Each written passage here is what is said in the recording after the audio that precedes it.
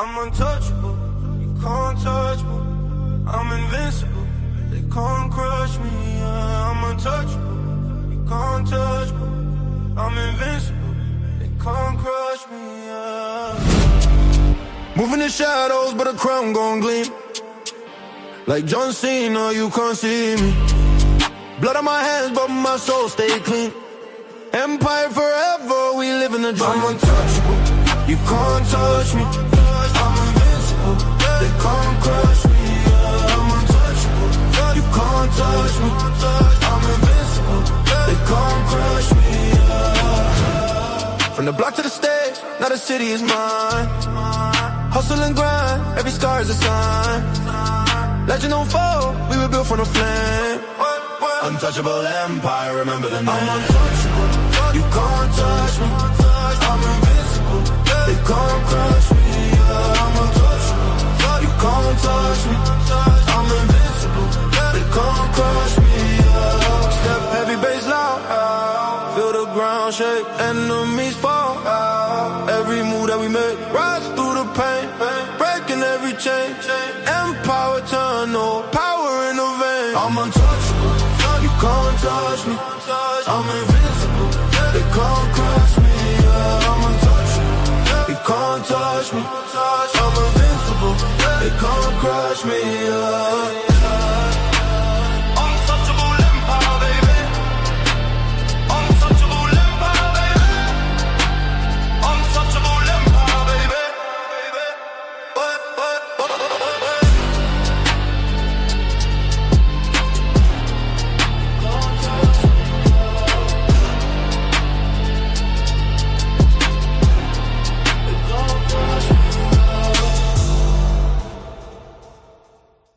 They say men lead the way, and behind every move, every war, every throne, has always been a woman.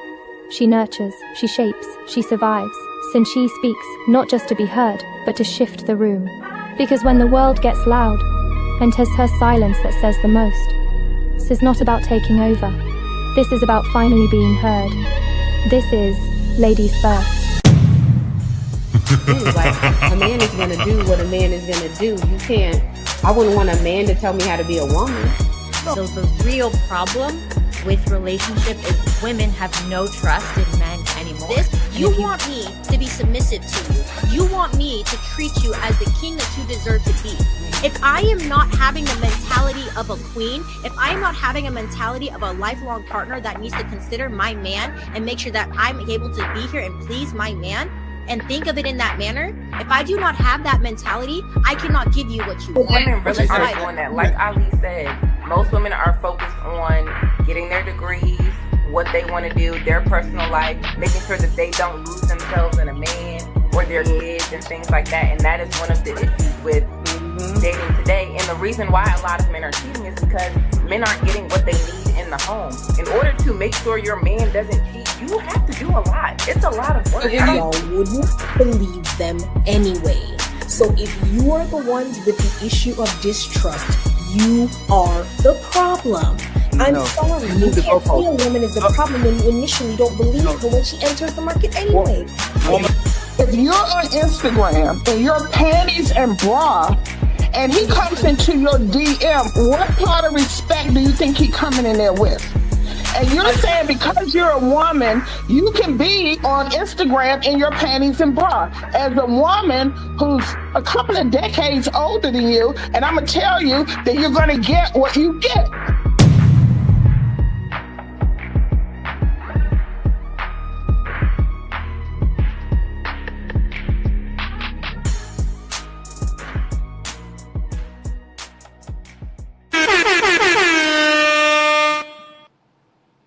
What's going on, fellas? What's going on? Welcome to another Ladies edition with your Khan Ali. I'm good, right? Did I unmute my mic by accident?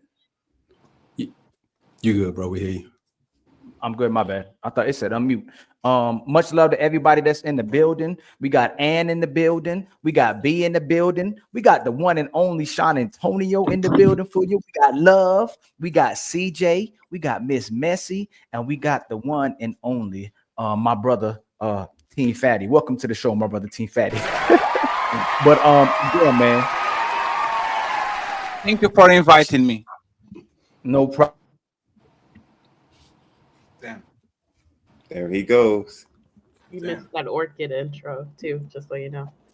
Orchid, we love you too. Orchid is blind. That's part of the show when I do that. But, shout out to the chat.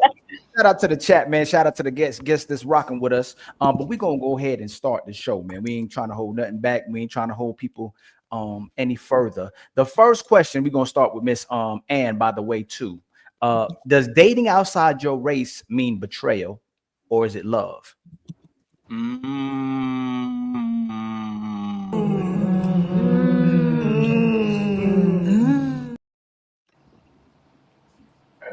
I want to say that it is love. If you choose to go outside your race and go outside your culture, you are doing it hopefully with the desire to receive and give love. I do think, though, that most people who choose to go outside their race are doing it because they are rejecting people of their own community. I don't know why you wouldn't want to have children that look like you. I don't know why you wouldn't want to have a family that resembles you. And if we're really thinking about it, people say love, but underneath it all, I think it's coming from a place of self-betrayal and also feeling betrayed by your community. Damn. Traitors. How about you, B? I think it depends on the reason.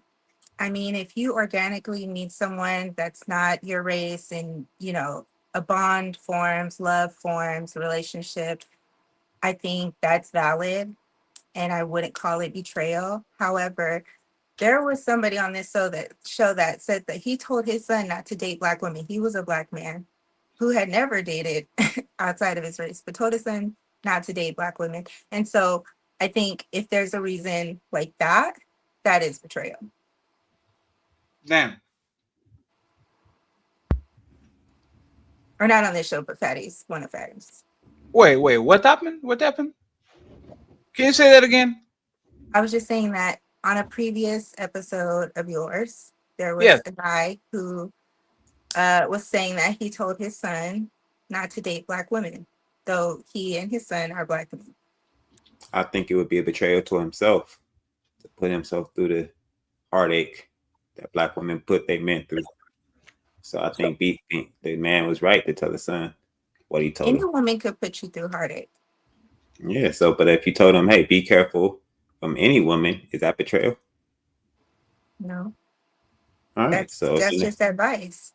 He told you, well, you betray your race when you say this specific, don't trust these Black women. That's betray your race. Because you would hate, I mean, he probably would hate for a Black woman to say, oh, I always tell everybody, don't date no Black men. Like, why would I hate on my Black men? Like, that's me. That well, I don't know if like self-hate. If you see the episode when he told him that, but he gave his explanation. Did you hear the explanation why he told his son that? I did not. He ended the show by saying this, and it was going to be on a different podcast that I did not tune into. Okay. Well, it was a very thorough, thought out explanation. So I don't think it was betrayal. I wish he was here. I think a lot of times it would be betrayal, and Mishan, go next if you can, please. Mm-hmm. I would say a lot of times that is betrayal when you actually running away from. You know what? I have no idea what the fuck I'm talking about. You're about to say some kind of platitude. Were you ready? No. I was going to say something very mean, but I'm going to leave it for the 30 minutes of the show. Go ahead, Messi. Then we go to Miss Love and Orchid, please. I thought you were about to say something profound. I don't think it's a betrayal when you just happen to meet whoever you meet. I just feel like you're gonna probably be with somebody that's typically around you. Like when we're talking about extremists, like divestors and stuff like that, that's something completely different. I don't even count that. But for regular people, it's usually people that you're around. So if you're around a bunch of white people, then the odds are you probably dealing with somebody that's white, and with anybody else. So I don't necessarily think that it's a betrayal. It's just a matter of who you're around. You know what I was going to say, Messi? If he's a woman, he's betrayal. If he's a man, he's not. Exactly. So that's what because women have any and every choice. Like if a woman wants to get with a man, she can find men on her race. She can find men on she can find them. Man on the other way, there's a lot of men that only get out of their race because the woman that they want on their race don't even look at them left and right. Like the Tyler, what's Tyler the Creators? There's a lot of men that are nerds, that are geeks, that are not swagged out, and they kind of gravitate towards other women because Asian women don't care about that. White women, a lot of them don't care about that, so they kind of run away to get with other women. I wouldn't say that a lot of black women. I never saw a black woman, that a man says, "Oh, she's cute, but she's a goth, but she's a nerd." There's always a man that says, "Please date me." They choose to go other way because they like the other way more. So you know what, you just change up depending on the show. I thought it was all up to y'all who women get to date and who they get to marry, who they get to be with. Now you're saying, women get to make all those decisions. A disclaimer. We actually don't agree with men lead relationships, man control relationships. No. Okay. Woman control most relationships. Woman control who has access to sex.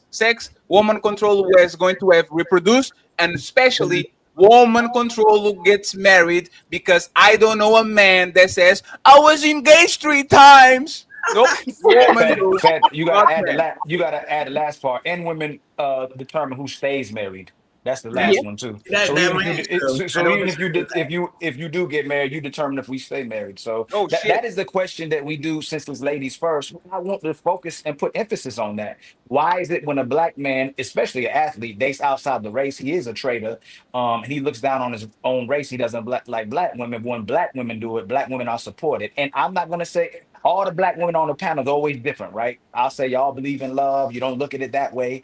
But why is it in general you see a lot of black women who will support black women dating white men, but as soon as a black man dates a white man, he's a race traitor? Y'all gotta answer that. No. When the black man, when the black man dates a white man, he's gay. You mean so. Thank you for talking that. Thank you for talking that. We know what he meant. We know what he meant.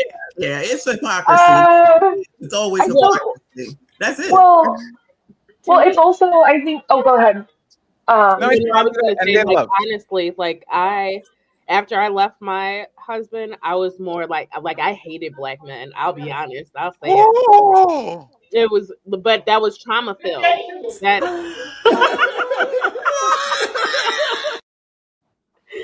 But that stance was trauma filled, and so I was projecting that off onto other black men when black men really are amazing. Exactly. So you were betrayed in a sense. Your heart was betrayed, and so you then were like, "Well, I'm gonna be the betrayer." Forget all these black men. Hold on. No, she did not. I asked y'all not to talk about yourself. Why is it in general that black women are perpetuating that? Not only that, black women on Monday will be Black Lives Matter, but then on Friday we'll say we're tired of the patriarchy and the white man. So they keep flipping back and forth between when they support that black. Let me just land it real quick. Mm-hmm. Well, if you don't see it, then maybe you might not be able to speak on it, but we see it all the time as black men, and black women see it as well too. Black women will be against Karen. Black women will be y'all gonna let love, you gonna love. I didn't even land, y'all. See what we talking about? Remember when we be talking about this? Hey, love, he's light skinned like you have to. So before I even get to that, remember y'all always talk about black men communicating. If we gonna communicate, let the black man communicate, and then y'all can respond to us, right? Y'all want us to be vulnerable. Y'all want us to tell the truth and communicate. But is it us struggling with communication? Because every time we try to communicate, our light-skinned man black? No. What in the world? Yes. What? It depends. It depends on the day. It depends on the mixing. It depends on the mixing. If he has a white mom and a black dad, I think it's different. I think if he was raised within the culture and he has a black mom, I think he identifies with his blackness differently. Hold on, White hold mom, and I'm on, connected to my culture because I'm connected to my black family. Hold on. We not going that fast. I'm gonna ask y'all again, and we going right back to the ladies. Why is it on one day you'll be against Karen, you'll be against the white man and patriarchy, but on another day you'll be about feminism, you'll be against the black man, and you'll promote the things that you say you're against? That's what all we're trying to ask. Why is it that you'll promote when you can engage with the white man, but you don't? Black And Lives not Matter. love. You gonna love? Come on, love. Love. We bring you because we love you, right? You just got love in your name. I love You y'all could be the too, but first I want to. person. So you could be the first, but you want to talk about what you want to talk about, right? I mean, really, you asking a new question. I didn't even get to No, I say didn't my ask no first new. No, I opinion didn't on ask the no new first. question. It's I'm the ladies host. first. I'm the host of the show. This is my show, right? This ain't the love show. That's This ain't the right. Orchid show. This is Ilkan Ali, right? Yes. So when Yes. let me ask the question, we want y'all to ask. This is your show. Hey man, you knew how I was before you invited me over here. Oh That's all I shit. got to What's say. that? What's that Ali, mean? No, you you need already know me now. You know So it. what's that? Ali, So Ali, what's that you mean? need to invite I better. am, So you want to participate with us, or you want what you want to do? I You want am to show that participating. you I'm want to show telling that you you that love Black it. Lives Do you? Matter and feminism You are doing it not two again? separate Do you things. want Light, They're to? one Do and light the you skin same. lives matter. do you want to show you All love the lives beautiful? matter. Do you want to show you Oh, love the all lives. beautiful? Oh Lord. Okay, go ahead. Oh my Everybody, God, y'all, don't here you give go. me y'all Go No, ahead. because no, no. No, you know what? I apologize as a but guest. I was yes, interrupting. I'm My gonna give bad. you the love. What you want to talk about? I give you the mic. It'll be your Black show since Lives you want. Matter. Feminism matters. People matters. No one person is better than the other. Okay, and that's why I'm I'm better. saying it's I'm not better a than you. betrayal to Wait, date I'm outside not better than your Didi. race, but it's a betrayal to fetishize a race just because you had one bad experience or you had bad experiences within your race. Can I say something to love? The common denominator in all those bad experiences is you. So 9 out of 10 times, there's something about you that you have to change. There's a way of thinking that you're not turned on to yet. Have you dated white men love before? That you're not saying. I've had all kind of boyfriends. I've Oh had white shit! boyfriends. You have You are the a common lot of them. denominator. Well, hey, just want to make sure.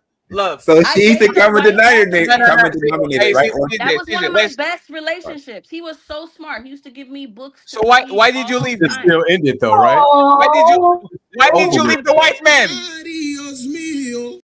You still Why talking in did you past leave the tense white about man? it. Because I wanted to. Because I Then, can. no, wait, But if it was so great, why you leave just him though? just one I second. thought So I this thought is he I your, thought was this is attractive. the He was problem, right? attractive to me. No, And no, I no, said, no. wow, So I love, like him. I like his personality. let me He's ask you smart. something, love. You gonna Love. let me answer the question first? No, I didn't no, even finish my no. answer first. You said You said why? I'm still telling you. I Oh didn't even my get three God, this seconds about to out be for the you to last interrupt one. me. land the plane. Then let me fucking land and quit interrupting me. So a love. Land your parachute already, damn it! Please don't do that. Please don't. We trying to have a show. Answer. Can you please hold on now? And he Listen. freaking landed. There, is that better? No, it's my fault. I Because interrupted her. I It's my fault. I wanted interrupted her. to. Okay, That's and number when you one. land, when you land, let I us can't get even back to land the because you're show. so busy It's talking my over fault. me. You are I not was being a mean. gracious You was host right mean. now. Let You me was finish. You mean. called me on You here to was speak, mean. and as You soon as was I mean. speak, you start jumping all over You me. So was you gonna let mean. me Finish talk or your you gonna point. interrupt? It was mean. You about to get a timeout. That's what you about to I get. mean, It I'm was about to me. It leave. was Really, That's me. I what It you. got That's was the other next shit I thing. could me. be That It doing, was honey. we me. It trying to was get you. me. What more do you want from It was I got me. Go other shit I ahead. could be doing. You asked me to be here. It's up It to was. it's If up you to our don't want guests. me to It's be up to our here, I guests. It could was gladly get. me. God damn it! It was me that interrupted her. Finish your point. It was me. I apologize. Finish your point. Oh, Ali, I are didn't you do with that. us? No, I didn't do that. Where's But bro? this is a y'all do realize when y'all talk about communication, right? Y'all realize if a man came up here and did this to y'all, we would get Oh, that it man would right be a away. totally different But story. none of the sisters collectively, whether it's you're the good woman, hold on real quick, fatty, please. Whether you're the good Ali, woman, bad woman. Ali is not that. Is that? Is not that. Is that? Even when I apologized and said it was me, my bad. It doesn't stop there. He has to That's the continue. first part. That's the first part. He took accountability. He let her land, even though she went over him. But then I'm always want to ask, why don't sisters collectively stop her? That's the part I don't like. If something was happening to you right now outside my complex, and I saw you or a child, something happening to you, or other men are rushing. Matter of Yep, there's Ali. why did no, he that's a switch? good point. No, that's a good point, Ollie. I will say this is not their show. I got frozen. Yeah, you know, it was like we're trying to be respectful. Because I will say it's not their show. Yeah. So it's Ali fault. Even if it's Ali's show, the other day a little girl was getting chased by a man, and all the men rushed in to stop this man that was chasing this little girl. So I'm asking, when it's a time to hold sisters accountable, why don't sisters collectively hold a sister accountable? No, I wouldn't. Could you hear from the? I think there's a part of it where there's if we attack bad behavior, it's interesting because when we attack bad behavior and we hold her accountable, then we also have to look within ourselves in ways we behave poorly, and because we can't be a hypocrite, right? And if women are holding other women accountable, then you better have your shit in order too. And a lot of them don't. So they stay silent when they see bad behavior, because if you don't want the mirror to be turned on themselves, where they have where if we're honest, they do the same shit. It's like it's like a quiet club, right? You don't correct your sister because you want to continue getting away with that shit. The issue is when we collectively keep doing that, we actually lower the collective standard within our community. We actually. Let me interrupt you. I'm just against, but I don't think that's important. That's not important at all. Sorry. I think so, because this is part of the reason why women did I don't think that's important. The hosts of the show need to do their job. Is Ali's fault. I'm blaming him. I didn't invite love. It was him that invited love. It's his fault. About freezing in the race shit. About freezing in the race shit, right? And we'll go back to the topic, right? Yeah. But go ahead. To answer the question, Ali, which I had stated earlier, why is it that Black women celebrate Black women who date out, but seem to shame Black men who date out? Is that the question? Can I like that girl that was on the Chris Brown concert this week that was married or dated Travis Kelce, and everybody was like, "Oh my God, she got Travis, let's go, girl!" But as soon as a Black man dates a white woman, traitor. Look at him. Not only that, he's a traitor too, and they'll clown him for being with Taylor Swift now, and she's a billionaire. But they'll say, "Oh, girl, that's how you do it," because Chris Brown was humping on her. Like what Black women celebrate as a whole in general, it blows our mind because they're going, "Hey, girl, that's how you let him hump on her, and that's how you hump back." But you left a man who was in the NFL. Now he's with a billionaire. So how did she come up and he didn't come up? She did not come up. If we're being realistic. I know, but what we're saying is how collectively our sisters will support her, will support the fact that she can comply with him. And now that he's with her, he's with Taylor Swift because she can comply with him. So that's all we're asking. Why is it that when we date outside the race, it's an issue, but then when y'all date outside the race, Rachel support it? I think when it's weaponized, Lord. I think that's the issue of it, when it's like weaponized, like when you want to be with somebody and like throw it in their face, like white women are better, or like Black men are better, or white men are better. I think when it's weaponized, that's when it becomes an issue. Otherwise, I don't really see it as an issue. That's not true either. It's not because it's weaponized. It's because Black women want first right of refusal. They want the other men to want them, but they want to have us in their back pocket just in case the other men don't want them. So they'll shame us and shame women, shame us out of dating other races. You guys shouldn't do that. But it's okay when they do it. Just in case they get rejected by the other races, they can always come back to the niggas in the back. Have you also considered that, like, just as much as there are alternative Black men, there are alternative Black women. There are a lot of there are a lot of Black women who have diverse interests and are seeking, lots of different types of Black men, but they get overlooked because they don't fit a certain aesthetic, right? Well, oftentimes, no, hold on, CJ. Can you give context to that? Can you give an example of what you're saying, that the type of women that Black men are overlooked? Please let us know who's getting overlooked. So, I don't want to use myself as an example, but I will say that growing up, especially when I started looking out to different prospects, many black men didn't take me seriously. I don't know how to explain it. I was seen more like as an Oreo, so to speak. Like there was a certain like That's You disdain, mean that, you not mean that's like disdain, but like weaponized. you mean That like makes them Gabrielle want you Union? more. You mean like Gabrielle Union?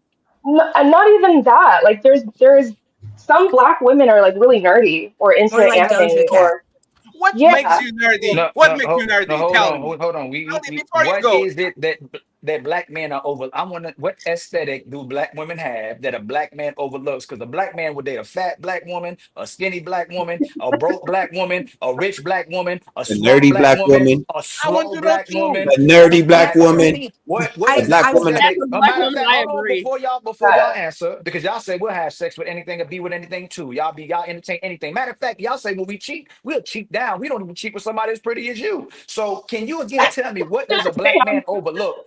What does a black man overlook from a black woman? What aesthetic? I would I wanted say if, okay. oh go ahead, B. Go ahead, B. Go ahead, B, because I just wanted maybe to you see if know. I could get clarity about what she's saying. Um, you're saying that if it's an alternative black man, he's not looking for another alternative black woman, but because that alternative is probably more like a white person's aesthetic, right? Then he's just looking for a white girl or an Asian girl, but not a black girl who has that same aesthetic. Oh my Yeah, God! Can yeah, I say Don't yeah. something? see, don't know, CJ. Well, Don't say that's nothing part yet. of For it. CJ, let them I, commit. I want to commit to I what they saying that a black man will overlook. Like I can, it seems. Can y'all commit to what you saying that a black man will The overlook? question is, A black girl that acts like a one white second, girl. Ali. 1 second, Ali. What were you doing, or how were you looking for a black man to say, "Nah, you're too nerdy for me. Let me go to the next person." Like, how were you looking, and what were you doing for a man to actually look at you and says, "I don't want this black woman because she's the Oreo"? Can you elaborate on that? so I well first I approach first often or when at that time I'd be really excited. I'd be like, oh, like, are you interested in this? Or I would be very like open. And I think some black men immediately read it as like, oh, that's kind of weird. Like there isn't that Please hold on, pause. like Pause. I don't know how to explain it, I gotta pause you. but You're telling me that you walked up to a black man before, and I guess expressed you were interested, and he rejected you well, let me be because you were clear, too right? nerdy. Like, well, to be clear, and I can only compare it to like when I've talked to other men of races, like if I bring up a similar interest, oftentimes we can connect on the interest, but when it's black men, I feel like there's this like it's like like I don't know how to explain this kind of like Give us an example. Like, what do you go to that say and you say well something? Like, what will be these interests? What will be these things Who that who black men are not doing? who rejected? So you know, but Fatty, but who she Are said you talking about successful who black men? Or are rejected you talking you? about the Fatty asked you earlier. Who did yeah and now you said you walked up to men. Who walked up to you? And who what I'm did you saying walk up? Hold on, Ann, please, Ann. You said okay it go ahead right because it's taking a long time to say it too. And that was the Oreo part. Who did you walk up to and show Oreo. your interest? And like Fatty asked, he said, "Nope, I'm not interested. You're Oreo." And or he just well rejected you completely. well he didn't specifically say no I'm not interested but it's the kind of like oh like standoffish oh yeah No. Did he that reject you? energy right And did he but reject you? yes I, I yes I think there's a lot of yes he assumptions did going on. I think there's a lot of assumptions going on because this is what is going on right now, right? There's a lot of black nerds. There's a lot of black people that talk white that are Oreos. Man, a lot of them. I would You say it's know, more. right? No, Man. go I ahead, would say CJ. more men that's more like Oreos than women. It's black more men are men, nerdy very men, than it is nerdy women. Yes. But what I'm But saying, what I want you to consider though, that like that Oreo black man has an Oreo black woman like counterpart. She has similar values. She's probably interested in the same things, but because of his experience with blackness, because we have to be honest, black people have a tendency to police what blackness is. Wait, Oftentimes, the qualities he's seeking, he thinks it only is reserved for Asian, white, et cetera, when we exist too. so Ann, the question is, were those men like alternative black men? Were they pookies? Were they more of a gangster? Like, what type of black men were they? So we can actually pin them down to. I would say like they were popular athletes. I don't know how to explain it. Like they all what? Like they And were well known no. I as a at guest school. and Yeah, like and athletes and assholes fuck everything. White Everything. woman, black woman, okay, nerdy okay. woman, athlete woman, gangster woman. Like athletes, they will go from white to Asian to black to tall to short. Are you sure that they didn't want you because you were an Oreo, or because either they didn't like what they saw or they didn't like what they heard? Or they didn't have the fucking time to be committed to anything. Because No, I'm confused. Right. B want to speak, I guess. Yeah, I see Yes, B I raising do. her hand.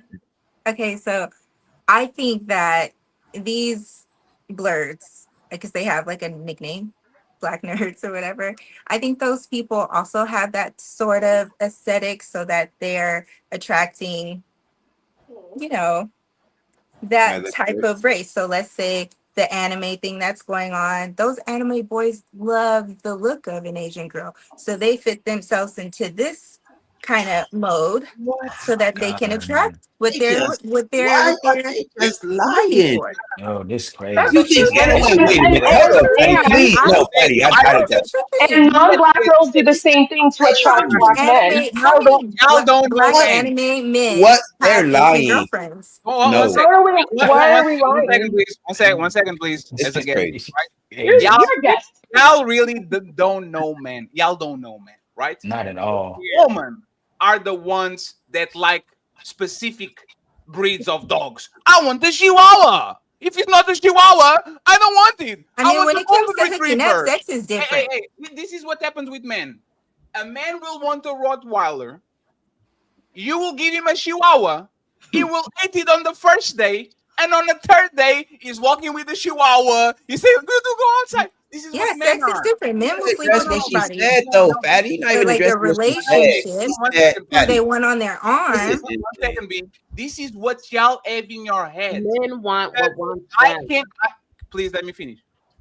I can jack off to Mia Khalifa and then go ahead outside and date a white woman, a black woman. This shit has nothing to do with my preference. There's nothing to do with nothing. Men like variety. Men will have a white woman, fetishize about the black woman, get a black woman, fetishize about the tall woman, get a tall woman. Y'all don't know men. So men don't reject you because you are a type of woman. Men reject you because you don't look the part or you're talking too much.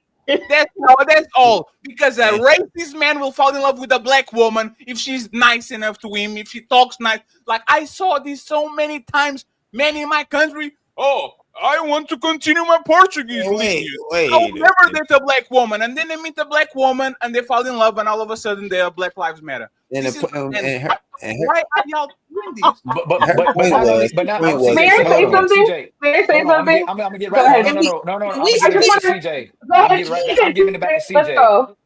Let's go, man. White men like Asian women. Black men like thickness. Black men like curves. And y'all gonna attribute black men dating Asians when it's white they men. talking about the black nerds. You're talking about anime. Yeah, she talking about the black nerds. But still, You're talking about anime. We went to anime. The point. Hold on. CJ, and I'm gonna give it back to you. I'm gonna give it right back to you. And the fact that you saying I never saw a nerdy woman walk up to the athletic guy or the top guy. You never see that. You saying that you are the? Were you saying you are nerdy type? Okay. We never see it. Brother. A great point. I would say so. She said, hold on. I would say Then so. she said, hold on, Fatty, real quick. Then she said, the black nerd is going for the physically attractive Asian girl. Black nerds ain't getting those kind of women. They get whatever they could get. Well, I didn't say that she was so attractive. I just said she's an Asian girl. Girl that could bother with a Let's start black there. nerd. They not. I didn't say she was some bomb Asian girl. Option out of the nerd. What are you talking about? Put the microphone on the desk. Why are you having the microphone up? You have to consider that there are some black people who like didn't grow up around other black people. And so oftentimes those black people were either the minority within their friend group. And so like proximity matters, but then where I like in the Bay Area, if you're a black man in the Bay Area, you're like the 1% of the 1%. White girls, Asian girls, all types of girls are thirsting after you simply because you're black. But the opposite isn't true for women, black women. Can I give pushback in real quick? Proximity doesn't matter anymore. So Women are actually avoiding dating on their work, on their neighborhood, on their school. They rather fuck the guy on the next school, fuck the guy on the next town, fuck the guy on the next job, than actually fuck a guy that is on their vicinity and then fucked up their reputation because now they can't date nobody anymore without being called a hoe. So I would agree with you if it was 2015. Today's woman, they will be hoes without fucking nobody in their city. They will fuck in Miami. They will fuck in New York. They will want to fly to Portugal to fuck me before they fuck their neighbor that says, hello, neighbor, how you doing? So the proximity shit is completely out of range because usually, and now I'll actually say this, proximity was nice when we were in a village and there was only 100 people our age. So we kind of knew which one person we would make. Now that we have 1,000 people and somebody on YouTube and somebody on Instagram and somebody on TikTok, the proximity shit is, in my opinion, more important on the internet. I think I have more probability of get any of y'all if we do 100 shows and we stay on the back talking with each other than your neighbor that sees you. Okay. Valid, Fatty. That's valid. I'm not invalidating that. I'm just adding that when we're talking about proximity, and like you just beautifully pointed out, proximity isn't just localized. Then you have to realize there's only a small select few of black men. So you can't just go simply off of I'm looking for a black man. Oftentimes within your own proximity or your own locality, if you're there's not a lot of them. So you have to expand your like you can't simply just date based off of race, especially if you're going to scale. You said there's not a lot of black men. Did you know there are? I'm talking about. Y'all I'm realize talking we keep moving the about. I'm goalposts to talking something about else. black. I'm talking Like about black. every time, Like and right now, when you interject, you move the goalpost to somewhere else. First, we were also. anime, and we don't date. We want Asian men. I mean, Asian women. Damn, Now Ali, you stop saying that being gay. Now y'all saying y'all can't find black men. There's not enough black men in your area. If I may, Ollie, what I was saying was when you're a black person who grew up in an environment where you're like the only one, you don't get the opportunity to date simply based off of race because there aren't a lot of you within your locality. So you I expand. grew up predominantly white as well. I've always been able to find black men. Yes. They are everywhere. Really? Yes. Where? But 1 second, but there's a difference Online, between outside, anywhere, in any state, in any city. Like to date? To date? There's a difference between black men. Portrait to date? One second, please. There's a difference between man and woman. If I only dated black woman, my body count probably will be 10. And it will be 10 and it will be late. Because I was a late bloomer for black woman. Only when I drive the nice cars and I got my growth spurt and I was fit and shit, I started to get black woman. White woman was just falling on my lap. So so there it is. No, I'll be like, no, my thing is I like a fat ass. I don't care where it is. If it's a black woman, great. But if he's an Asian woman, don't have fat asses. Sorry, Ali is actually right on that point. Nobody likes to date Asian woman. The Asian woman that we fetishize are the big booty and big titty. That the thick Asians. That woman is extremely rare. That woman is very rare. That's not like that. And it's projection.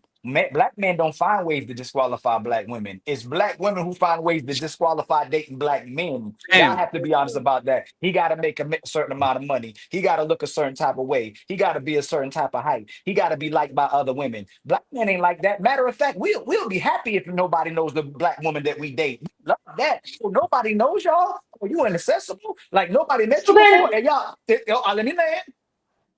Hey, y'all know her? Man, I never met her a day in my life. Man, we love that. Y'all want to be with the person that everybody knows and everybody shows attention to and everybody wants to be with. So don't apply that to black men. Black men will date any type of black women, but it's the black women who are disqualifying most black men to date, and they want to be with the minority of black men, especially, and when you said y'all can't find no black men, which means I bet you had options. You just didn't like the black man that was in your vicinity. Oh, shit. Yep. So that would also, yeah, I can own up to that, sure. But I like to the bigger point what Fatty just said. Like he said, he just likes fat asses. Would you say that black women have unrealistic standards? Therefore, we don't choose or we don't see our black counterparts, and No, no, that's no, why no, no, no, no. black men. No, it's about, and please, Messi and Sean, even though I'm a guest, y'all like grimy dudes when y'all young. No, we don't. No, no, no. We don't. One second. And white women do that too, but black woman. Hey, I'll tell these. I hope nobody, because I'm still not worldwide famous, so nobody's watching, right? The two most attractive women of my neighborhood lived in the same building, in the same floor. It was I want to say the name. It was 9A and 9B. The guy that impregnated both of them in the same 6 months was the biggest drug dealer of our area. Right? The woman that had the whole neighborhood, man would stay on the window, try to holler at them, and da da da da. And the same dude got both of them in the same motherfucking floor pregnant. They're literally brothers from different mothers living on the same floor. And to be honest, number 2, number 3, number 4, number 5, number 6, if I'm going to look at the other woman that might not be the top woman on the neighborhood, they was dating the same type of dudes. The dudes with the cars, the dudes that was going outside, the dudes that was opening bottles, the dudes that had some street clout, they had the Lacoste purse, and they had the Nike tag when everybody was wearing some bullshit brand because we didn't have money. Like black woman will gravitate towards those men. And because my dad would like to give me those Adidas shoes with 4 stripes, the Adidas Ultra, right? Because he would because he wanted to be cheap and shit. Adidas Ultra in my neighborhood don't get you a black woman because you are being embarrassing them, right? The Adidas Ultra, the Nike with the shark fang, right? It's in the middle. Like, it doesn't get you there. So I would say, once again, might change later in life, and Messi and Sean might disagree with me, but I didn't have no chance. I couldn't compete. I could compete later, but white woman for no reason. White woman don't care about if you ever did this Ultra. You can even ever did this Plus with 5 stripes. Like, there's this issue. So I don't know. And that's and I want to add to that point real quick before you go, because we'll do that the same way. We'll say the black men that have access to certain types of men, those are the certain top quality women that may have access to certain type of men, but the actual majority of women date the men that they can get. You can't date the man that don't want you, so you date the man that you can get. And typically, if it's a type of woman who don't want to put no work in no man, invest in no man, or demonstrate any type of qualities that an actual good man would like, you date the guy that will tolerate your BS. You date the guy that will accept the type of woman you are, and you ain't got to be no woman. That's the majority of who y'all really dating. And then when y'all end up breaking up with him, oh, Sean, he wasn't no good man. Oh, Fatty, he was a cheater. CJ, he was lying to me all the time. These dudes were no good because y'all baby daddy ain't 6'8". Your baby daddy don't make $100,000. Your baby daddy ain't the most attractive guy. Majority of y'all are dating the guys that y'all can get, but y'all will pretend like y'all can get the guys that you want and go, I ain't dating somebody unless he make $100,000. Like, you will make $500,000, but you won't date a guy unless he make $500,000. The truth is, those long lists of expectations y'all have, not y'all on the panel, but women in general have, is they're disqualifying men that they can never get anyway to justify why they're single. That's what the majority of women are really doing, because majority of women can't get those guys that they want. They just need a reason to tell somebody why they're single, because at the end of the day, when we ask y'all, well, what do you bring to the table? That's offensive. What real man asks a woman what she brings to the table? So many of our sisters can tell men what they want, all the expectations, but anytime we start asking what a real woman is or what a woman brings to the table, they have no clue what they're supposed to do to be a woman. Clueless. But then I think too, like that's true. That's valid. Like, you have to have, when you cut the line, please redirect to the people that were about to be next, please. You have to have something going for yourself too as a woman. Because if you give a man 100% totality to feed you, you give him 100% totality to starve you. So like all these men that you guys want, like, I can speak on it because I bagged them. I have a kid by somebody who has a multi-million-dollar business. What does that have to do with dating? What does that have to do with dating? That we guys move too fast. What does that to do with dating?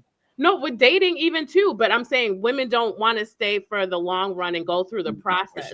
No. We are talking about black woman not even touching this type of man. Oh, He's not. He's not. He's not.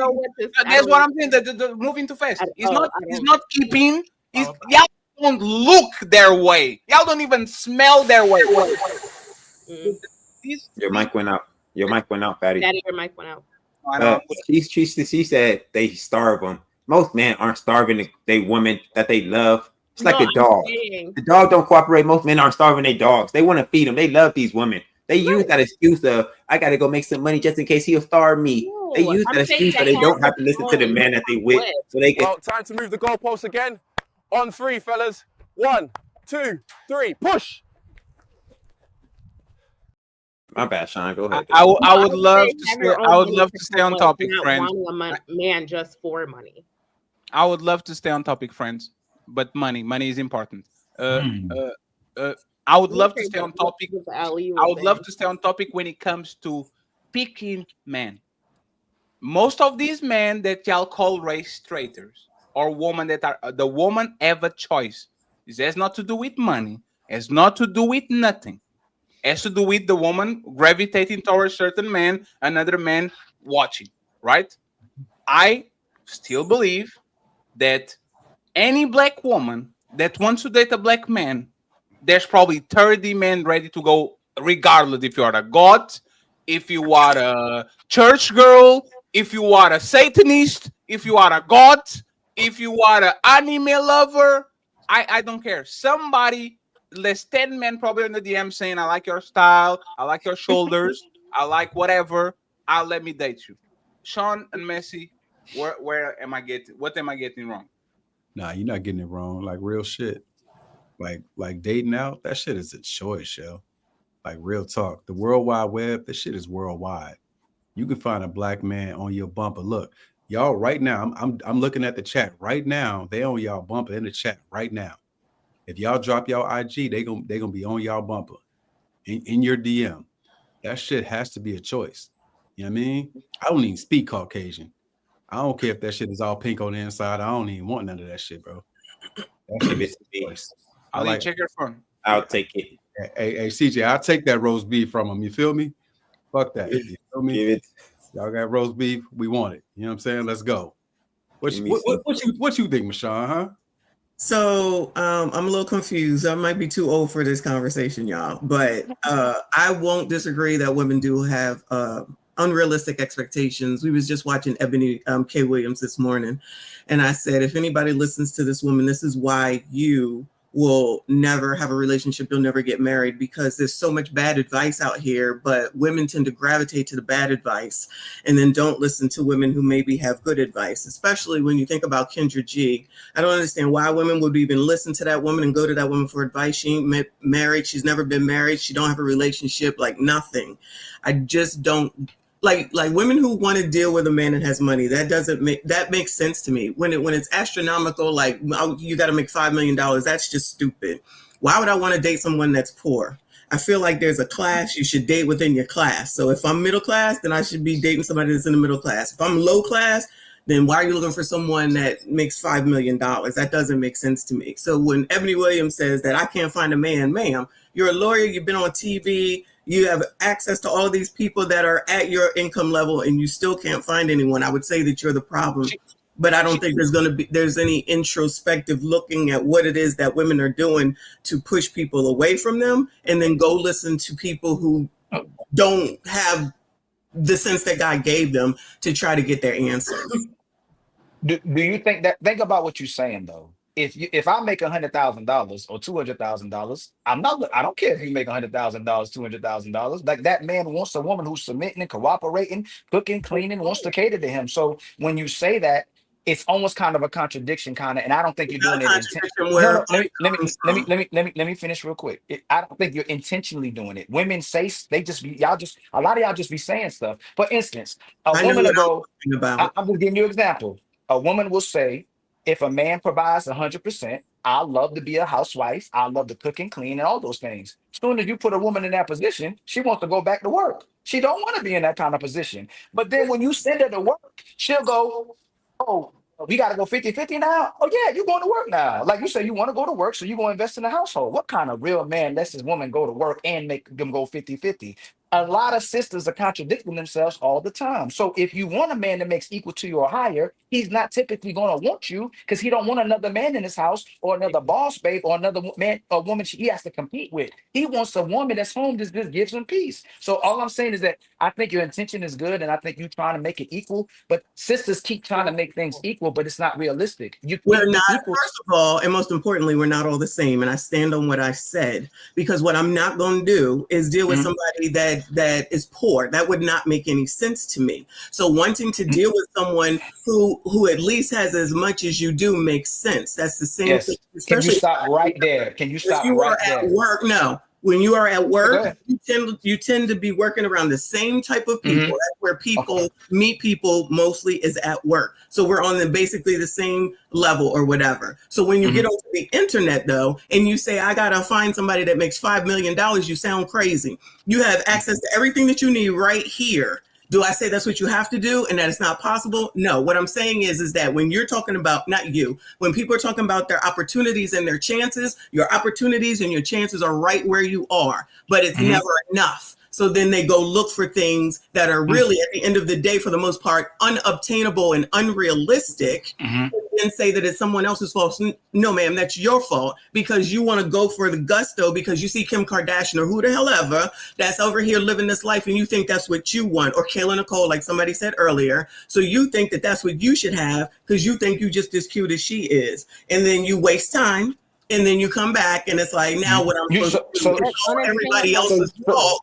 Hold on. It's all everybody else's fault now that you didn't stay where it makes sense, where your most chances are, trying to catch the once in a lifetime thing. That's what I'm saying. So again, I think you're still doing it. So if I can cook, if I can clean, if I have abundance of money, a man doesn't want a woman who's the same way as him. He wants a woman who he can come home to and her cater to him and her be a support. About normalcy. One second. Messi's talking about woman and you're talking about men. Y'all not talking about the same thing. Exactly. Messi, he's talking about what woman wants and you're talking about what men want. Exactly. Messi, and that's the problem, Messi. You keep talking about what you may want or what women want, but it doesn't align with what the man. This conversation was about. It's called Ladies First, right? It is ladies first, but then what you want, a lot of times what sisters get is not realistic. Because what you want is not what you. That's what she said. That's what she said. What you want is a unicorn. Ali, that's what she said. Ali, that's what she said. What she said. That's what she said. That these women have unrealistic standards. That's what she said. She said we. She said men and. She's saying no. She said I did not. You said woman. I did not. Okay, Fatty. Okay, Fatty, I concede. I'm not even going to overreach to that. I'm concede to that. She said this was what I said. Y'all are not talking about the same thing. She's talking about women being unrealistic. They, like she said, a woman will see Beyonce and now she wants a 5. Messi. So Messi, if you make $100,000, would you date a guy that makes $50,000? I'm not. I don't get into those conversations because what Messi does is deals with men that know how to treat her properly. So when myself and my husband got together, we didn't have anything. So we built together. So that's why I said you date within where you are. Because I'm asking you again, would you date a guy that treats you amazing? You make $100,000 and he makes $50,000, but he treats you amazing. It's about how they treat me. Absolutely. So okay.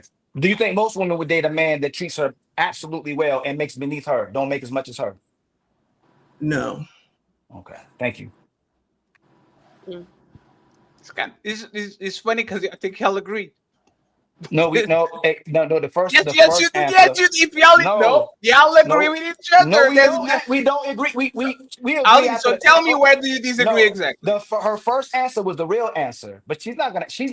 If she makes $100,000 and she may say different, and that man treats her good, and he makes $50,000. No. I don't believe Messi would date him. Ali.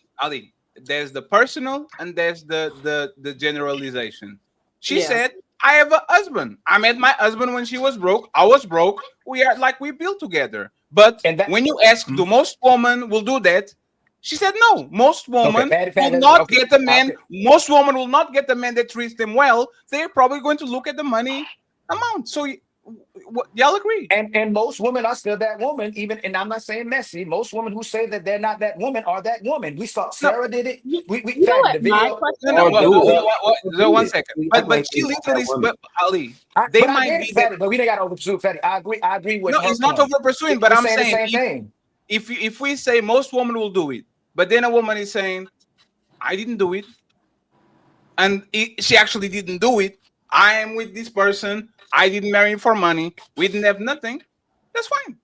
There's actually proof. That is like me saying, I don't have to date a woman with a big booty. And somebody asks, oh, but men like women with big booty. And I say, my woman doesn't have a big booty. What you talking about? Like, that's the end of the story. You can say that, but what if your girl do got a big booty? They can say that. They all No, CJ, that's not the point. CJ, that's the over pursuing. Is a person will give you a answer that actually is proven. They can prove that they do that because they did it. And we say, no, because most women do some things. Particular women do particular things. Women say anything. So no, you need proof. But I'm not.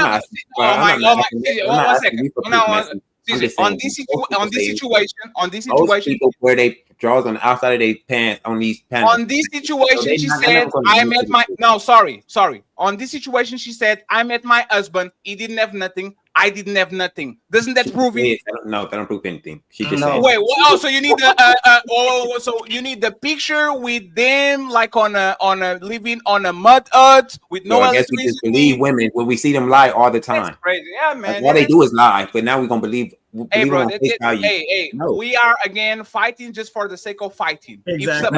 Fatty, if you want to over pursue it, her first initial she said she wasn't going to answer the question and made it like it was too private. She said, I don't know. What she said was, okay, hold on. You go. Ali, what she said was, I don't like to do the messy. She said that I don't like to do myself because once again, if you're asking Fatty, hey, Fatty, would you do such and such and such? I'm not most men. We are talking about generalities. What she said was simple. I don't want to give a personal answer because most women don't do what I do. What? That's easy. That's very easy to understand. What do you mean? No, I disagree. At all. Let's fight. Yeah, let's fight. Go ahead. Let's fight. No, that's not what she said. I didn't ask her about gender women first. I asked her, would she date a man if she said, I don't want to speak on myself? But then she did it, right? She did. She did. But then she did, right? Because I asked again. And then she did, right? Okay, so you got the answer. One second. So let's see. Let's do it play by play. You ask her a personal question. She said, I don't like to do these personal things. You ask again. She said, okay, let me talk about my personal situation. And you still don't accept it? No, because we do this all the time. If someone asks me, hey man, and she talked about her personal situation, what would be the correct answer?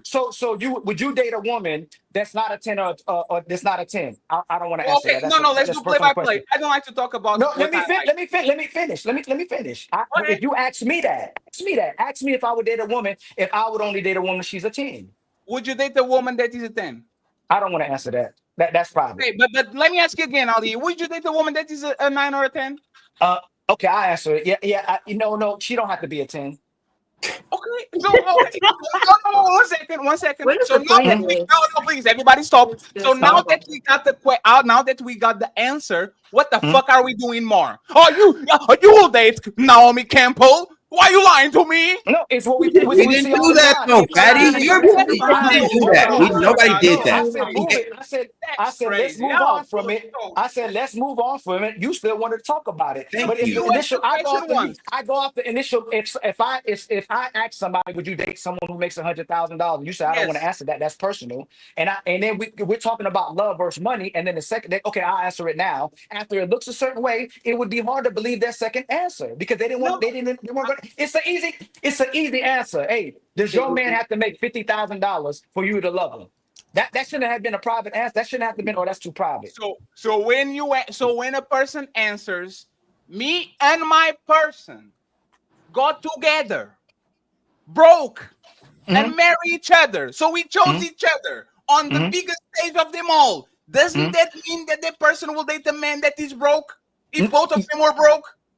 That for the convenience of the show, they'll say it, but they'll say they will never date a guy. They'll say they will never. Let me finish. Those same women will say they'll never date a guy like that ever again. It's Wait women a on the minute. panel.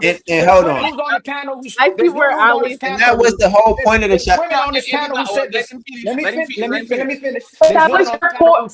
Let him finish. Let him finish. There's women on the panel who say the same thing. So it's the convenience of the show where there's women who come up and say, "Hey man, I built with the guy," but most women they bit with him if they had to. But if like you said, hold on, Fatty, remember conversations we had.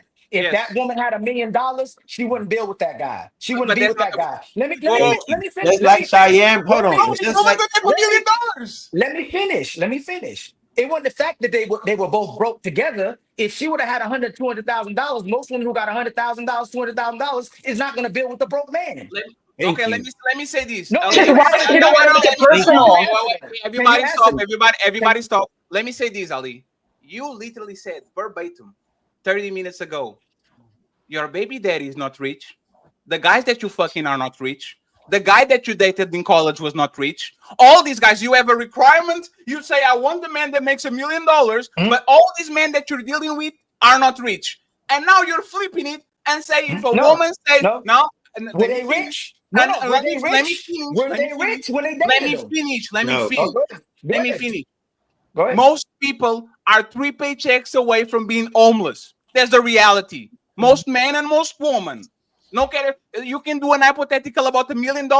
I agree. If these women had $1 million, most of them would not fuck us. That's the reality. So that's my point. But most women actually are dating these men that are broke, are dating these men that are projects, are dating these men that don't have a mortgage, are dating these men that don't drive a Lamborghini. Most of these women are dating regular men, are cuffing regular men, are marrying regular men. And but what if they had one second. Let me finish. You have to let me finish because I like to finish. Go ahead. If you don't disagree, what is unrealistic about a woman saying, I would definitely date a man that doesn't have enough money? Yes. What is unrealistic about it? If most women had $100,000, they wouldn't date the broke guy. So reality versus idealism. No, you're wrong. You're wrong. Hey, Fatty, you're wrong. You're talking about. Hey, Fatty, you can over pursue it today. Y'all gotta let us get into the conversation. If you're not, let me land. You said it was my turn. If they were broke, they would date a broke guy. If most of these women had $100,000, $200,000, they would not date that broke guy and build with him. Ali, reality, or we're going to talk about reality or make believe? Because we are talking about reality. The question, you keep doing that to me. No. He's not doing that to you. Think about it. Please think about it for a second. If a woman had $1 million, is a hypothetical. Most women will never be close even to that. So we're talking about reality. So in reality, if you ask 100 women, would you date a man that is not 6 feet tall? A valid answer will be, I dated a guy that was 5'8". That proves that I actually would date a guy that is 5'8" because I dated several men that was not 6 feet. The same thing with money. If these women have track record of dating broke men, men with no jobs, men with no cars, men with no mortgages, that shows that they are willing to procreate. You moving the goalposts. You moving the goalposts. Most women date men that make more than them, not less than them. Most of them aren't going to go down in income. No, Fatty. Most of them are not going to say, I make 100,000. I'm going to date a guy that makes 50,000. Most of them aren't doing this. So you want to compare it to? That's not the point. They're not reaching the measure at 6 feet. Most women aren't 5. Okay, if most women were 6 feet, they wouldn't be dating those women. Those men that's 5'8" and under. Y'all gonna keep interrupting. No, because you want to my point. Hey, one second. CJ, what was my point? Your point was that it's not realistic that most women don't have $1 million, so they're not going to date down. But Ali's point was that most women are not dating down; they're dating up. Most so women you're making two separate points. You're making, and what he just said. That was not the question. The question wasn't A, B. If you had $1 million, would you date a man that makes $50,000? That was not the question. The question was, you asked to a woman that you have no idea how much money she makes. Would you date a man that makes ABC? Anybody No. mention $1 million? No, I said. Anyone mention $1 million?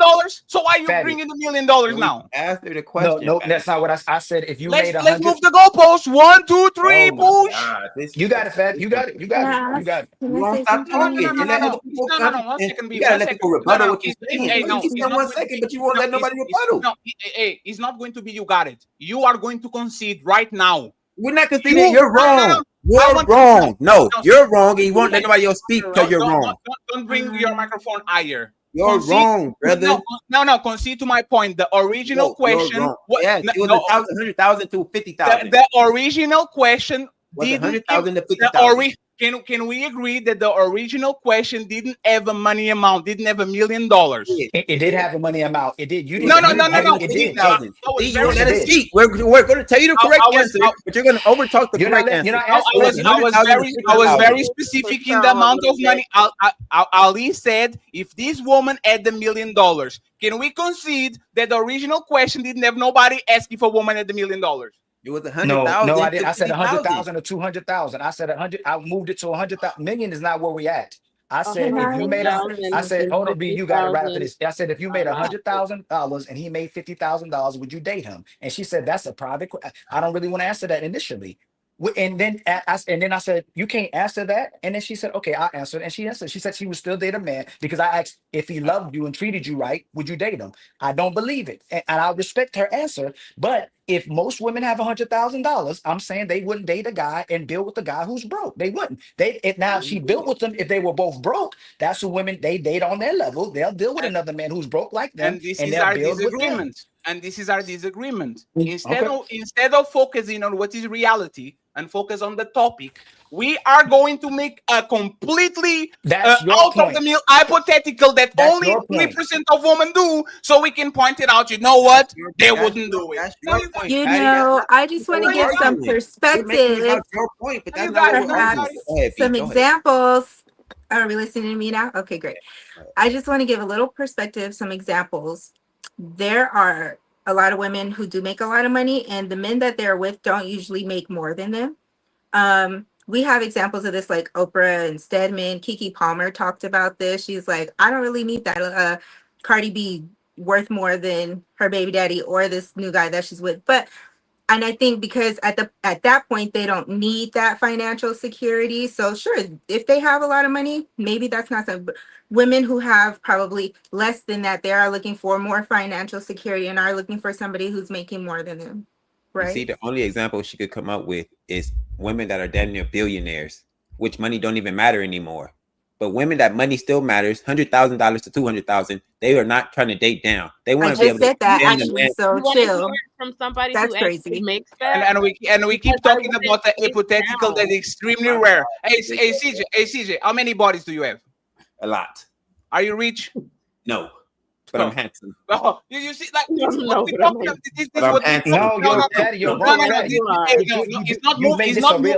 No, it's not moving the goalposts. Y'all want to talk about what y'all want to talk about, right? Y'all get here. No. Y'all get here, and y'all want to talk about what you all want to talk about. That's not true.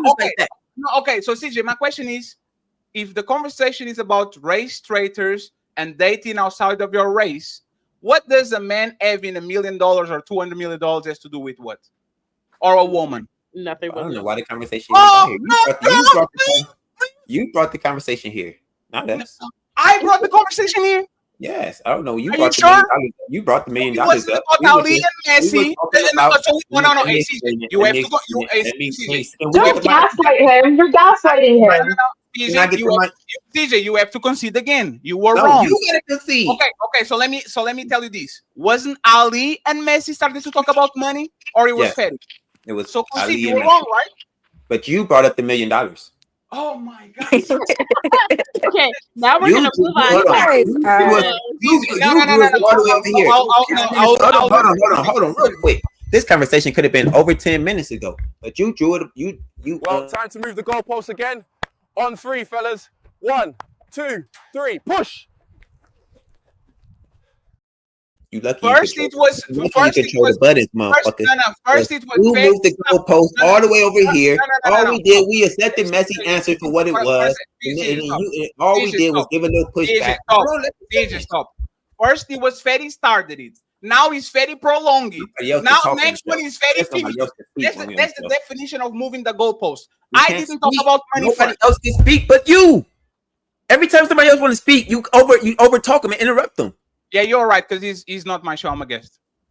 He done moved that mic. Even if it's your show, you gotta no. One second. You're doing it again. CJ, he's not my show. No, hey, can you stop? Can you stop? If I can finish, I'll say this, right? Jesus we ask women to do the same thing. If we ask them a question and this is a certain topic, they should stay on topic. They shouldn't grab the conversation and talk about what they want to talk about. They should talk about the topic. I did it. Yes, you did. Okay, so I'll be on mute. Go ahead, sis. You got it. It's too late. I don't even know what to talk about no more. It's already done. No, carry the show now. No. You're going to carry the show. I'll mute him now. No, don't do that. Don't do that. I don't even know what we're talking about no more.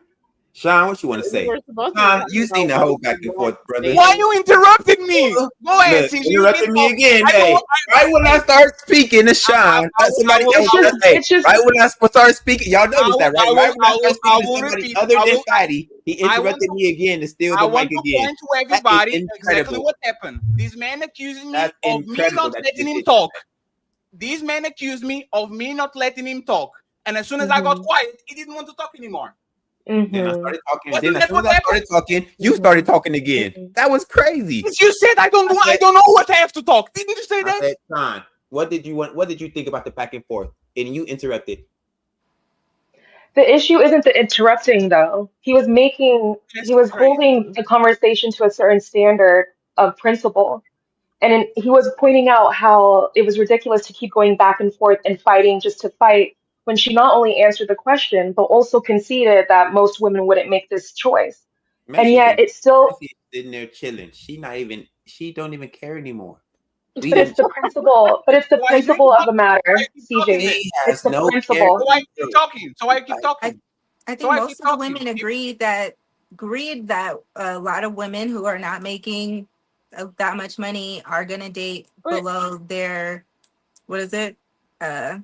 financial bracket or whatever. But yes, why do we have to hammer this into the ground when all the women here have already agreed? If we're agreeing with you guys, what are you arguing about, really? And that was the point. Yeah. No, that's not how it happened at all. Like that. So we went from.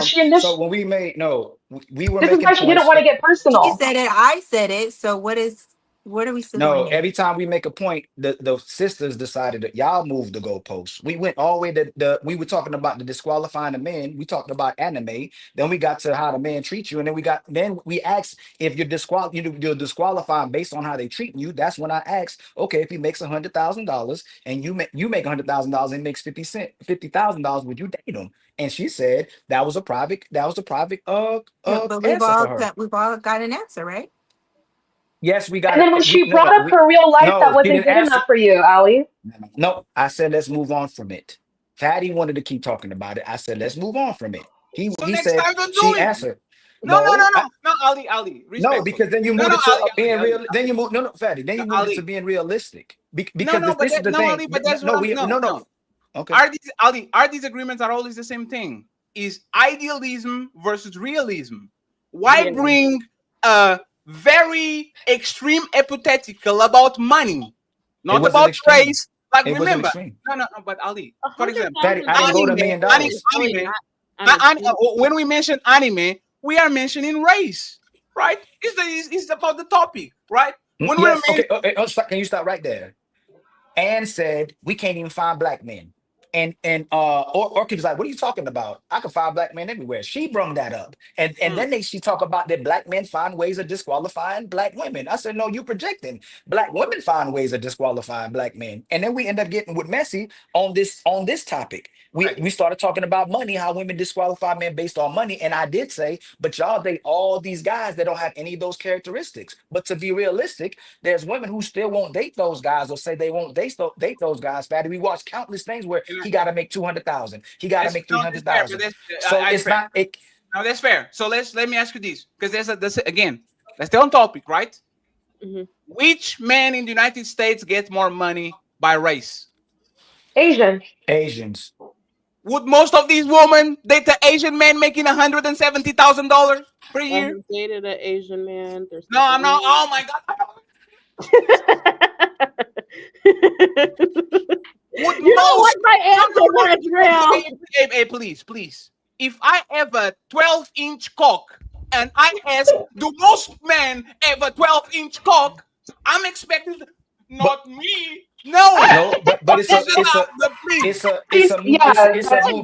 point. My thing is, I've never dated a broke man, so I don't know how that. Arkid, what was my question? You were talking about if the richest man is an Asian. So would most women date an Asian? I said I've dated one. There's nothing wrong with them. Okay, remember your words. Most. Let's talk about black women. Since we're talking about money, okay? Since we're talking about money, since we're talking about money, would most black women date a Vietnamese man that's probably 5'8", has a 4-inch dick, talks funny, doesn't have no swag, doesn't have no charisma, doesn't have no nothing, making and this is the average Asian man. Sorry, Asian people, my bad. Would they date these men making $170,000? Would they date this man? Everybody that agrees they would raise their hand. Majority of black women. Okay, so if we don't, Ali and CJ agree that most black women will date these Asian men. No. So if we don't do, that removes the money part. That's what we're talking about. No. That's my point. Good job, Patty. If you get an Asian man with a lot of money, but he doesn't have nothing close to the physical, to the charisma, to the nothing, most of these women wouldn't even look his way. They will try to finesse him, try to get some money from him and bounce. So it's not the money that actually makes this difference, it's the race. Man, Can we talk about these women are going to Dubai and get shitted on for 10,000. Are you crazy? They'll date an Asian man with a fucking lip. Are you crazy? They'll date anything with money. They like money. What are we talking about, man? Do you remember when he started the sentence? He started the sentence with most, right? On average, not the obscure. We're not talking. Most black women aren't schmex workers, right? If I wanted to be the same way, if I wanted to be the same way, I could say, Fatty, you being unrealistic. Women don't like men who treat them good. I could be that could be unrealistic. I could say that they don't like men who treat them good, but we would keep it on a. We would keep it. Who? Where is the disagreement? No. The disagreement was when we know that women will date money men who have money over loving them, and you're talking about Asians. No. When it comes to the Ali. Ali didn't just say, "Hey, Messi, stop right there. Stop right there. Stop right there." If most women would date men that have money, why wouldn't they date Jackie Chan with $170,000 per year? Why? They would. Most black women will date Jackie Chan. DJ. Fuck yeah. Oh, look at the stats. Look at the stats. We are more race loyal. We obviously are birthing children in poverty. Obviously, what the point he's trying to make, if you look what's happening in the real world, black women are still choosing black men, even if they're broke. Look at the community, the state of the community. Most women and men are race loyal other than Asian women. So there's a mute point. That's not true. But but the point is, we're talking about what's happening in the real world. Like I said earlier, only reason black women are so-called race loyal is because the other races don't want them. They have no decorum. They're overweight. They show no decorum. They have no. That's it. So CJ, wait. And most men are race loyal. So black women think that, and so if it's not enough other men that's going to go against their own women to go to get black women that are worse than the women. Okay, you made the point. You made the point. So the follow-up question is: so you are telling me that black women are on Tinder swiping right on Asian men and white men in mass? You are telling me that white women are trying to date white men, are trying to date Asian men, are going out of their way to actually get other than Travis Kelce that has a fade and goes to a black barber. Exactly. And all see how they was drooling over Travis Kelce. See how they was drooling over Travis Kelce. But how do you know that? How do you know that? How do you know that? What informs that decision? Travis What Kelce. informs that decision? Travis Kelce is a 6'8". Travis Kelce is a 6'8" handsome, $100 millionaire. Fantastic got a video on his YouTube where he showed this white dude telling the world how black women throw themselves at him. It's so easy to get black coochie because they just throw themselves at me. This low, funny looking white dude. So don't act like black women are so race loyal. They're not. The black men are race loyal. Most finish. Most men are race loyal. The women are not. So they think, and so by proxy, most women can't get other races because those men of those races are loyal to their own race. You are repeating yourself. That's why I didn't let you finish. So you are saying that repeat yourself all the damn time. Yes, that's all you do is repeat yourself. Yes, I know. So CJ, this is the last question I have for you because you actually need to go get some electrolytes or something that makes your brain work, right? So if I go to the average man, if I go to 100 white men, right, and I say, "Hey man, have you rejected black woman advances?" Most of them say, "Oh shit, man." I bet, oh my God, they throw themselves at me left and right. I I don't want nothing with them. Those 100 men, how many men are going to say that they rejected the advances from black women that wanted to date them? How Probably many? 100 out of 100. Probably 100. And you're repeating yourself. Probably 100 out of 100.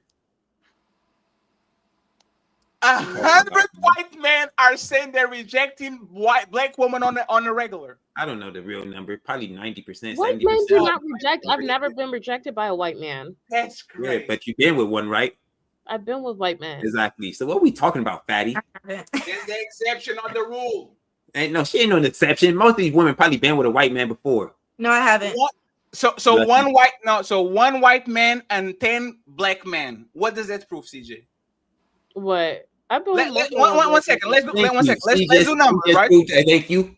CJ, let's do numbers. 1 second, her while she trying to disprove your point. It wasn't one white man and 10 black men. No, but there's Archie. There's not most women. So let's do this, right?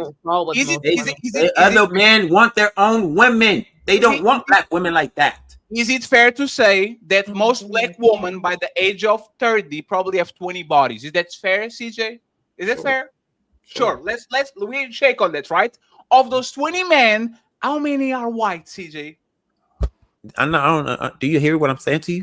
White men want their own women. They're not coming over here to come dibble in the black. They like dibbling in fucking white chocolate or white. Why the fuck would they come fuck black women when they could fuck white women? Why would they leave the middle class women to fuck the bottom of the barrel women? Makes zero sense. If you're calling black women bottom of the barrel? Yeah. You don't you're trash, bro. You're trash. You like your mother? I love my mom. Oh. How was your childhood? It's kind of crazy that I know more about black American women than CJ. You do not.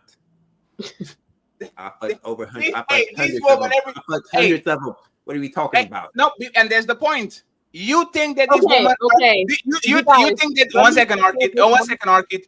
You think these women see 50 Cent and Lloyd Banks and Dr. Dre and said, "I want Eminem." That's what you think, right? You think these people go to a G-Unit concert, they can choose any motherfucking man on that stage from Tony Ayo to Lloyd Banks to The Game, and they say, "You know what?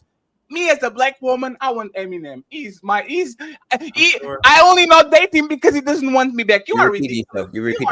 I'm sure Eminem had plenty of black women pussy thrown at him. What are you talking about? But CJ, I'm wondering if your experience with black women has been bad because you had said to Fatty that you weren't. My girl is black. My girl is black. No, I'm saying if you have these ideologies that black women only go for men who make more, and you're saying that you're not the richest guy, like have you had negative encounters with black women, or have they wanted you to show up? All had negative encounters with black women. What are we talking about? You had every man on this panel has had a negative encounter with a black woman. Except for Fatty because he live in Portugal. That's what I'm saying. So if your encounter with black women is negative, then your view on them is negative, and then therefore you don't really. If they're negative, then the view is going to be. If they're negative, if they are negative, then the view is going to be negative. You know what else? No matter how y'all want to slice it, if they're negative, they're portraying the negative thing. Arky, that's not fair. That's not fair because y'all doing the who hurt you shit, and that's not the case. No. What you're doing is the who hurt you. Let's not do that, right? The question to CJ is, CJ, and please answer these, and then we need to move along, right? CJ, if the average black woman had the chance to date their dream man, which race would he be? That's a good question. Then Ali, put him on the big screen. No. That's a good one. If black woman had the chance to do the seams, right? They would custom build, like they custom made a man, their dream man. Which race would that man be?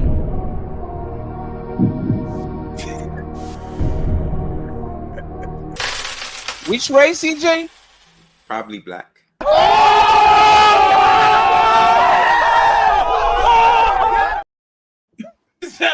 Oh my God, Patty! The way you just did that was beautiful. That was a good question. They are not race loyal. They're only loyal because white men don't want to date them. What is their dream man? Black. Probably. I don't know though. That ain't the damn. We don't know. Oh, of course. They say that. I only said that because that's what they say. We don't fucking know the real answer. Yes. Imagine not being race loyal and then your dream man is from the same color. Patty, that was a good question though. That was a good little gotcha question. No, because he proves the point. Most black women, if they had the chance to design their dream man, it will be black. You would be Tyrone. You would not be. You would not be Chad. You will be Tyrone. That's not true. No, because Chad is one thing. I think collectively, as black women and men, we need to get back to a place where we respect each other and treat each other properly. That's where we're at, where it seems like it's such a race war, or like we don't like each other because of that. It's a lack of respect. No, but nobody respects nobody. That's not the racial thing. And this is going a little bit back to the topic, right? I don't understand the race traitor shit when it comes to dating, right? Let me explain why. Jeff Bezos is literally married with a Latina woman. Nobody called him a race traitor, right? We have Mark Zuckerberg married the Asian woman, the owner of Facebook. Nobody calls him a race traitor. So why is only when Dave Chappelle gets an Asian woman that we're talking about race traitor? The two of the three richest men on the planet are white, dating outside of their shit. Their kids are going to be mixed. They're going to get billions of dollars, right? So if they are not race traitors because they are dating outside of their race, why would Dave Chappelle or whatever the person is, or Myron Gaines, be a race traitor because he's marrying a white woman? I don't get it. Sometimes I wonder if it goes back all the way back to like slavery days or something like that, and like we should have this unspoken loyalty to each other, and that's where we should stay and not go outside of that. So we're gonna say we're gonna concede today that black women are loyal to black men, but they don't mistreat black men. I think that black women do, like majority. I think black women do mistreat black men. I think that they don't talk to them in the tone that they should, and they don't cater to them the way that they should. I think that has been lost significantly. So then if a man says that, how does it become bashing our women? How does it become not liking our?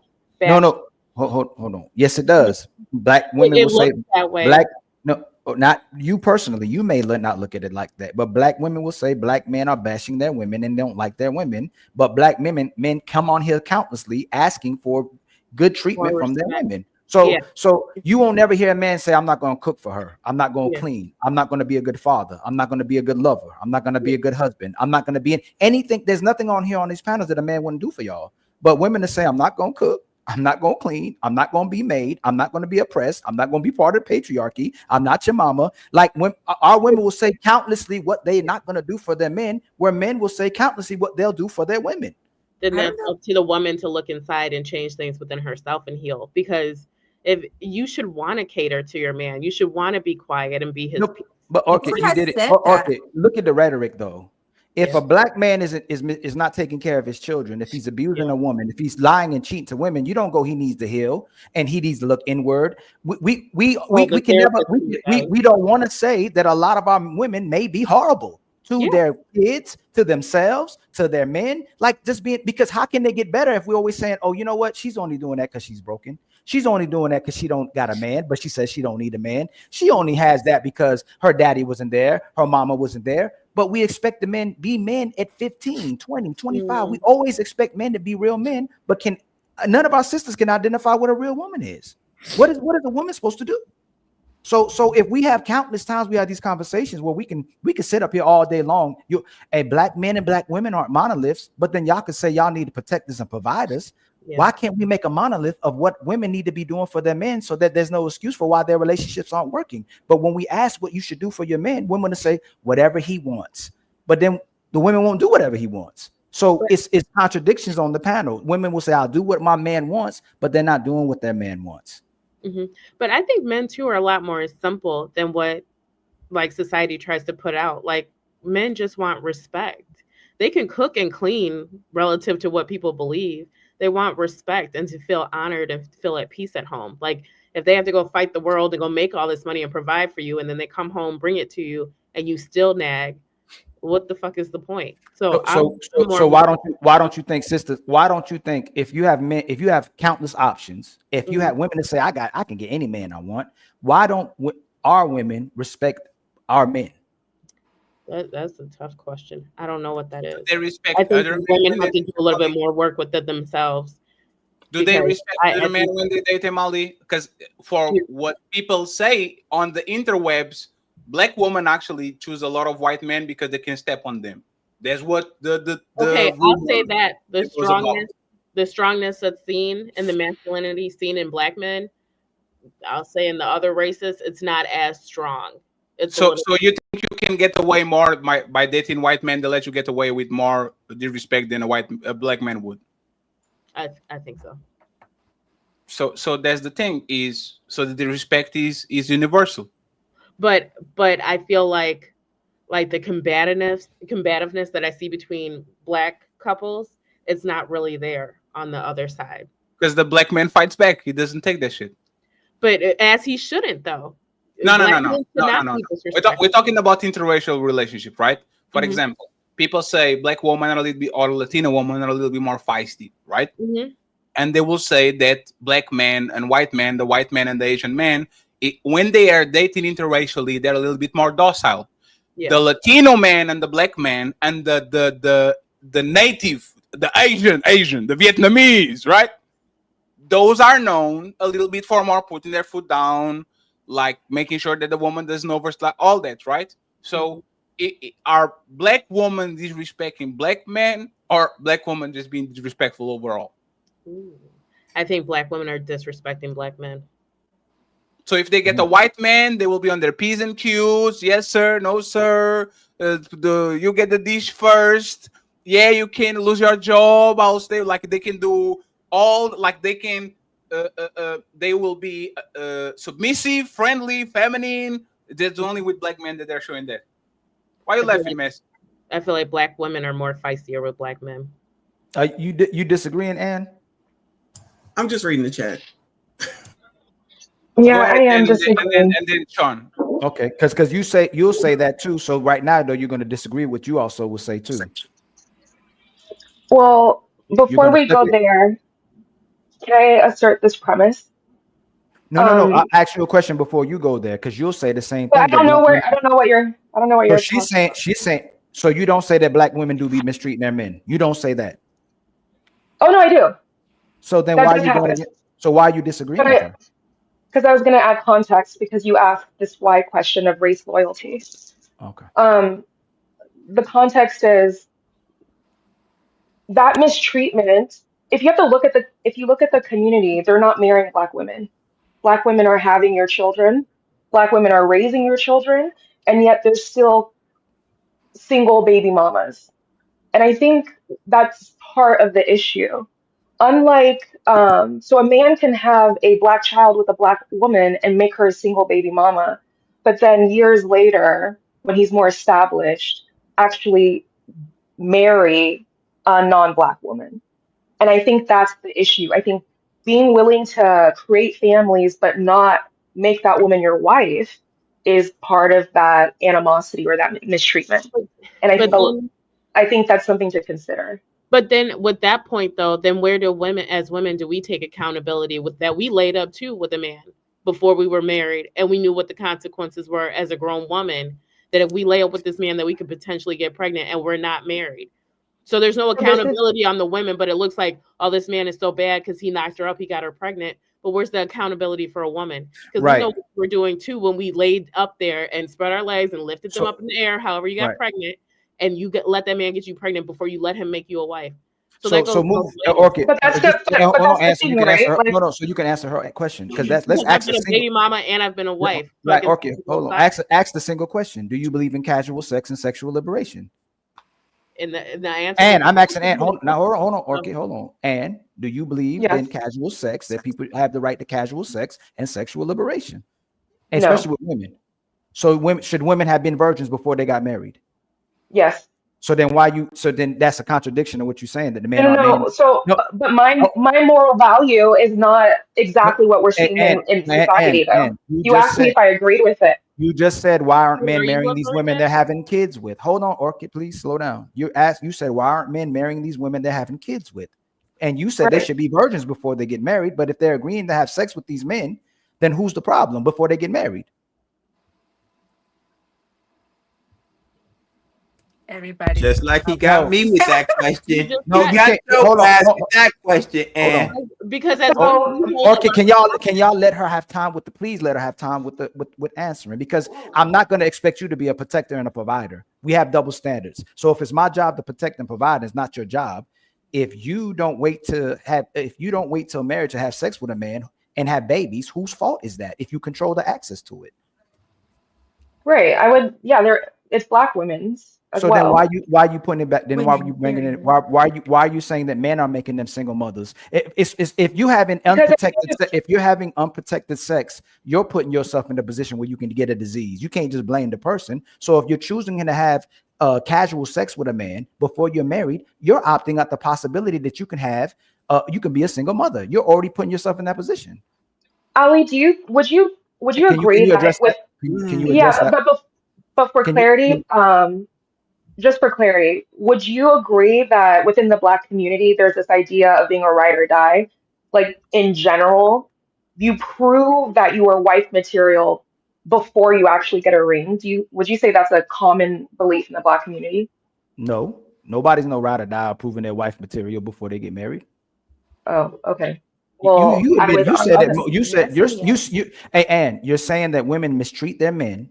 And you're acknowledging that women will have casual sex with men before they marry them, and then they end up being single mothers, or having or being left by themselves. They're just getting run through. So if women control access to all those things, and in the beginning of the show, we also said that they give access. They determine whether we stayed married.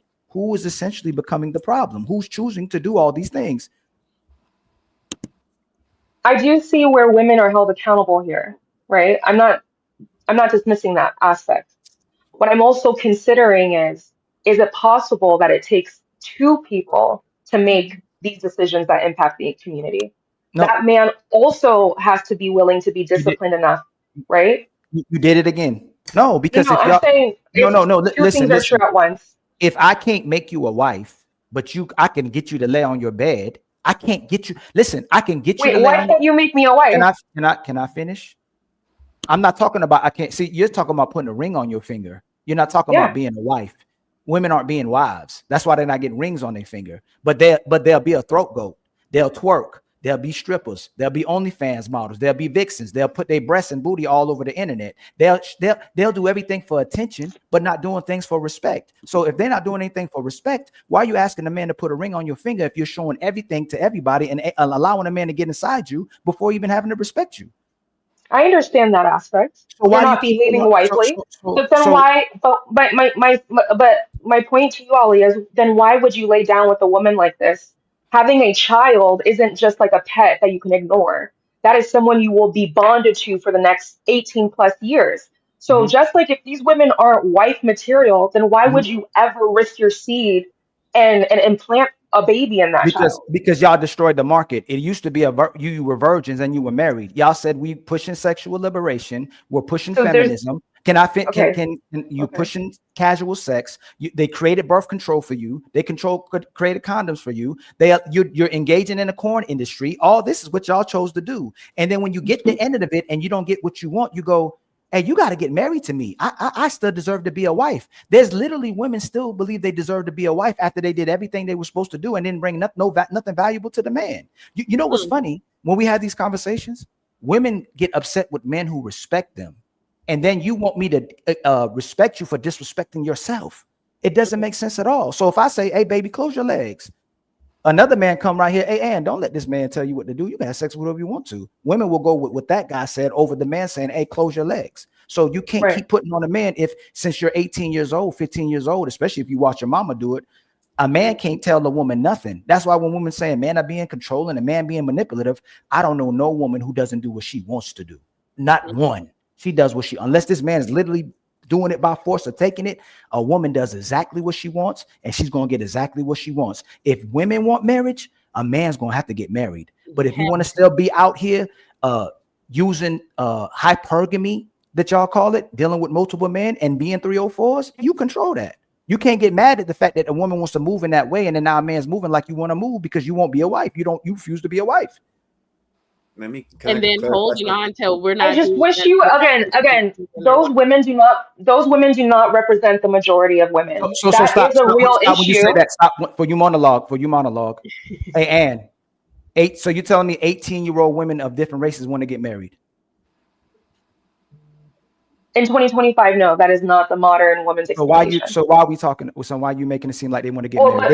They want to have a engaging, because engaging in schmex work is very different from being hesitant towards marriage. And I'm trying to make that distinction. Every time you just brought up, you're making a point, and then you move the goalpost. Hey, B, please don't do that because Ann is saying things and then she moves the goalpost. If women are engaging in a fun phase, if women want to have fun, if women want to live out their 304 phase, they'll literally say, this is my 304 phase. How can you blame a man for not wanting to get married with women who want to do all these things and then still asking for a ring? Before you become a wife, you have to be a wife. Like, you can't just be out here doing what you want to do, being a hoe, having multiple children, doing all this and that. That shit looks bad. You won't become a wife. I understand. I understand. You can't not cook a man. You can't not you can't not have respect for a man. You will never be a wife. And this narrative is pushed so hard that women, we have control over our bodies. We can do what we want. We can be out here, be flashy. We can pop our ass on Instagram and then expect to be a wife, or have all these multiple children and multiple dads and expect to be a wife. You will not become a wife, period, ever. And any podcast or any woman that tells you differently is lying, and 10 times really out of 10 has never been a wife.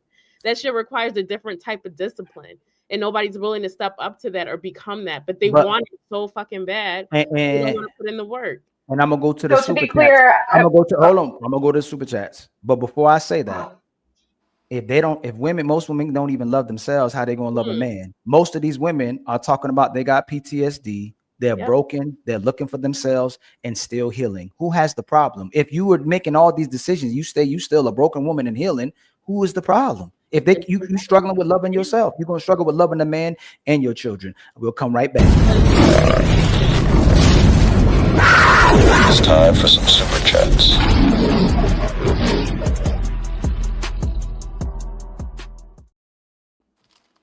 Because that to me, that type comes with a different level. You have to be truly sacrificial and submissive to ever be in that position. It's not submit to these super chats. Yeah. You're right though. Shout out to everybody rocking with us, man. 328 people rocking with us, man. Please like and subscribe and make sure y'all sharing this. And much love to the panelists, man. Everybody engaging and participating as well too. Shout out for Doris for gifting us a membership. Much love to you, Doris. I truly appreciate that. One of the biggest contributors of the Untouchables. Got always. Untouchable Empire, baby. And then my brother, L Nixon with the $10 super chat. What's up, Ali, Fatty? Hey, Missy, Mashawn, Sean, and the panel. Much love to you, my brother. Let's go. We got $10. Sir, do you have any change? Nah, motherfucker, I'm broke. And then my brother UTG gifted us a membership. My brother L Nixon gifted us with a membership, back-to-back memberships, two memberships from UTG, and then our sister Red Lipstick Vibes hit us with a membership, and my brother SD hit us with a membership. Much love to y'all, and I don't know where that other button, Fatty, what happened to the what's the name button? I ain't gonna ask. That's my fault. Untouchable Empire, baby. And then let's see, my brother Wayne Lundy with the $5 super chat. I'm strong, independent, and I don't need no man. When they say nerd, they mean intelligent black men. They don't qualify for intellectual black men. A good point. I ain't saying y'all don't qualify. I remember I said y'all disqualify yourself. I think y'all extremely qualified till you disqualify yourself. My brother L Nixon with the $2 super chat. They find black men in Jamaica for the weekend. Much love to you, my brother L Nixon again. RBN with the $5 super chat. Ali can't hear well. I'm gonna check my hearing later, my brother. I think I'm missing something over here too. And sorry, brother, your understanding is off. Ali, y'all saying the same thing. I'm not gonna overpursue it. $5 super chat. Night Jade with the $5 super chat. Messi and I grew up in different time. We grew up understanding teamwork. You build a foundation together. Y'all just play house nowadays. Yes, ma'am. Teamwork make the dream work. And then my brother L Nixon comes back with a $5 super chat. Just keep it general. If there's a possibility that a person answer doesn't illustrate a general concern for a collective of one gender or group. Yep. And then let me see. I think is that HQ, the one and only HQ. There's only one HQ with the $2 super chat. CJ, do you have your bloomers on? I smell that stains. Dang, CJ. Let me clarify. Can I clarify? Are you done with the super chats? Not yet. Nah, my brother, I'm not done. But make sure you change your bloomers. HQ with the $2 super chat. Tony, women who make $10 an hour know it's slim pickings. Imagine never mind. HQ reacts again with a $2 super chat. Prime, what's left is trash, game X, and money. Ain't no good men out here. Oof. RBN again with the $5 super chat. The men are arguing over the fact they agree with Mashawn. This wild and egregious. Man.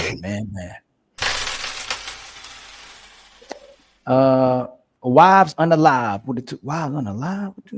That's crazy. Hey, I don't know what is that. That's HQ and from 2 pages. Dang, world is full of goofies. His misfit sign is what's that? I would say that she has a show about like men, like it's like the cop reviews, like man and life and all that. Wow, dang. I guess that's the majority of us too, huh? Wives on live with the $2 super chat. No pushback to that statement, BM. Man.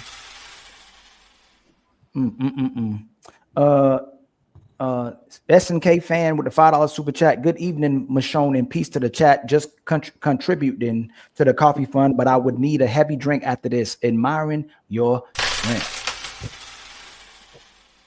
You strong too.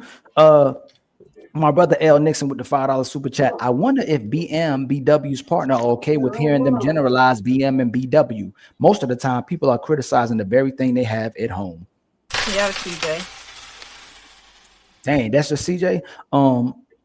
My brother L Nixon again with the $5 super chat. Most divestors around here don't have kids or relationships by white guys, and most BM don't have tens from Colombia. They have black women if they have one.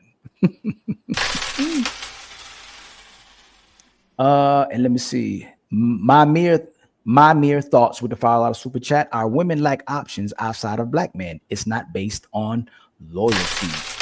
Thank you. Yeah, but y'all gonna say that's hate, right? Man. Hey.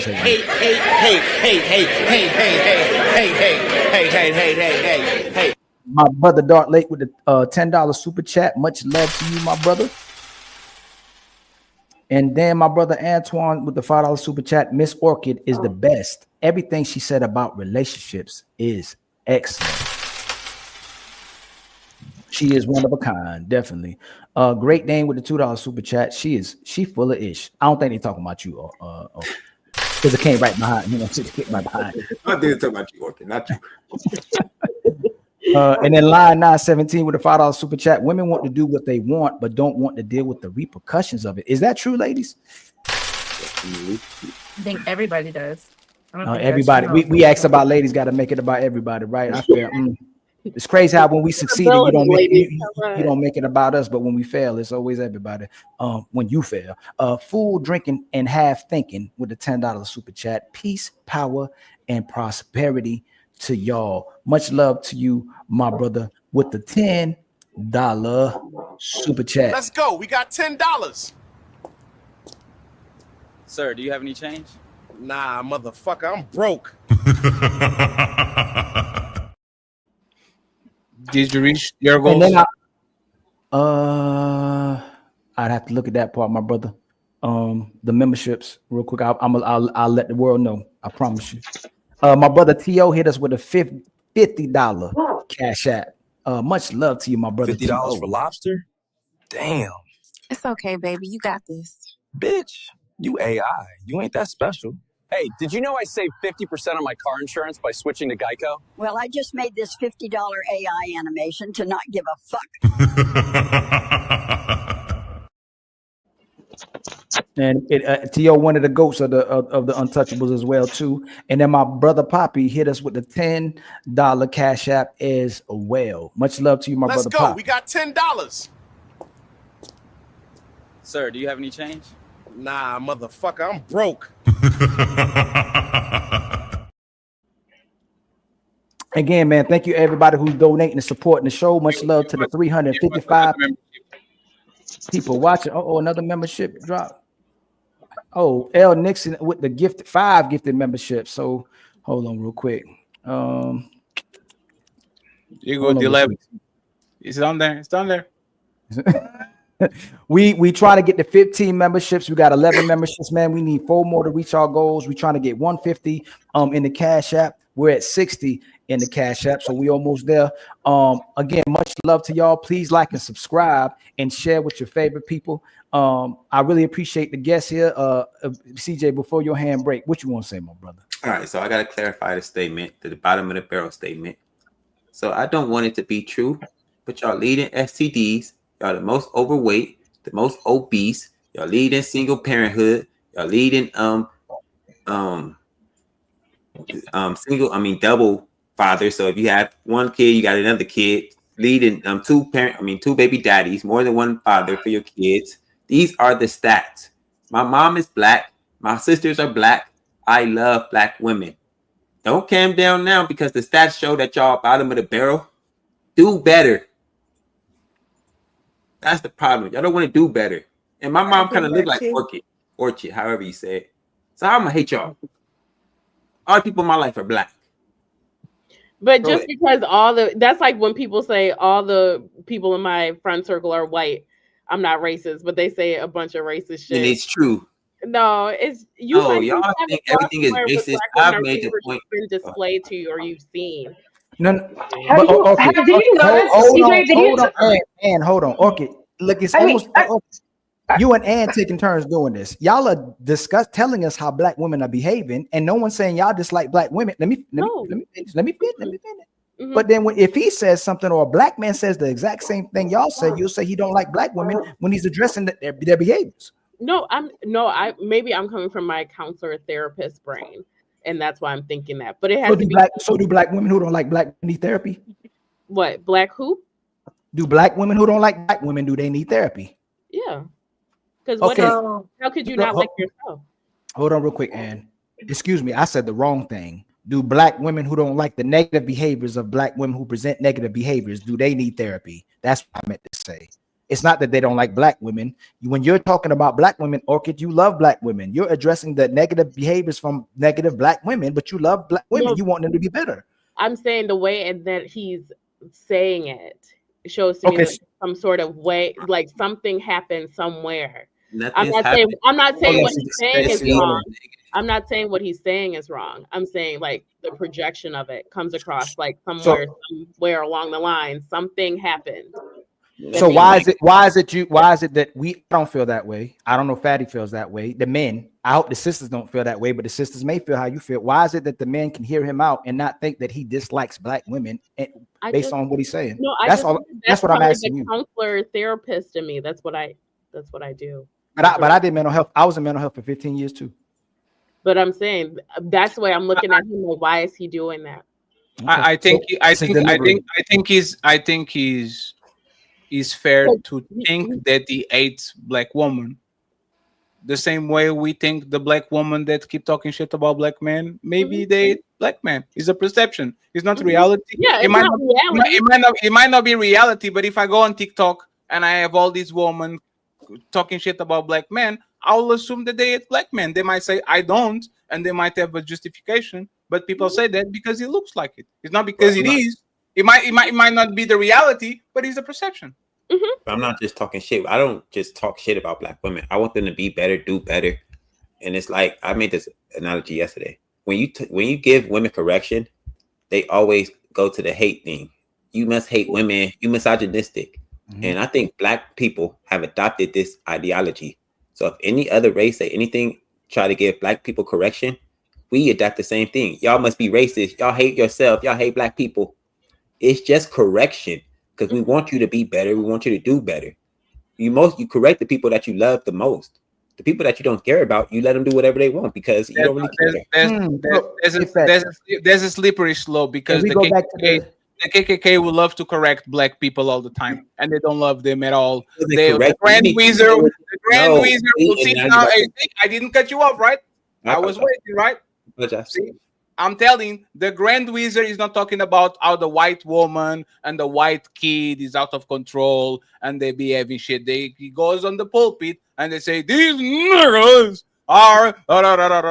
So the same way you can say that, I can say that most of white supremacists don't talk about their community, don't talk about the drugs they do, don't talk about the way they deadbeats, don't talk about the way they fuck kids, don't talk about nothing other than talking about black men doing shit. That's not true. Conservatives and liberals. Can you stop with CJ and listen to what I'm saying? God damn it! Address my point. You're repeating yourself. You're repeating yourself. You don't address nothing that I say. Nothing. I literally, CJ, I acknowledge your point. You are right. You correct people that you love. But I could say too that white supremacists correct black people the most and they hate them. So the point is that's not true. No, why are you talking about white supremacy? How did white supremacy correct black people? In what way was it correction? That was they are 13% doing 50% of violent crime. They need to do this and they need to do that and they need to stop the baby mama culture. And then, like, what the fuck are you talking? That's my point. That they're pointing out the stats about our community, saying, "Hey, if y'all want to be better people, y'all gonna have to change these stats about yourselves." And we consider it hate. We consider it racism because they're pointing out the negative stats about our community. We consider it racism. And I said that's what we got from the women. That we can't call out anything that they're doing negative, and we're going to call it. They're calling misogynistic. It's a good point. Black people use. That's fair. Do white supremacists and KKK members hate black people? Sure. Talking about. So that's that. Let's hold on. Since we on this, so hold on. Since we here, because this is a great point. Are people who are black conservatives are they free thinkers or are they race traders? Ooh, they're both. They're both. Yeah. They're free thinkers. They are both. Depend on if they actually applaud when black people do good. Let me tell you, when you are a race traitor, when a white man kills another white man, and you are on Twitter talk about how black people are reacting to shit. You are a race traitor. Wait a minute. Now shut up. No, I love you, TJ. That's not even what he said. No, wait. Okay. You can't let him get away with that. He said, when you apply when black people do good, you're a race traitor. If you don't apply when black people are doing good, you're a race traitor. Hold on, Patty. Your example was that when we didn't allow black people to apply when white people were doing negative behavior. That's what made us a race traitor. say. He No, said no, no. we don't applaud when black Not people are my doing point. good That's or not his race point. traitor. That's not That's the not CJ, his point. that's not The CJ. point was That's not my CJ. Can you stop? This is your brain is keep interrupting me. But stop. Just You keep stop. interrupting. Just stop. If You're you not stop interrupting, listening. I can get the point out, and then we can CJ, back and because forth. you are not listening, I CJ. am listening. You're not CJ, listening. Let me explain slowly to you, right? Let me explain slowly so you can understand what I'm saying. The situation on the subway or the train where the black person killed the white woman, the Ukrainian woman. We need to focus on that black man.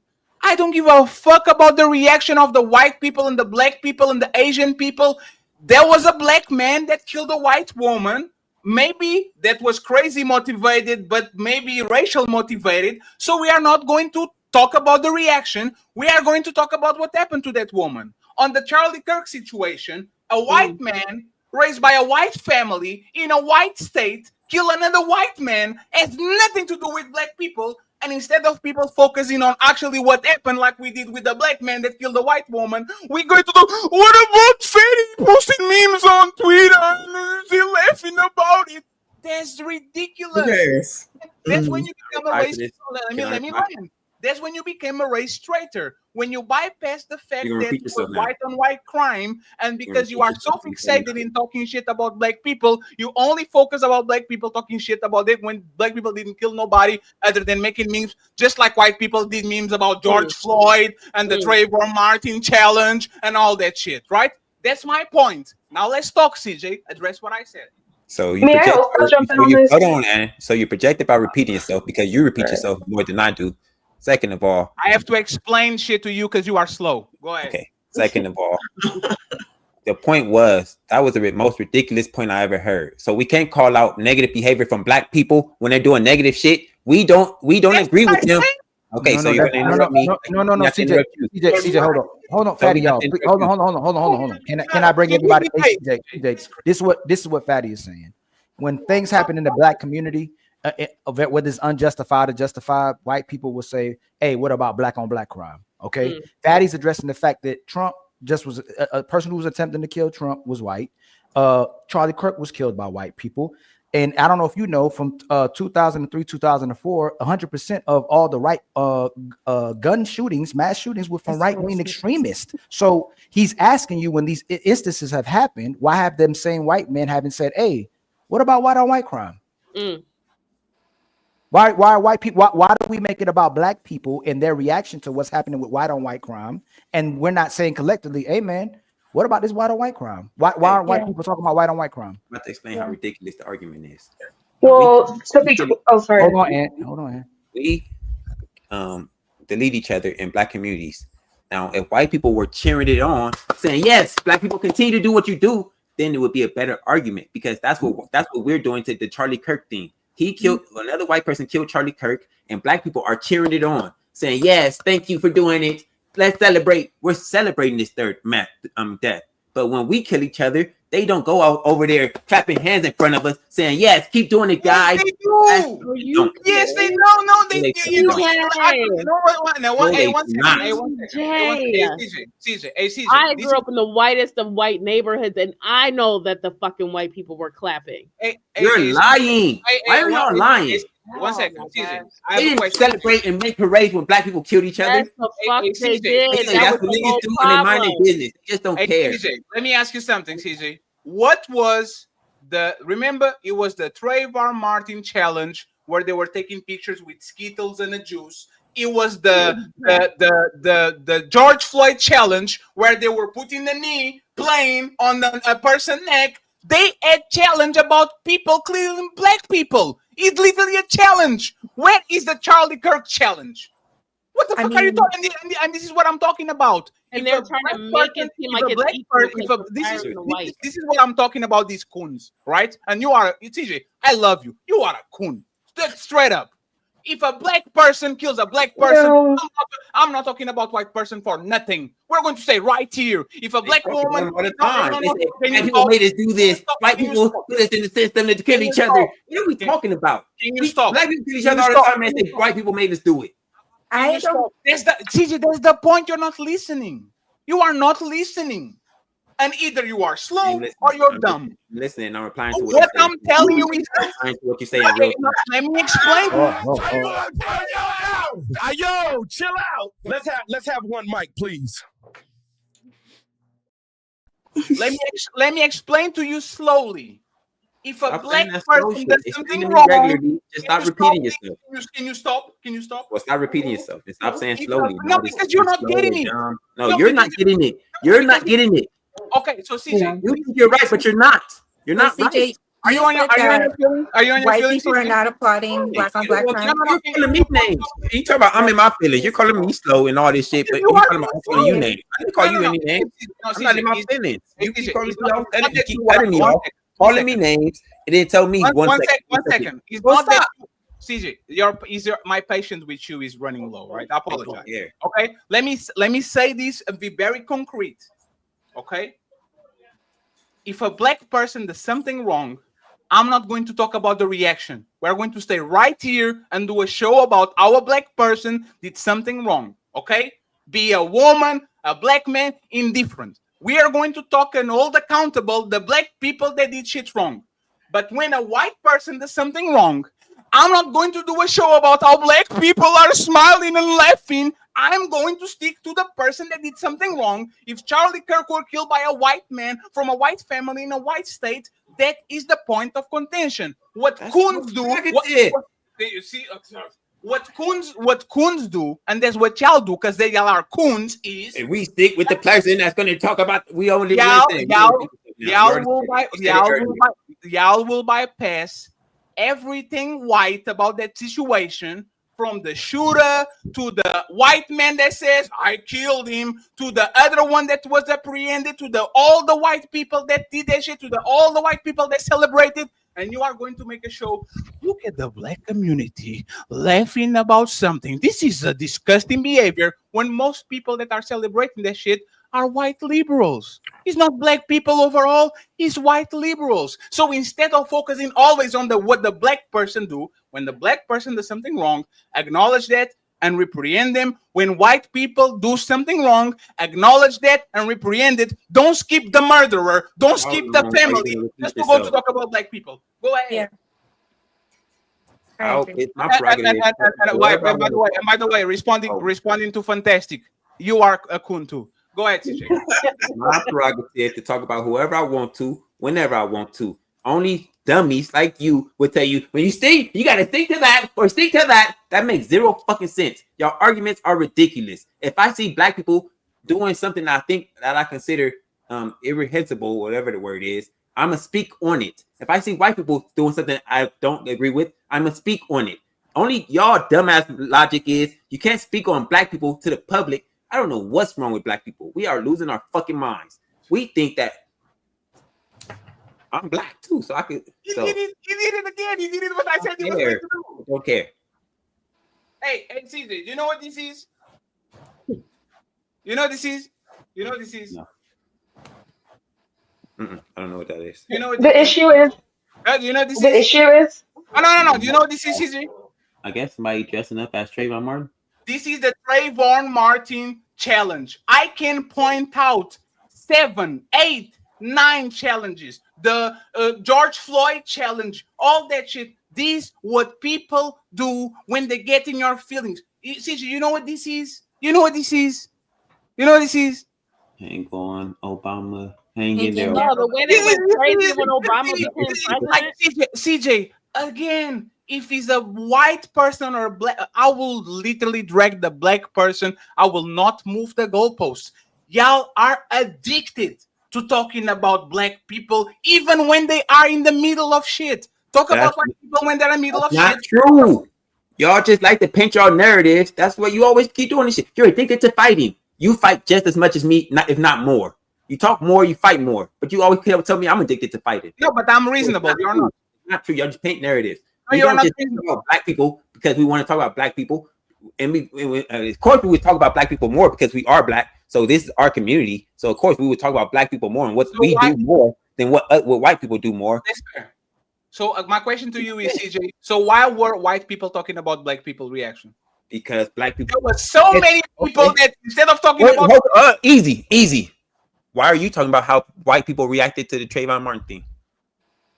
Because Trayvon Martin was not killed by a black person. Don't matter. What?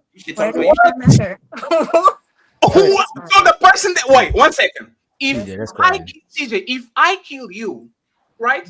I'm talking about black people. If a white person kills you, I'm talking about a white person. How is Trayvon Martin being? So wait, you can't talk about. Nobody could talk about the reactions of the people the reactions of the people. No, CJ. Why did you just say it doesn't matter? CJ, if black people, I retract that. I retract that because I misspoke. But why did you say it though? In your emotion. And y'all didn't see what the fuck I was saying when I said what I said. I was saying it don't matter because it don't matter if the reaction of the people don't matter. Like who we could talk about if you react a certain way to my brother's death. I can't talk about how you reacted.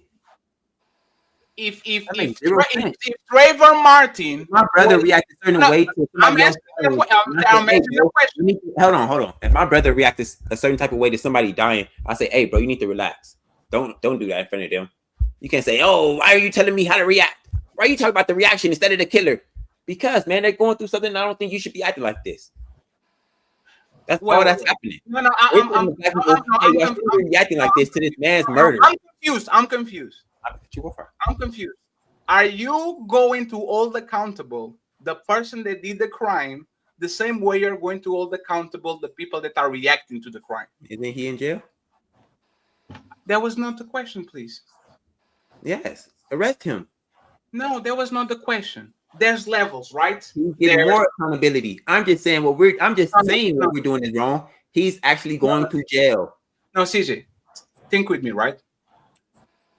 I might be right now frustrated. Mm-hmm. I might be really mad. We might punch each other and fight. There's levels, right? Right. If somebody kills a person and somebody makes a joke out of that thing, is it the same level? Or I should be way more upset with the crime over than the reaction? Well, okay. So in the instance I just gave with my brother, right? Somebody killed somebody that I don't really care about, but we're in front of them and my brother's celebrating. I'm gonna say, hey, you don't do that shit. Even though we don't care about them like that. I don't care about the killer or the murderer or the victim, but I care about you not putting yourself in that situation before they look at us. Yes. So I care. Yeah. So in that situation, I care about my people behaving themselves because we had nothing to do with that. So do you care more about that than you care about actually the person that deleted the other person? The person that did it to be arrested or prosecuted. And I'm telling black people, hey, why are we reacting to it like this? And which one is more important? Relax. And which one is more important? To me? Go ahead. Yeah. You? Which one is more important? Probably the black people need to relax. And this is this is what we're talking about. The other thing, this is let me explain why real quick, buddy. It's gonna be quick. Because this one might have consequences not on black people as a whole. If we start a race war because that's crazy. Death of this white man, we're all gonna feel the consequences. Guess who felt the consequences of this white man getting killed? Only him and his family. Yeah, no, but there's the point, and this is why I was like, no, but that's exactly the point. People literally wanted to start a race war. They were talking about trans and black people and all that shit. They are looking for an excuse. Yeah, you're going to give it to them. We're going to give it to them. 1 second, please. If a black person kills another black person, right, and the white person is laughing and mocking the situation and saying the habitual suspects, what is more important? The white person mocking the people that died, or the two black people that killed each other? Which one is more important? Why are we using white people's reaction as the moral standard? And please, just let him answer and then you go next. Which one is more important? Two black people killing each other, or the white person saying, haha, the habitual suspects? Which one is more important? Well, to me, the two black people killing each other. And now let's flip it. Two people killing a white person grapes a kid. We go there and we say, haha, habitual suspects. right? Which one is more important? The person making a joke about the crime, or the white person that raped another person or another kid? Which one is more important? The first one you made personal. This one you're not making personal. You're not making it about me. How is that personal? I didn't make it about you. I didn't say you. I said the first one you made personal. He's a black man. No, yes. I said the black man and the black person. Yes. I didn't say you. In the first example, of course he cares because he's a black man. That's a black issue. Also, in the reverse, his reaction and how other black people in that community respond, he cares about that because he's a black person. In both instances, he's being consistent. Fuck, man, it's about goddamn time when y'all understood it. Okay.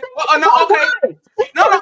Okay. His issue is with how, as a community, just because white people are mocking Trayvon's unaliving or death, doesn't now mean now we are now justified to behave just as inhumane and gross. As black people, he's holding him and other black people accountable. He cares about black people. Thank you. Okay, no, that's fair. No, that's fair. I appreciate it. That was the best fucking summarization of the argument. No. Let's walk it down. Let's walk it down. If a woman kills a baby, I shouldn't care because he's a woman. He's not a part of my group. This argument is not with the No. You don't need to move your mouth every time I talk. Wait, can you go back? I'm talking. Y'all are talking about tribalism. Tribalism can be race. You are talking about tribalism. 1 second, please. For example, when something happens to the LGBT community, and 1 second, you're wrong. So no matter how many 1 second you give, you're wrong in this situation. No matter how many times you give an example, you're wrong. Can I talk now? You can, but you're wrong. Can I talk now? You can, but you're still wrong. Okay. I'm a heterosexual man. If something happens, if a black person, a white person kills somebody from the LGBT community, it matters. If a black woman or if a woman kills another woman, it matters. Not because I'm not a woman. I'm not a woman. That's not. It's more important if he's a man, right? If a woman does something in Vietnam, if we drop a bomb on Japan, if there's a motherfucking flood in Brazil, it matters. He changed an argument. You are changing the argument, Fatty. Because he said, which one I care more about? Now you're just saying, does it matter at all? I care more about the one that's closer to me. Can my point, like, you know what you guys are doing? Y'all are actually giving.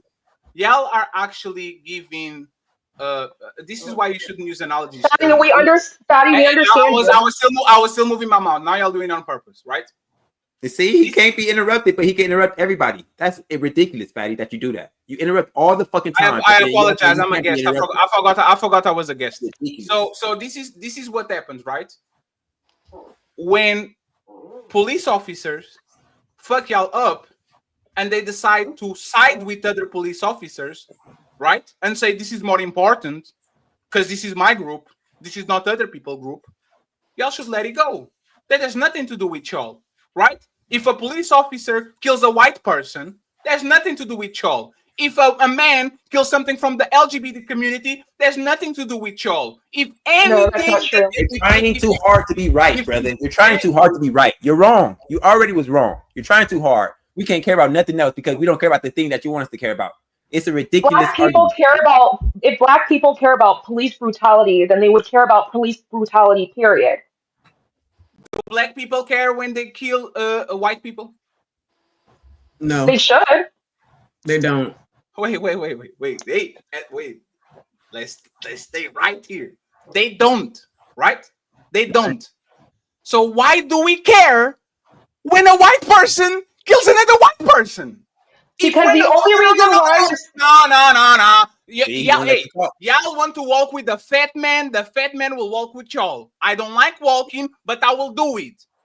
If when a black person kills a black person, white people don't care. When a white cop kills another white person, black people don't care. Why do y'all care when a white person kills another white person? Why? The question in and of itself is because... oh, fuck. No, we hear you now. Hold on 1 second. We hear you now. She might can't hear us. Okay, because we don't care about the white person killing the white person. necessarily. We care about how the black people are reacting, which is going to get us in fucking a predicament that we don't want to be in. I agree with him. Also, something to consider. Something to consider. The reason why Black people are openly celebrating his death is because there's this misconception that this man was a racist. This man is Thank an you. oppressor. This man is all of these things, which he actually isn't, and he has Black supporters. So there are Thank you. Black supporters who are conservative who are also grieving. It's not just a Black-white issue when it comes to Charlie Kirk's death. It's bigger than that. And for the Hey, I Black might people have who got. support him, and for the Black Sorry. people who support him, they understand when you divide Black people on these tribalistic identity politics, you become very tone deaf, and then you get online and you start celebrating your oppressor, which he was not. The reason why Black people are doing this is because they have a false misconception about their oppression and Charlie Kirk's participation in it. Let me say something So real it quick. doesn't make sense.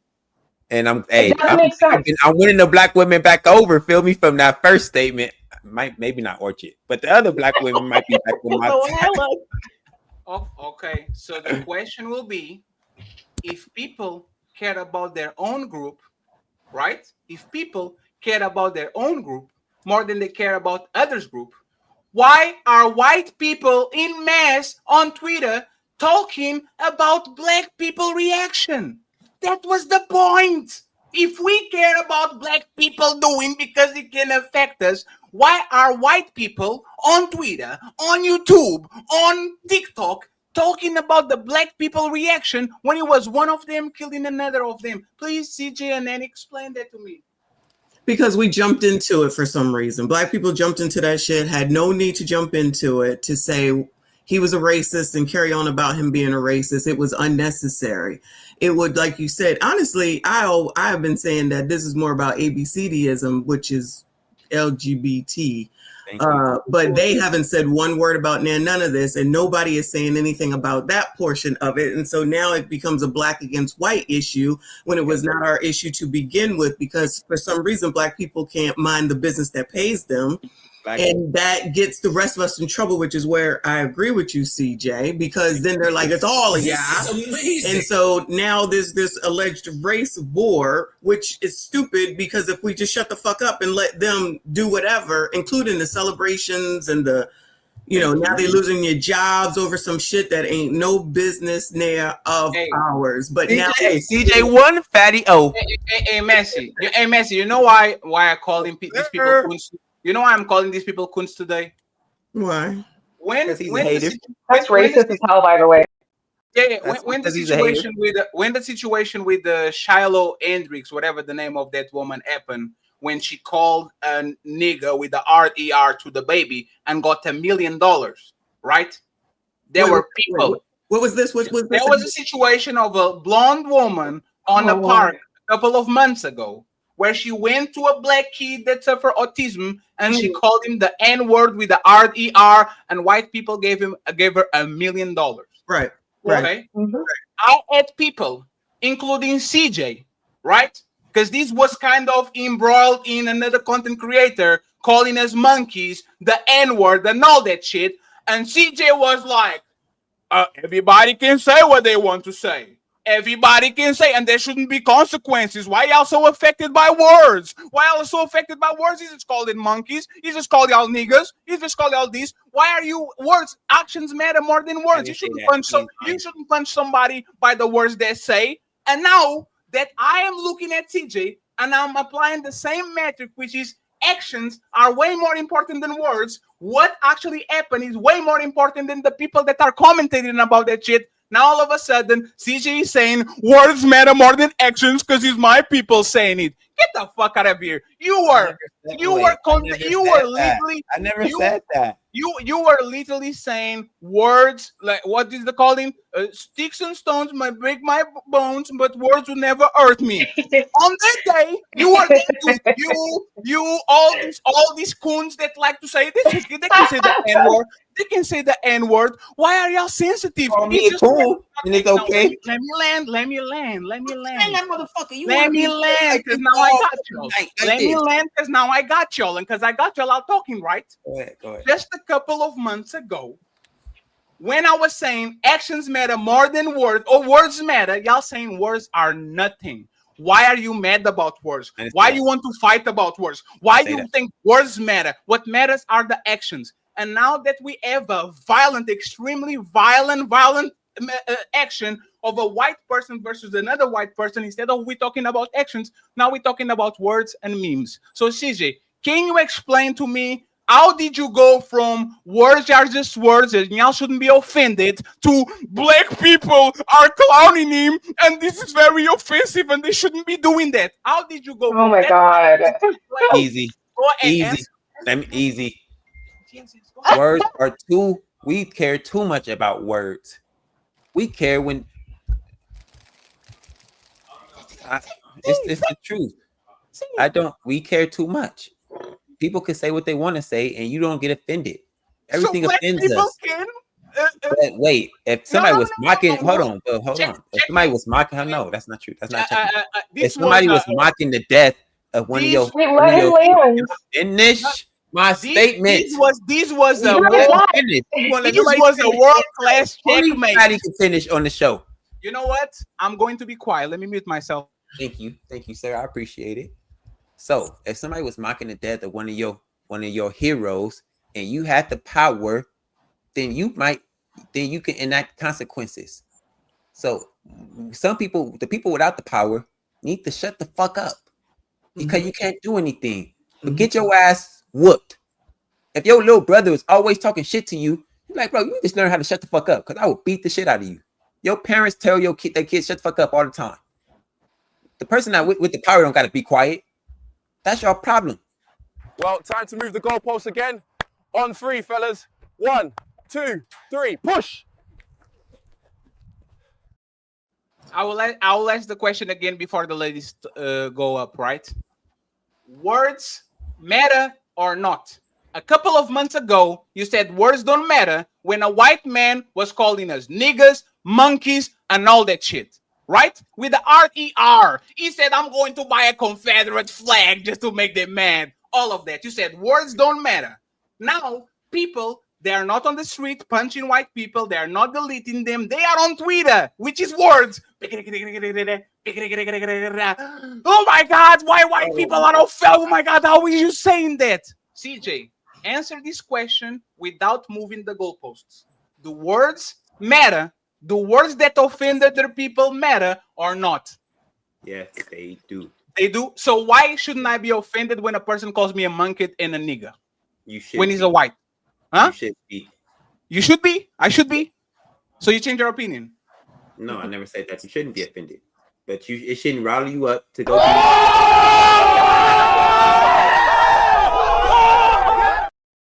It changed it. CJ, I never said that you shouldn't be offended. They will hear that. I never said that you shouldn't be offended by words. There's 300 people. CJ, if somebody say fuck you and I'm an owner of a company, I'm not gonna crash out and beat his ass because he said one in the chat. If you heard CJ say black people shouldn't be offended about white people when it was the Jake POV, the Jag VR. Put the one in the chat. We weren't there, so how can we hold them accountable for that? They don't want to hear about that. One second, about what's happening now. One second. Right, Messi? One second. For y'all that don't know, this is what happened, right? They don't want to hear about it, Fatty. They don't want to hear secondhand recollection. They want to hear about Hey, 1 second. Because this is and CJ, this actually proves what I'm been saying about you on the last months. You are addicted to fighting. You change your answer because you didn't want to get got, right? So this is what happened. So everybody knows what happened. We had a content creator that is white Latino, right? The Trump supporter coming on our shows all the time. And we had the friendly relationship, all that shit. And the dude goes to his show to talk about black issues. And he says the N-word with the RER, called us monkeys, bananas. I'm going to get the Confederate flag, all of those things. I decided to cut relationships with that person and says, hey, bro, I don't want you canceled. I don't want you removed. I just can't fuck with you because on my back, this is what you're saying about black people. And CJ adamantly stick to his side and say, y'all shouldn't be offended about this shit. Y'all shouldn't be bored about this shit. It's just words Everything just words. This doesn't matter because words are not going to hurt you. And right now, because it's convenient, because he's a coon. CJ comes from coon J, right? Coon J. I'm going to coon J. Coon J now, all of a sudden, says that words on Twitter matter. And that people talking about Charlie Kirk is very offensive, and they shouldn't do it. Understand your premise. Can I jump in? Can I jump in? Go ahead. Shut up, silly woman. Caught line. Caught motherfucking line. I'm so sick of this. I'm calling you out. I'm so sick of these people. You know, she gotta leave. She gotta motherfucking leave. liar. Yeah, I'm about to leave, but I don't know what CJ did before, right? So I can't speak to that, right? But as far as like this situation, since it seems like you're talking about the lady in the park and then the Charlie Kirk stuff, people can say whatever they want. They can definitely say whatever they want. But what the problem is going on right now is that if you say something and it comes back with some consequences, then that's on you. If you didn't think that through, then that's on you. So all these people that are losing their jobs didn't think about that while they was out here running off at daggone mouth, saying the most egregious of things that was unnecessary, especially Black people who had nothing to do with it anyway. So there's no... which was a argument we had on a different panel where it's like, you can say the hard ER, you can say you can say whatever the hell it is that you want to, because nobody can control anybody. But when it comes back with those consequences, nobody want to hear your sad ass story. Don't nobody want to hear your damn apology, and ain't nobody feeling sorry for you. Again, I don't know what CJ said before.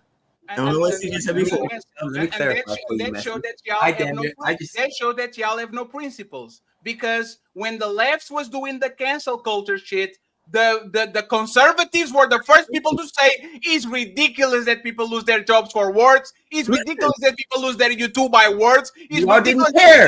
Y'all didn't care. Y'all still were canceling people. Y'all didn't care. So when a rabbit got the gun. ISO. One thing that the cancel culture started with the George Floyd stuff, but it started before. That's a good point, though. The left was doing canceling, and so the conservative response was to have when the rabbit got the gun, Fatty, it ain't no fun. So now that the rabbit got the gun, y'all don't think it's fun. Y'all want to cancel us? Yes, motherfucker. We told y'all niggas not to do the shit when y'all was doing it. Now we get to do it to y'all. It ain't fun. Now y'all want to act like, oh, he got a gun. He got a gun. Yes, we got a gun. CJ, we need to talk with each other, right? CJ, I am consistent. People need to pick a side. No, you're not. CJ, 1 second. This is what happens with conservatives, right? Colin Kaepernick and the NBA were kneeling and having Black Lives Matter t-shirts. And the conservative was saying, we have to punish them. We have to do something about it. Shut up and dribble. Why are you giving your opinion? I think they should lose their job, right? And then when you flip, 1 second, and then when you flip it, and they are the ones being canceled. And it's Trump losing his Twitter. And these conservatives on YouTube having to go to Rumble. And it's people that actually are saying things that are very offensive to women, to LGBT, to Black people are being canceled. They are saying, y'all are snowflakes because y'all can even entertain ideas. I can be saying something and I will be canceled and lose my job and lose everything because y'all are snowflakes and y'all, for whatever reason, cry about everything and try to silence people. And now all of a sudden, after a decade of saying we don't silence people, including the vice president, including the president saying we are the party of free speech, we are not going after people for their opinions. Now all of a sudden, when it comes to your term and you have the opportunity to show that you have a principle, we are not go after people no matter what opinion they have. You are denying visas. You are canceling motherfucking scholarships. You are patrolling people's social media. You are talking about if you write about Israel, we are going to you have no principles. So what I'm going to say is this, right? Both sides do it. Sure, totally fine. But if you agree with this shit, if you were a free speech absolutist like CJ 3 months ago, and now all of a sudden you are offended about words and you want these people to have consequences, you don't have no principles. If your team does it, it's fine. If the other team does it, hey, they're going to play. They're talking for 5 minutes. First of all, that's the left that don't got no principles. It ain't no fun when the rabbit got the gun. So What now about- y'all running around scared because y'all getting canceled. We don't want to hear it. Y'all running around scared because y'all getting canceled now because we got the gun. No one is saying. Power to cancel No y'all. one. No one is saying that the people who are celebrating Charlie's death do not have the free speech right to do so. You absolutely do. Right. What you don't have is freedom from those consequences. And these are a lot of these people are hired by at-will companies. So there are things in your contract when you sign. If you represent the company in a way that isn't advantageous to that company is legally that company has every legal right to fire you because you are hired at will. No one is saying you do not on the right. We are not saying we're not saying you do not have a right to express your opinion on this, right? What we are saying though. And what is cancel culture? Can she finish? Cancel culture. Cancel culture. Okay, so to me, cancel culture is when someone doesn't agree with your identity politics, you are willing to go after their actual income, their financial stability and livelihood. Whereas, okay, so that's cancel culture. That's based off of identity politics. That's based off of you and I just not having the same belief system. Culture. I say something about a woman gets another 100 woman and says 38 woman, we cancel him, right? The right said we don't like that. People should have the right to say their opinions and offend other people, because if that's the case, nobody can have a platform. That was the point of the right, and the right was right. I'm a lefty. Right. But y'all wasn't saying this when y'all were canceling us. Y'all were canceling us left and right. Y'all wasn't saying, y'all, you know what? They didn't say, you know what, you guys are right. Y'all didn't say, you know what, you guys are correct. Come on, you guys are correct. Y'all didn't say this. Y'all didn't say you guys are correct. We shouldn't be canceling y'all. Let's stop. But CJ, this is what I'm saying. I am a lefty. I'm a progressive. I'm a Bernie bro. Yeah, and I was saying the right is right. You should have the right to offend people. 1 second, please. You should have the right to offend people, because if people are going to cancel you every time you say nothing wrong, like is eye for eye, everybody gets blind. Now, please, that's not true. Y'all were canceling people left and right, so y'all got to feel the consequences. Can we let him finish? I'm trying to understand what his perspective is, but I can't because he keeps getting interrupted. What I'm saying is twofold. You lose the moral high ground when you start to do the same behavior that you talk shit about. This is the right at the moral high ground, because they were not the party of the cancel culture. People were calling him fascist and all this shit. We say, hey, you can call the people a fascist when they are willing to listen to your ideas. And you know what happens, CJ? Not only is the right, not only, hey, CJ, now disrespect me. Let me respond, man. Jesus Christ. You're gonna respond, big dog. Just let him finish. You'll respond. You can respond after you interrupt me when I'm responding and then ask me another question in mid-response. Big dog, chill. Are you listening to what I'm saying? Yes, I'm listening. Okay, so let me finish. Not only is the right and the conservatives all of a sudden in favor of the cancel culture, the government is going after people. Jimmy Kimmel was literally canned because the head of the FCC, whatever the fuck was, literally put pressure, political pressure, and they can him. People are losing their visas. People are losing, like, is the government actually going after people? Is the president talking with the press and saying, oh, it's you? You're talking about people being the enemy, it's you. Like, now is not just cancel culture. Is the First Amendment rights that y'all motherfuckers defend so much, the freedom of speech, the government can go after you, and now y'all are applauding the motherfucking government going after people that either support Palestine, the Charlie Kirk jokes, don't like Trump, and all that shit. That shit takes you. That You're shit makes repeating yourself, and you did the second 5-minute rant that we got to remember. Jesus Christ! So y'all but say, what he's saying is we're being political hypocrites. He's claiming. So they say we shouldn't respond in kind when they were canceling people on the left, and now they say we want to cancel people on the right. We shouldn't respond in kind. But when the same argument was made for, hey, black people, y'all shouldn't make fun of Charlie Kirk death, his argument was, well, they did it to us when they were making fun of the Skittles. That was not my So argument. you're inconsistent. I got your ass. Check That's it not my out. argument. That's not my argument. You're inconsistent. That was Also not my recognize, argument. Patty, do you recognize also that Kimmel is tied to Checkmate. ABC and ABC is moderated by the FCC, a federal organization? As you as an individual, it's not the Jimmy Kimmel show and he owns all of it. No, he is an at-will employee in the state of California. And if you go on this platform and you say things that cause misinformation, right? We are still in the middle of the investigation. We don't even there are still questions on who the actual shooter was. To go into that space and say it was a Republican is misinformation. Therefore, the FCC is moderating ABC, and ABC, as a private entity, has every right to can Kimmel. What did he say? No. You What did interrupt he people when they're speaking. What did he? Hey, CJ, I love you, brother. It's liberalism at its finest. CJ, I will tell you this. You are getting too comfortable. Okay, you interrupt people all the time, but then No, don't I like know. to Yeah, interrupt. but That's liberalism at its I know finest. I'm not on the. I know I'm a guest today. I know I'm a guest today, but I know I'm a guest. But right? I'm saying, man, let me go finish. Hey, CJ, she was talking, and I want to ask her a question.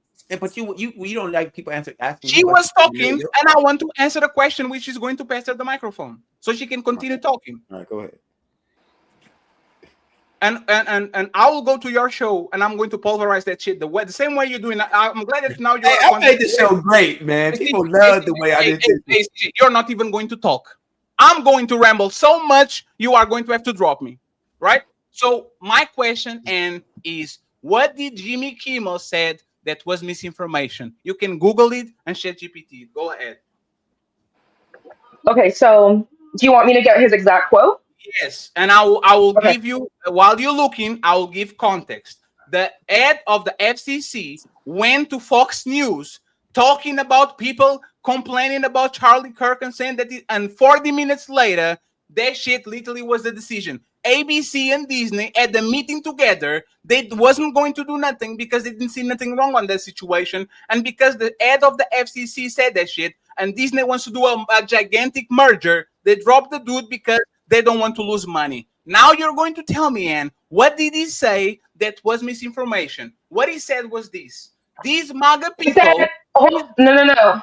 So he said, we hit some new lows over the weekend with the MAGA gang desperately trying to characterize this kid who murdered Charlie Kirk as anything other than one of them and doing everything they can to score political points from it. MAGA implies Donald Trump, the president, correct? There's no implications. Does MAGA?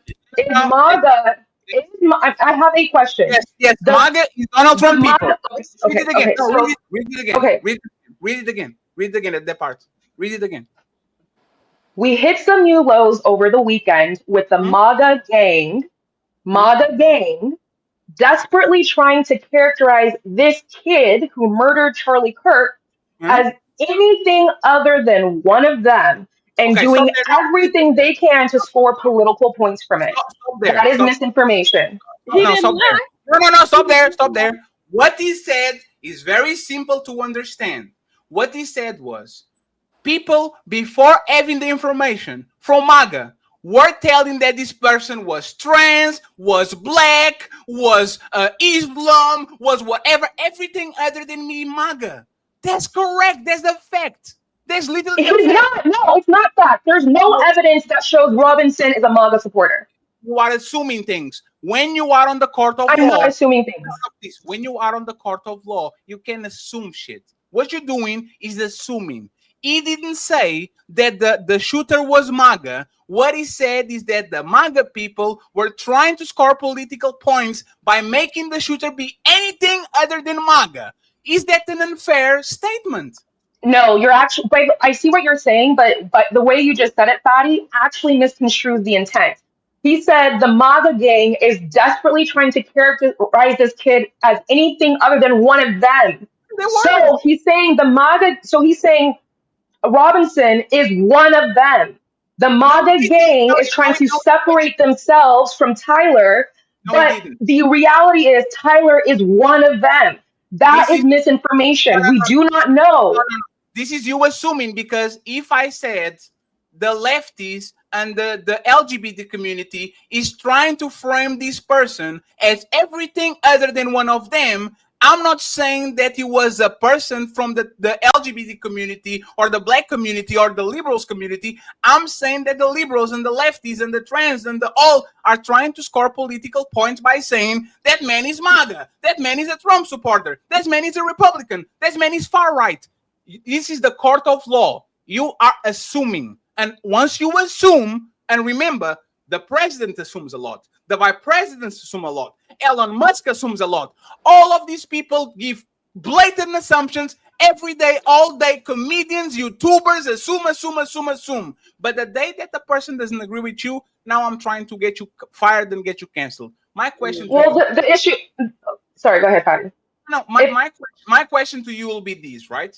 Tomorrow, we have a lot of people that are either on the right side, the Megyn Kellys, the Ben Shapiros, the Tucker Carlsons. We have a bunch of people on that side, and we have a bunch of YouTubers that do that shit, right?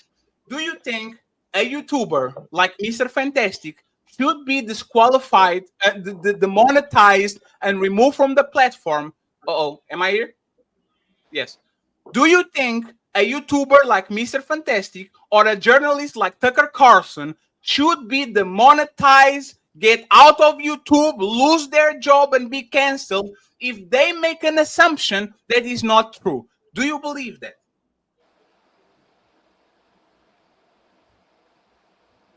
Depending on what the assumption is, yes. Let me give you an assumption. No.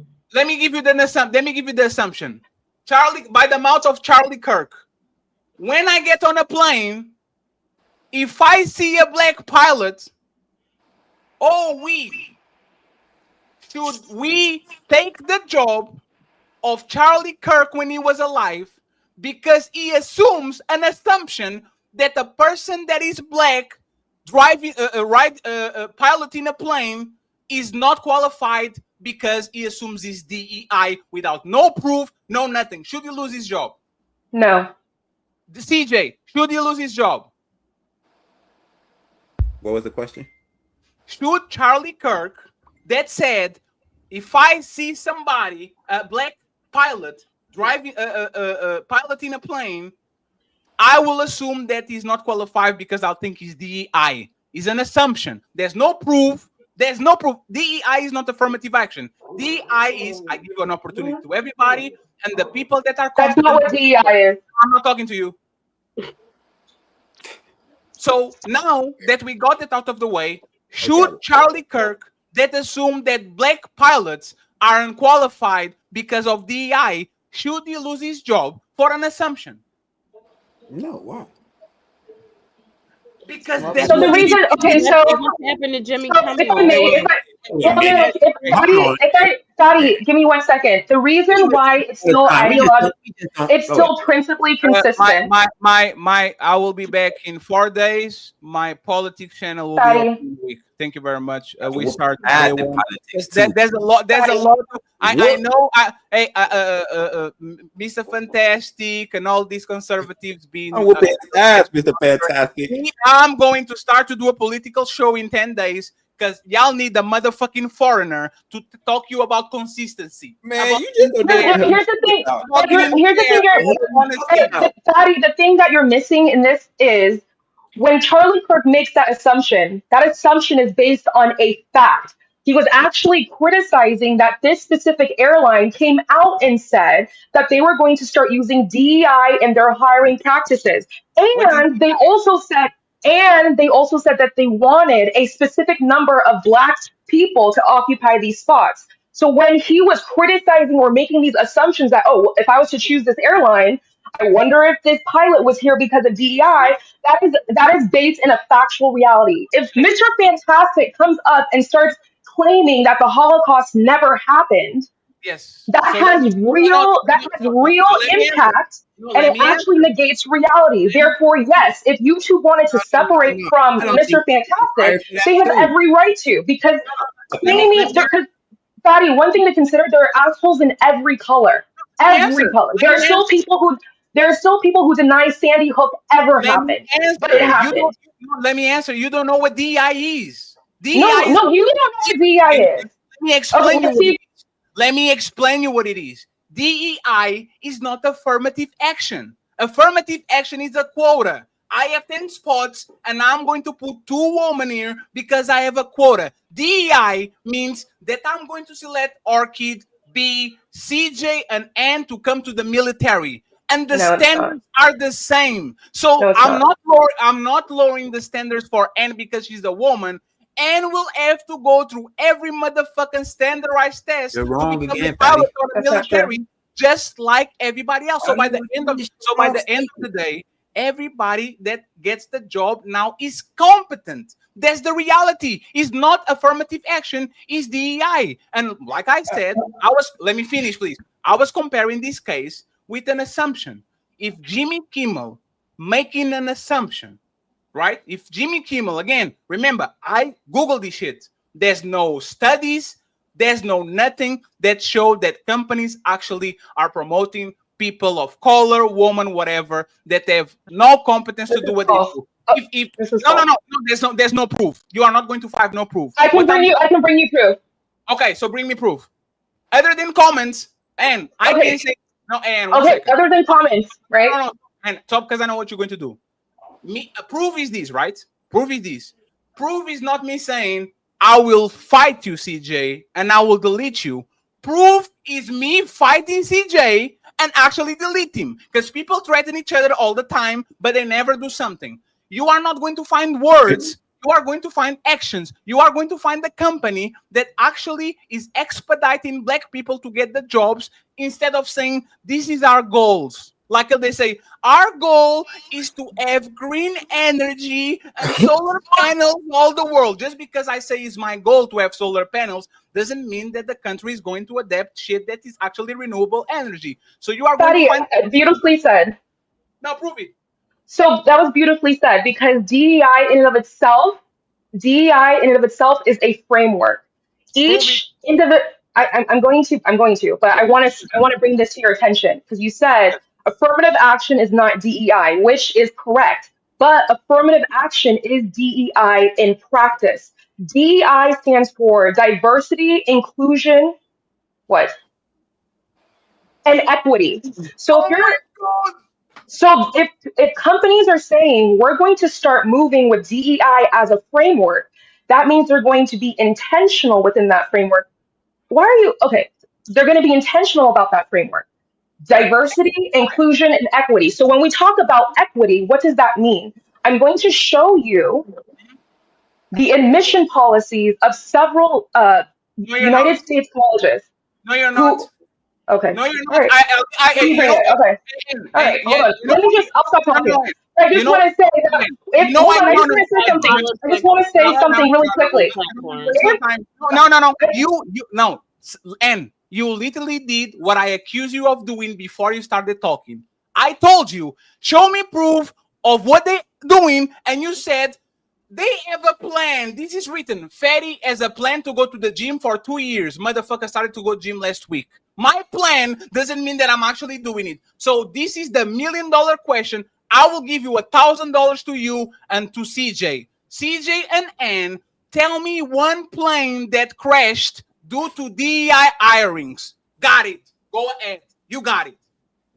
One plane that crashed and it was proven that was because it was a DEI hire. Go ahead, you guys. By a black woman. There is no. I don't know. I don't know any planes that crash from a DEI hire, but everybody make assumptions. So the fact that this guy made an assumption and he verbalized it is irrelevant to me. If he would have made his assumption and he would have kept it to himself. Answer my question or be quiet. Answer my question or be quiet. Answer my question or be quiet. Answer my question or be quiet. If this man is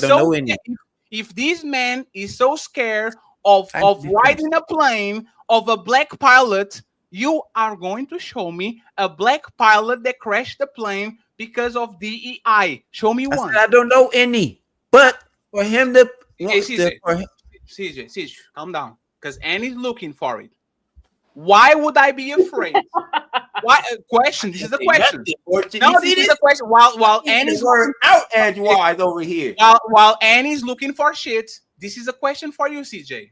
If no black pilot, if no black pilot crashed the plane, let alone DI, we'd never heard about a black pilot crash because there's not a lot of them, and we never heard of one motherfucking black pilot crashing a plane. Why would Charlie Kirk be afraid of getting on a plane with a black pilot other than him being racist? Maybe if he feel like the man is not qualified, which he said he didn't have the thought himself. He just saying with this type of program, people will have this kind of mindset, which is nothing wrong with saying this. Why do we try to police people words? Did you answer my question? Did you answer my question? Hey, CJ. If I get in a buzz, hey, CJ. If I get in a buzz and there's a bus driver, is B with her titties, right? B is driving, right? And I get into the bus and I sit down and I say, oh my God, a woman driving. This must be DI. And somebody asked me, hey, Fetty, how many times did you ride the bus? 1,000. How many times did the woman crash a bus that you know? Never. Can I assume that I'm sexist? Or can I assume that my concerns are actually rational since I rode the bus 1,000 times and a woman never crashed a motherfucking bus in my life? And remember, Charlie Kirk is a professional podcaster. He probably got in 1,000 flights. This is not a person that got in a flight once and then he got to the city. This man got in 1,000 times. He rides planes like I drive buses. Would that be fair? Would that be fair, CJ? That I'm assuming Anne does not to drive because she's a woman. Yes. If you grab the handle a little tighter, because you see Anne driving, there's nothing wrong with that. If you see, hey, it's a woman driving, I'm gonna hold on a little tighter. If you see it's the Asian driving, I'm gonna hold on to this brother a little tighter. There's nothing wrong with that, man. People do it all the fucking time. So what are you talking about? Oh no, one second. Is that an assumption? Yes. Should he lose his job just like Jimmy Kimmel did an assumption? It's not an assumption. Should he lose his job by saying an assumption? Yes. No. So Jimmy Kimmel loses his job because Jimmy Kimmel loses his job because he gave people wrong information. But this man that is pushing that black people are technically not competent pilots because of DEI, which is wrong because none of black people is crashing planes. He shouldn't lose his job by making an assumption that is not reality. No. Hey, logical. No, you've been getting watched all day, Fatty. No. What? No, just because Fantastic Coon is in the chat saying, "Yeah, let's go, TJ." Wash, bro. You been getting washed. Fantastic Coon is on the chat cheering for you. Doesn't mean that's because you know what is cheering for you too. You see, you got a name. You got a result. Supremacists watching this show are rooting for you. KKK members watching this show. You got a result to name calling. Yeah. No. But when y'all talking about DEI, right, and affirmative action, since y'all know so much about it, CJ and Ann, who's the biggest beneficiaries of DEI and affirmative action? Since it's okay to talk about black people, who's the biggest beneficiary? Again, DEI is a framework. So how you operate? Can you please answer my question? It's obviously white women, but I just want to bring up this point. No. What woman? Honestly. What type of woman? What woman gets more DEI than everybody? No, I just said. Yeah. So if it's about white women, why aren't y'all getting together, especially with the people who keep talking about moronic black people going, hey man, you know what? We need to see if there's a lot of moronic white women who are getting these positions. Matter of fact, since we're on women, we need to see what's happening with nepotism. He has said that before. Can I finish? Jesus Christ. Let's address what's happening in the white community first to see if ignorant people and moronic people and people who are hiring people based on friendships are getting jobs who are not qualified first. And we wouldn't even have no pushback from nobody if it was consistent. Ali. But I'm just gonna let his wife. No, his wife got promoted to the CEO of the company he ran just because she's his wife. Nothing more. But hold on. Let me land. if y'all are making company. if y'all are even making it about black people and you're black people, but the people who benefit from it most is white women, affirmative action and DEI. Is that not corrupt as well too? If you're saying that black people are supposed to benefit from it, or people or people of color, absolutely. So then why are you taking the time to talk about black people? Because so why are we taking the time to talk about black people? That's what they are. If it's supposed to the be, issue isn't just because the issue isn't just black people. It's the identity politics that we're criticizing. So that means it applies to white women, trans people, anybody who thinks that they deserve a higher up, not based off of their merit, but because of their identity politics. Let's just make it clear. So we're not criticizing. I just want to be clear. He's not criticizing black people. He's criticizing the mentality that you think you deserve more access simply because you were born a woman. I'm gonna ask a different question. Are white people's qualifications being come up in question nationwide? Sorry, one more time. In these conversations ain't coming up nationwide, man.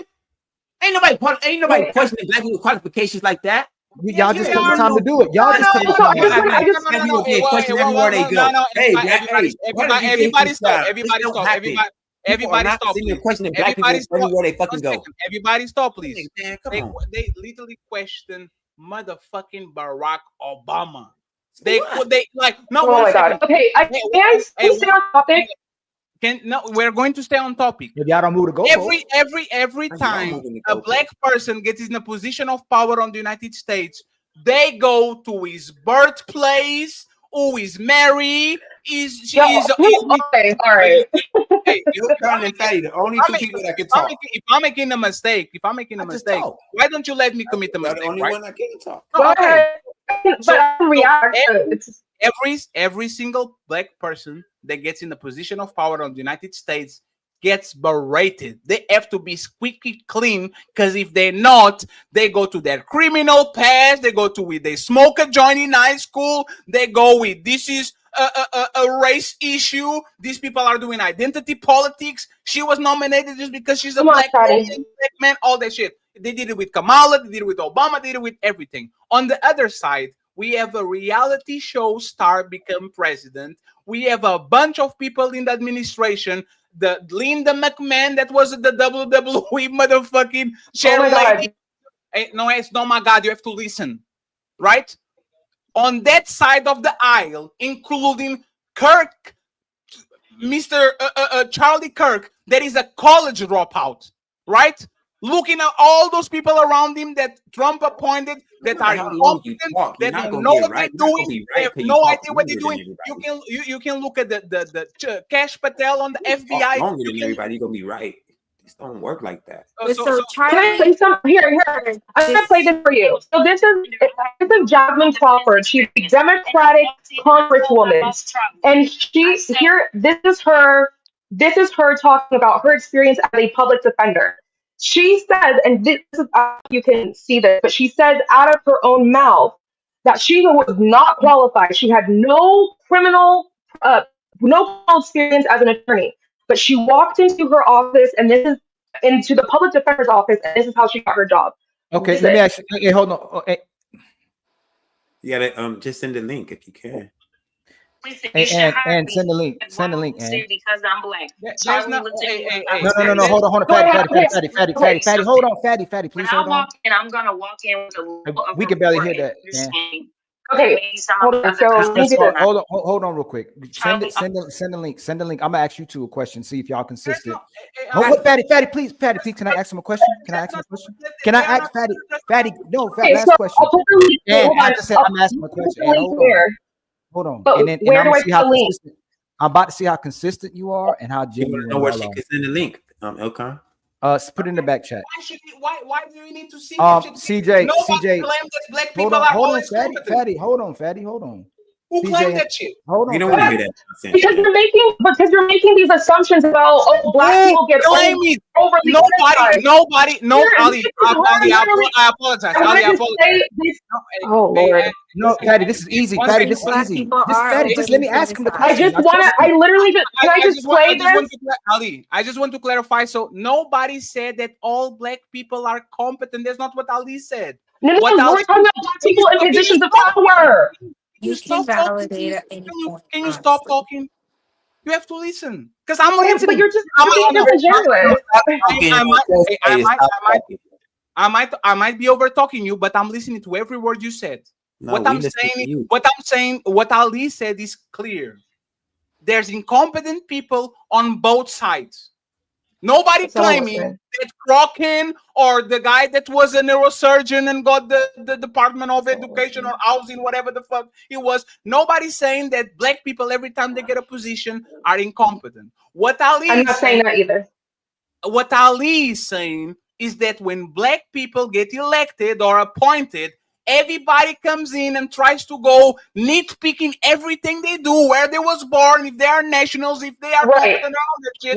But you have a president of the United States of America, and you have people that are on this cabinet, aka Elon Musk, that never run a motherfucking government role, for example, getting positions or I-end, and they didn't do nothing. They are not competent, and people on that side, including Charlie Kirk, do business with them, applaud them, and says, this is my president, he's competent for the job. There's nothing to be discussed about this shit. The difference though, Patty, is white people also acknowledge.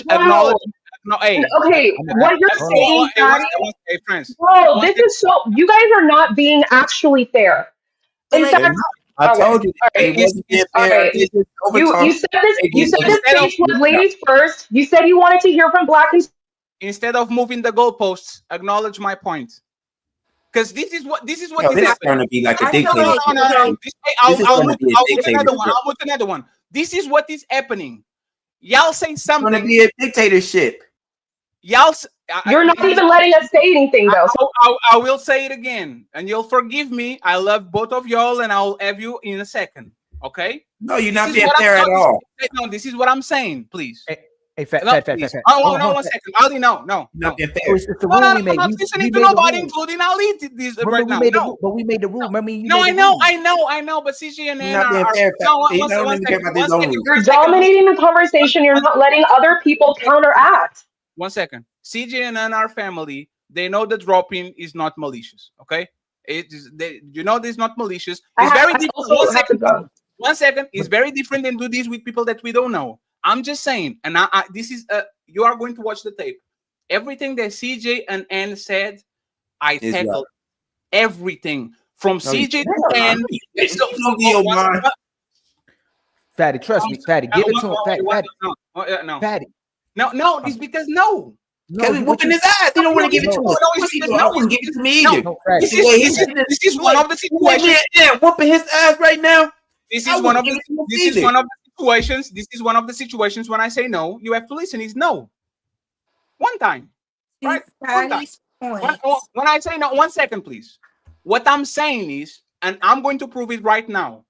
Okay? Everything that y'all said, I tackled it. I didn't move the goalpost. I didn't run away from it. I tackled it. And CJ, tell me one thing that y'all said that I didn't answer and I run away from the question. One. And you know what's funny? CJ, I know you are on the phone with people and you are laughing about this shit, but this is why you're going to be treated like a piece of shit too. Because you think this is funny and you are on the phone with people. It's funny because I'm whooping your ass right now. And you so mad you won't let me talk. If your president can take other people's jobs, I can cancel y'all too. Right? If your president can go ahead and cancel y'all jobs, I can cancel y'all too. You are going to answer my question, and then Ali can move on with the conversation. And CJ, okay? You have an interrupted time in the middle of our. You have an interrupted time. You are going to answer, and you're going to say, what was the question or the statement that y'all said that I didn't address it? Go ahead. Ann first, since you keep cutting her off. Go ahead, Ann. Cook them some more. You on mute. No, I don't have a response. It's not that I don't have a response. I think this is moving the goalposts. We've moved from like Thank you. 8 different times, so I We don't want to engage. man. We need to move the goalpost button because he just moved the goalpost all over. No. Y'all accuse me of not. You want us to. You want, but the thing you're missing is you actually haven't allowed us to fully even respond, even from our perspective, or to even challenge you. So you've actually been dominating this conversation. I don't know what you want. Like, I don't know what you want. Hold on. This doesn't actually attack the issue that we were talking about. We were initially talking about DEI. Why you still talking? Because she never got a chance to talk. Yo, man, Daddy keep cutting her off. Now you cutting her off. TJ, I'm not. It's like we being silenced the whole time. That's not what I'm saying. I want y'all to make your point. It's not right, Ilkan. TJ, don't do that to me, please, because I'm not doing that to y'all. I'm trying to get y'all to doing it to the whole show. All right, like, see, if you're gonna do that to me too, no, CJ, now it is like you're blatantly doing that because I'm trying to get y'all to say what you're trying to say, and you're just talking over me. I don't want to talk about the conversation, so talk about make the point. Getting cut off the whole show. No, in fact, CJ, now you're just making it about the conversation. Now, say what you got to say. I just said it. We've been cut off the whole show, and we're trying to speak. So that's what you want to talk. You just you want to talk about getting cut off. Hey, 1 second. Hey, CJ and N, y'all not cutting other people off too? No. Not as much so as you and N are in the middle of a conversation are saying, "Oh, you long enough, motherfucker? 5 minutes, motherfucker." Man, oh my God, I listen. Like y'all are not cutting other people off in the middle. We get 2 seconds. You get 5 minutes. But that's the thing. I'm asking. You cut us off after 2 seconds. Hey, I concede. I'm getting way more time to talk than y'all. So CJ and Ann are going to have 5 minutes to tell me what was the point that y'all made or statement that I didn't address. 5 minutes, CJ, uninterrupted. What was the point that I didn't address? I think Ann was in the middle of her statement, so I would like her to finish what she was saying. Okay, I put the link in the back chat. Can we play a clip of her? Because this goes to the earlier point. So y'all not. No, I'm gonna take it. Okay. So can I play it then on my own? You can answer the question. You can answer the question before you play. I'm going to answer the question, but part of answering your question is you asked earlier, what was it that we weren't allowed to address? And I'm sharing this link because that was not the question. That was the first question. I'm not exactly mimicking what you said. You know what? No, let's not do that. Let's not do that. No, it's fine. Hey, Ali, thank you very much for having me. I appreciate you. It's a great tweet. I'll see you later. Okay. I'm gonna play the video, and the point we were trying to make. Okay, with the point, I'm gonna play the video. So before you play it, I just want to say the reason why people question or hyper fixate on Kamala or Barack, et cetera, is because you have Black people like this Congresswoman in Texas who say things like this. Okay. Please play the clip.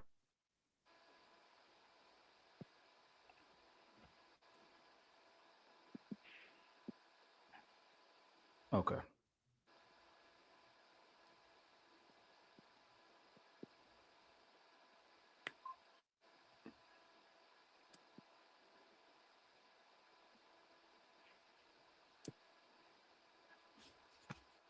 It's been making a lot of news.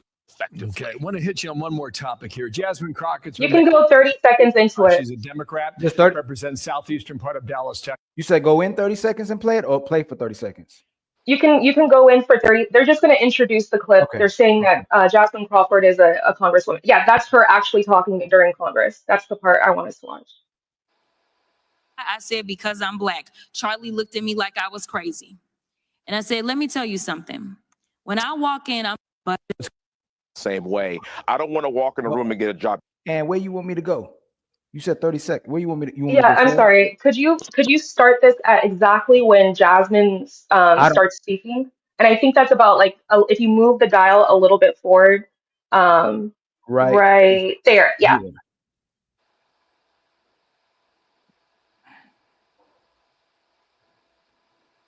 Okay, I want to hit you on one more topic here. Jasmine Crockett's been. When I first became a public defender, I had no criminal defense experience. And I walked in and I told my boss, Charlie, I said, listen, you should hire me. He said, why? I said, because I'm Black. Charlie looked at me like I was crazy. And I said, let me tell you something. When I walk in, I'm going to walk in with a level of rapport and understanding that maybe some of my other colleagues will not. Charlie offered me my job, and I worked my butt off, and I worked really, really hard for all of my clients, not just those that look like me. And that is what it looks like to serve. Maybe in the end, she was qualified for that job. Okay, we can pause because they're just going to do their commentary. But that in and of itself, right? To walk into a space and have no experience. She literally just claimed, I had no experience as a criminal defense attorney, and I said being Black is my qualification. That is why when people who are absolutely qualified, like Barack, go into positions of power, there will be detractors who say, are we really choosing Barack because of his qualifications, his intelligence, his capacity, or do we just want to see a Black man in the White House? Well, And what that's an about Trump, issue. or Arnold Schwarzenegger, any of those? Oh, hold on. Are you trying to say because of what she said, that's why people are saying that for Black people, that hasn't been happening for generations now, that people always, our credentials and qualifications always are brought up because of race? Like, it's one thing if you're addressing No, that's not what I'm saying. I'm saying to walk into, for you to claim a job as she's a Democratic candidate in Texas. Texas is predominantly Republican and conservative. So what I'm saying is choosing Black people into positions of leadership simply because they are Black and not actually evaluating their character and their merit is a problem, which is why people have these assumptions about Black people, whether or not they're qualified in 2025. But if so do you think? Oh, go ahead, B. Go ahead, B. If DI includes white women, LGBTQ community, why would Charlie hone in on Black people, right? If he's not racist, he didn't talk about a white woman driving the plane because she got the job because she's not a white man. He didn't talk about Asians. Charlie, his focus. No, hold on. Before you hold on, can you answer, please? Answer her question. Why is not brought up? Why isn't a white, what's happening in the white community? Or even that, like, Trump has had a whole court case against him, but he's still our president, right?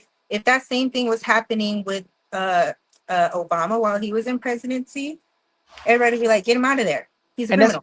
That's the question I was going to ask y'all too, and y'all go right back to yours, CJ and Ann, to see how consistent y'all are, because you don't believe that a moronic Black person or unqualified Black person should get a certain position, correct? I think a Black person should be in a position because of their Blackness. So CJ and Ann, did Donald Trump have the experience and positions in politics to become the president of the United States? Should he have become the president of the United States? Did he have the experience? Yes, and to some degree, yes. He has negotiated really $100 million worth of deals with different business owners overseas. He comes from a long family of entrepreneurship. He knows what it looks like to make executive decisions. So that makes you qualified. So being an entrepreneur. Ann, please don't do that to me. I'm listening. So and CJ, you haven't answered either. You're gonna tell me that Donald Trump, the person who had 11 bankruptcies running a company, because you would tell me if Ali had 11 bankruptcies that I may be struggling with doing business, right? And I may not be qualified to be a leader of a business, right? So we won't even go to that. No. But you're telling me just because he's a business person, has no experience in politics, has no positions in governments, wasn't anything, no senator, no nothing, that person is qualified to be the president of the United States. And Ronald Reagan wasn't qualified to be the president of the United States. He was the president of the United States because he was white. You got to be honest about that. Hold on. So y'all are telling me, fantastic, because fantastic in the comments as well too. You think this country would elect a Black actor as the president of the United States? If a Black actor was running for the president of the United States, do you think people would put that person in presidency? A Black actor.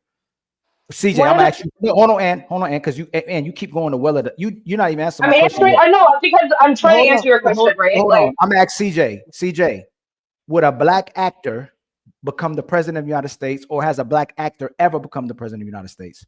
So they never have, but depending on his other credentials, Black actor can become the president. What credentials? And I'm not even gonna go there because I know you say they can have the credentials, but do you believe this country would elect a Black actor as the president of the United States? Yes. Okay. And you do too, right? You probably gonna agree with him, right?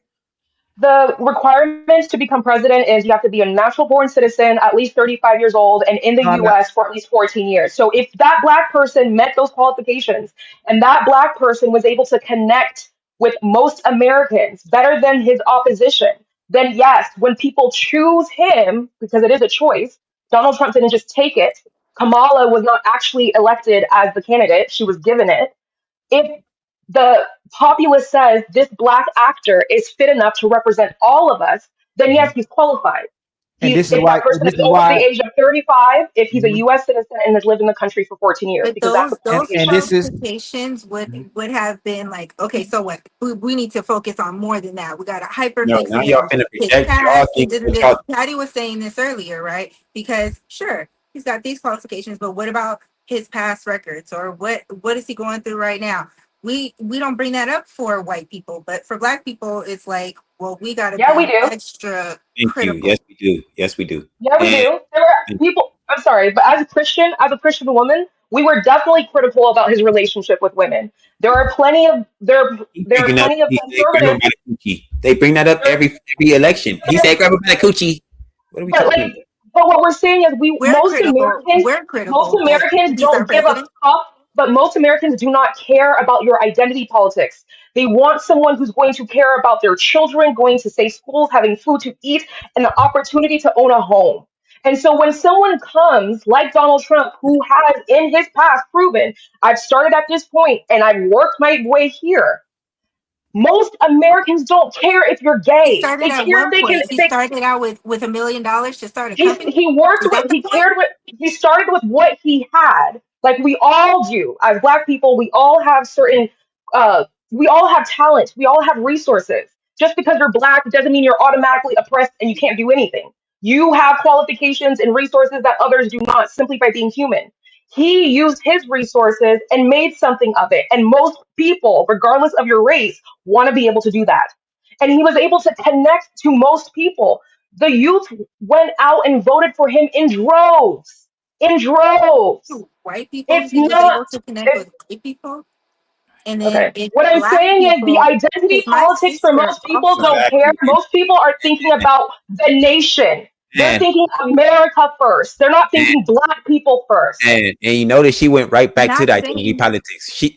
B went not right back to the saying that identity it's politics. about black He's people. able to connect with white people, and he's able to connect with people in With general. The Americans. majority With of Americans Americans. he's able to When connect with with, my and then sister that's why who they voted voted for for him. Trump, It's not right? about She's white. black. Everybody's not thinking about white and black. It's able to connect with white people. White But people it all This voted is for comes why back Trump. to black women have money. got White him in It a people comes voted back situation. for to money. Black Trump. women But is going why to get us is it into a not race war we a can't win. person issue also?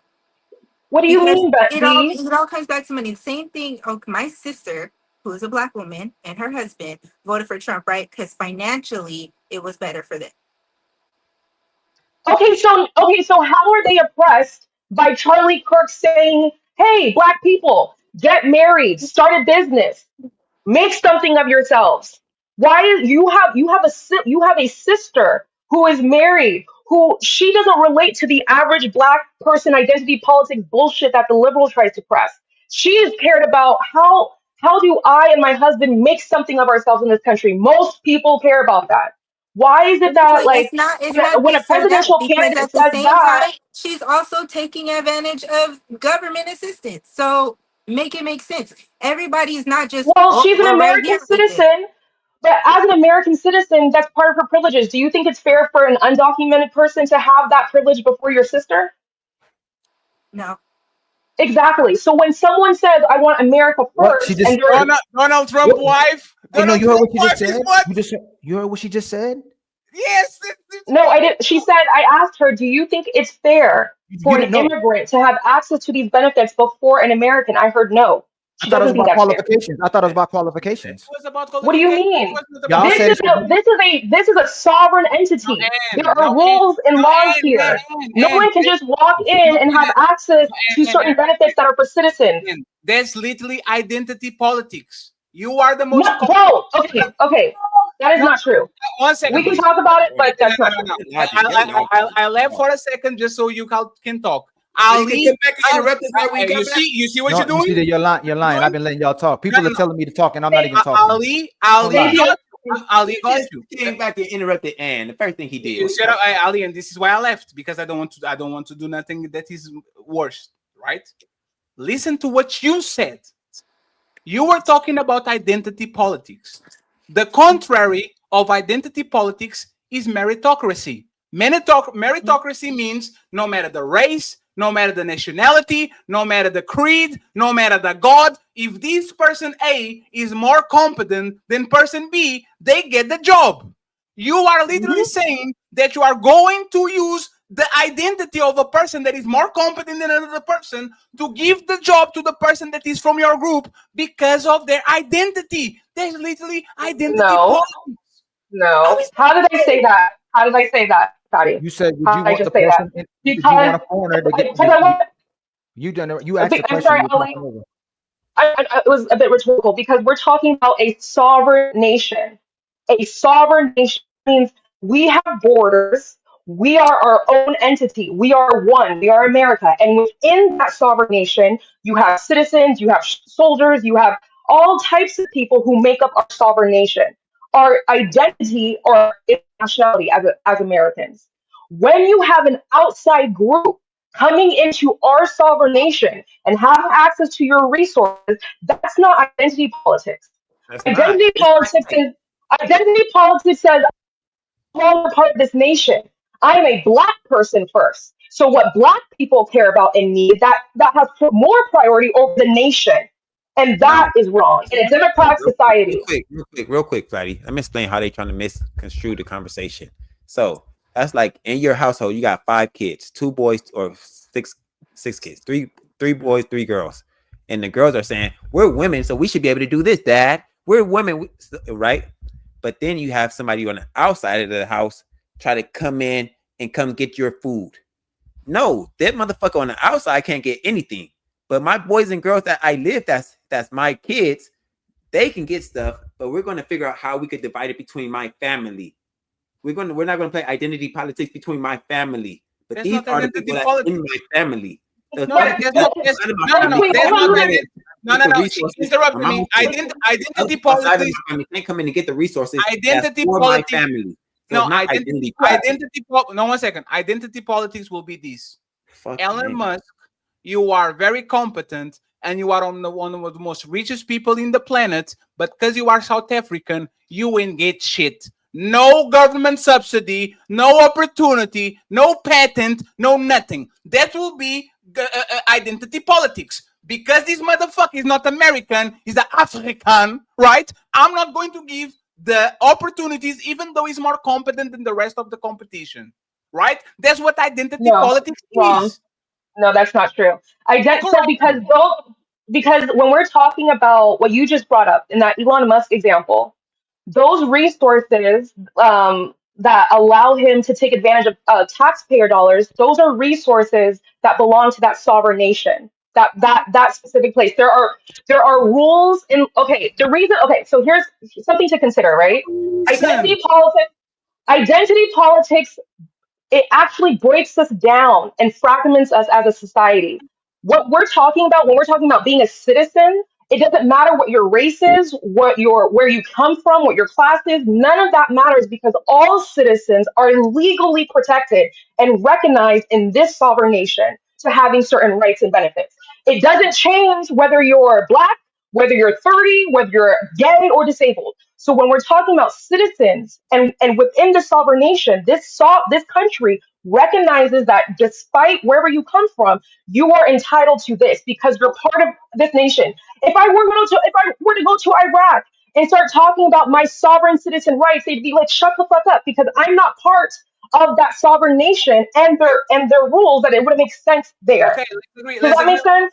That makes total identity sense. politics is different. That makes total sense. So why was so important if Barack Obama was born in Chicago or he was a Kenyan? Why did they do the birther movement for 4 years when that man had no scandals, no nothing, and what they were more important about was why he's a Kenyan, he's not an American? Isn't that identity politics saying that this man is not? No, because the third qualification to be a president is to reside in the U.S. for 14 years.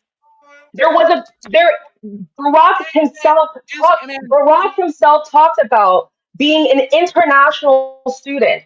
The question wasn't about, yes, I'm not negating that there were racists, right? But there are certain qualifications that you have to meet. And one of them is must be in the US for 14 years.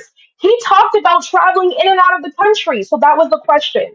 Now, do you see? This is what You why shall I left. still be I say racist. something, and then you say something I didn't say. Birther movement means that he was born there. There's no proof that motherfucker is a Kenyan. What the Republicans and the conservatives were doing was a purity test. That's what they do to me. Ferry's from Portugal. What the fuck does he know about American politics? I can say everything right, word for word, bar for bar, and these people are going to say Ferry's from Portugal, so he doesn't know what he's doing. That's meritocracy. That's identity politics. So what I'm saying is nobody does more identity politics than conservatives. You want you want an example? Hey Ali, how many people? Hey Ali, we have principles. Hey, 1 second, Ali. How many people? I put them in the corner. Ferries from Portugal. 1. How many people? I'm not a Christian. Oh, you are an atheist. You are a demon. 2, identity politics. First, nationality. Then, I'm a Christian and you're not, so you don't know. How many people? Oh, you are an atheist. You have no morality. You don't know what's good is bad. 3rd, I can go on and on and on and on.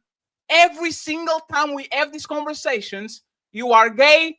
You get no bitches. You are not a woman. You like every single time. Like the right loves identity politics, just like the left. The same way the left says, I am gay, so you don't know what to be gay. Y'all do the same shit because y'all think, for whatever reason, that people that look and dress just like you are the good guys, and the other people that are a little bit browner are not hard workers, are not people with morals, are not people with families, and all that shit. This is why when a black person dies or a brown person gets put into a motherfucking plane without no motherfucking jurisdiction, without no due process, y'all clap and say, yeah, let's separate these parents from these kids because they are illegals. But as soon as something happened to somebody that looks like you, no matter if the motherfucker is from South Africa, no matter if the motherfucker is from Germany, you will have empathy for motherfucking Donald Trump, a second-generation German. You will have empathy for Melania Trump. You have empathy for Elon Musk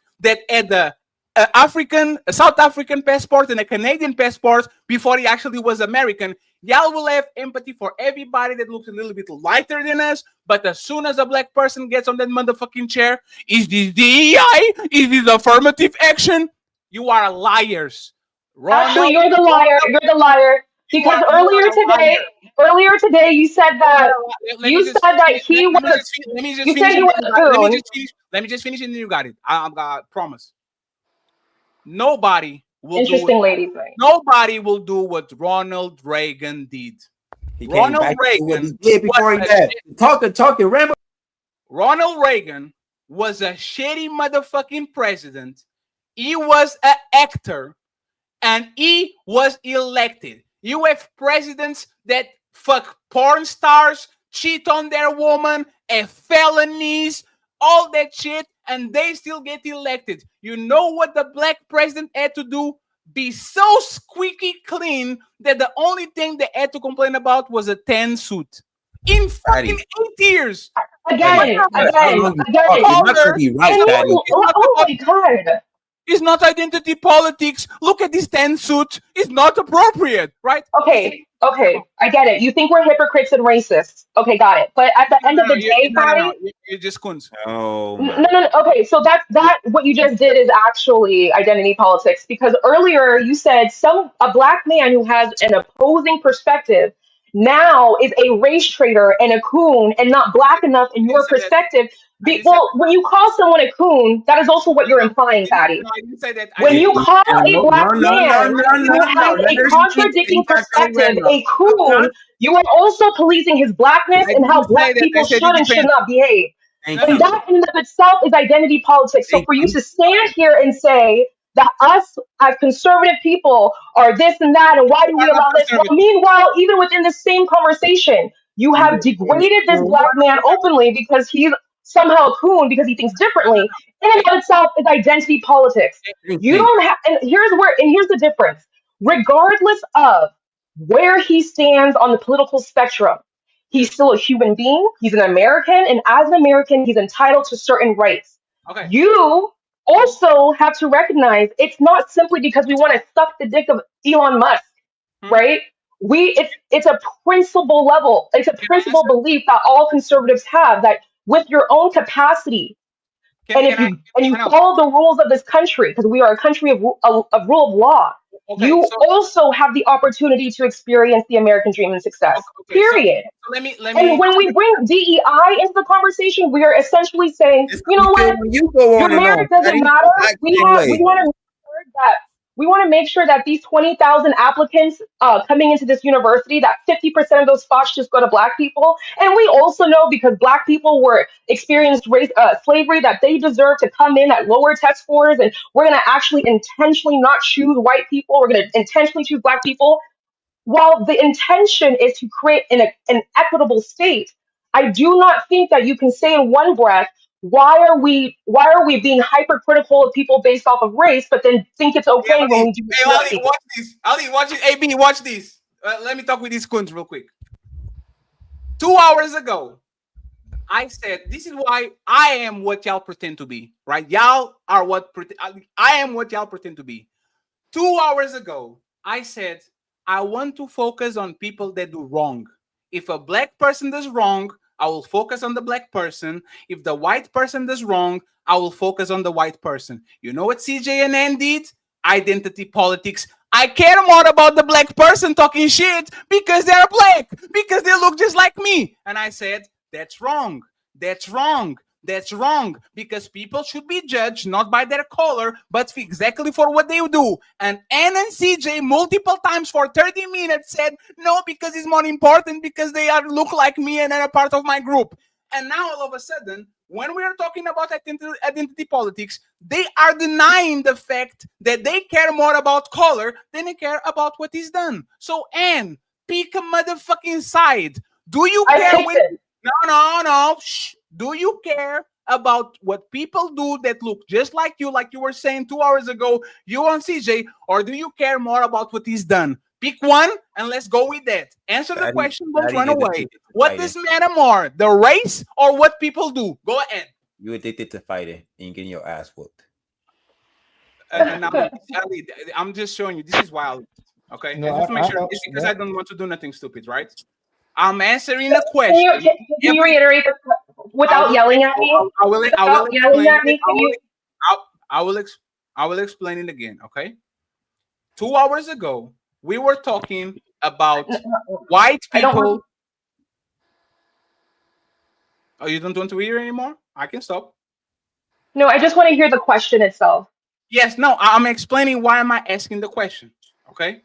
Two hours ago, you and CJ. We're talking. 1 second. I'm going to walk. And you just monologue, man, and CJ admitted you monologue. So let him give the context he need to give. I gave you the microphone. Y'all didn't understand. I'm going to give the context again, so there's no contradiction. PJ, don't do that. And by the way, hey, fantastic! And anybody that wants to debate me on these, I'll be back on Wednesday. If you want to get your ass whooped, just come over so I can fuck you up. We get 10 minutes. Okay, all right. 3 hours. I have to. No. 3 hours versus. She's a runner. She's a track star. No, it's just the reason why I'm asking you to be concise is because I have a limited amount of time. No, it's fair. And you don't want to give. You're not asking, so I have to go. Then I'm sorry. It's fair. I have a question then. What's more important? And it's going to be a follow-up question. So give me a yes or no. What's more important? What happens? What people do, or their race?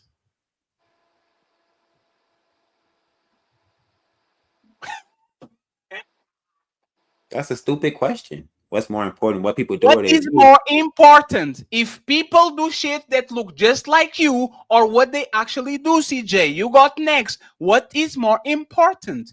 Your race. What people do is more important. Okay. So why 2 hours ago, when I said it's more important that the white person kills another white person, and you said, what do I care more about? Okay.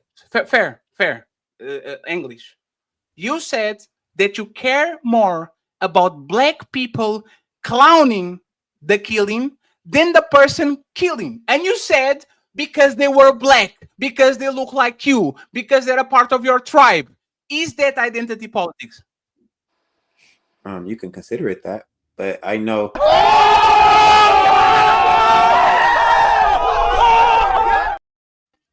No, And but he's I back. know. And he's back. Let me ask Anne. Anne, what is more important? What you do, your actions, or the color of your skin? I'm the bad guy in this conversation. Your actions matter. So why 2 hours ago, when I was saying is more important than a white person kills another person, which is the action, than black people laughing and clowning that shit? And you and CJ answer because they are black and they look just like me and they're a part of my tribe. Why would you went from is matters because they're black, which is identity politics, to what matters more is the actions? Why did you flip flop on these 2 hours? Because the being critical of Charlie Kirk's unliving or not is not a white or black issue. It's an issue that happens. So when you hold on, I just want to, if you will just hear me out. When you say a white man shot a white man, so why black people, why should we care? And then black people come online and they start celebrating his death because he was a racist oppressor.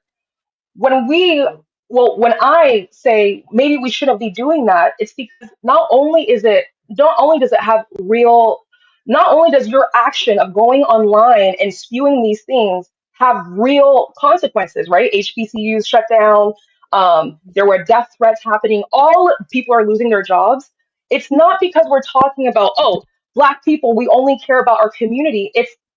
Well, I understand that's part of it. The bigger point of it is when someone gets publicly murdered and you think that the only reason why you should say anything on the matter is because you want to condemn a racist, or you are happy and gleeful that an oppressor was dead.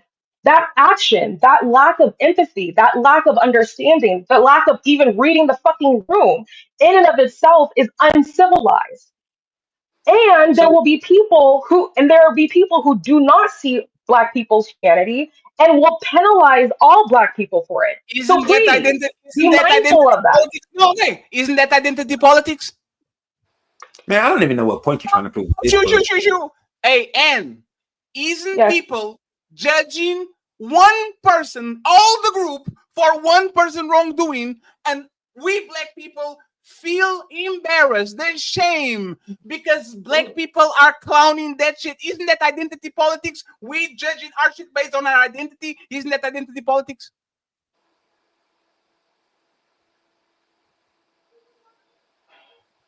It would only be identity politics if the only reason why I was going after one group, black people, was simply because I didn't like black people doing it. I went after liberal people. I went after young people. I went after black people. No. I'm saying, hold on, Fatty. I'm trying to make I'm trying to make a principal argument. It's not simply black people. If a group of people are acting in a matter and they so happen to be black, they will also get the smoke. But you will also get the smoke if you are a 65-year-old. Well, time to move the goalposts again. On three, fellas. 1, 2, 3, push. It is identity politics if I said it was only black people, right? That if I was only being ashamed if it was only black people. I am ashamed of anyone doing it. And I'm especially ashamed of black people doing it because they think it's... That was not the conversation. No, I'm trying to provide nuance because the question in and of itself... Okay, Anne, all right. Don't gaslight me, right? I have an extremely... I'm really not gaslighting you. 1 second. The conversation was this. If black people, a white person kills another white person, what the fuck does that have to do with us? B and Ali, am I lying? If a white person kills another white person... That's an identity politics question. No, please. That was the question. What the hell does that have to do with us? And what you and CJ answer is that y'all are making us look bad. This is our group. Why are y'all getting in between? Messi Michon did the same thing because we were being nosy and we were getting inside of that shit. And we shouldn't do it because it's nothing to do with us. When Messi Michon and CJ say verbatim, we should stay out of it because that has nothing to do with us. Is that identity politics or no? Answer the question, please. You asked an identity politics question, so you got an answer. And that responds to the identity politics question. Of course, the answer is going to be an identity politics one. You asked an identity politics question. You said us versus them. What does this have to do with us? And so the answer obviously is going to be about identity politics. You set it up that way. So you're not going to answer.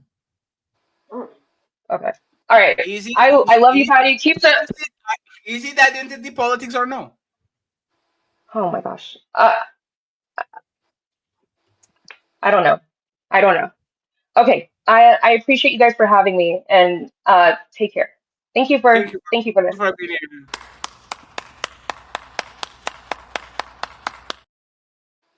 here.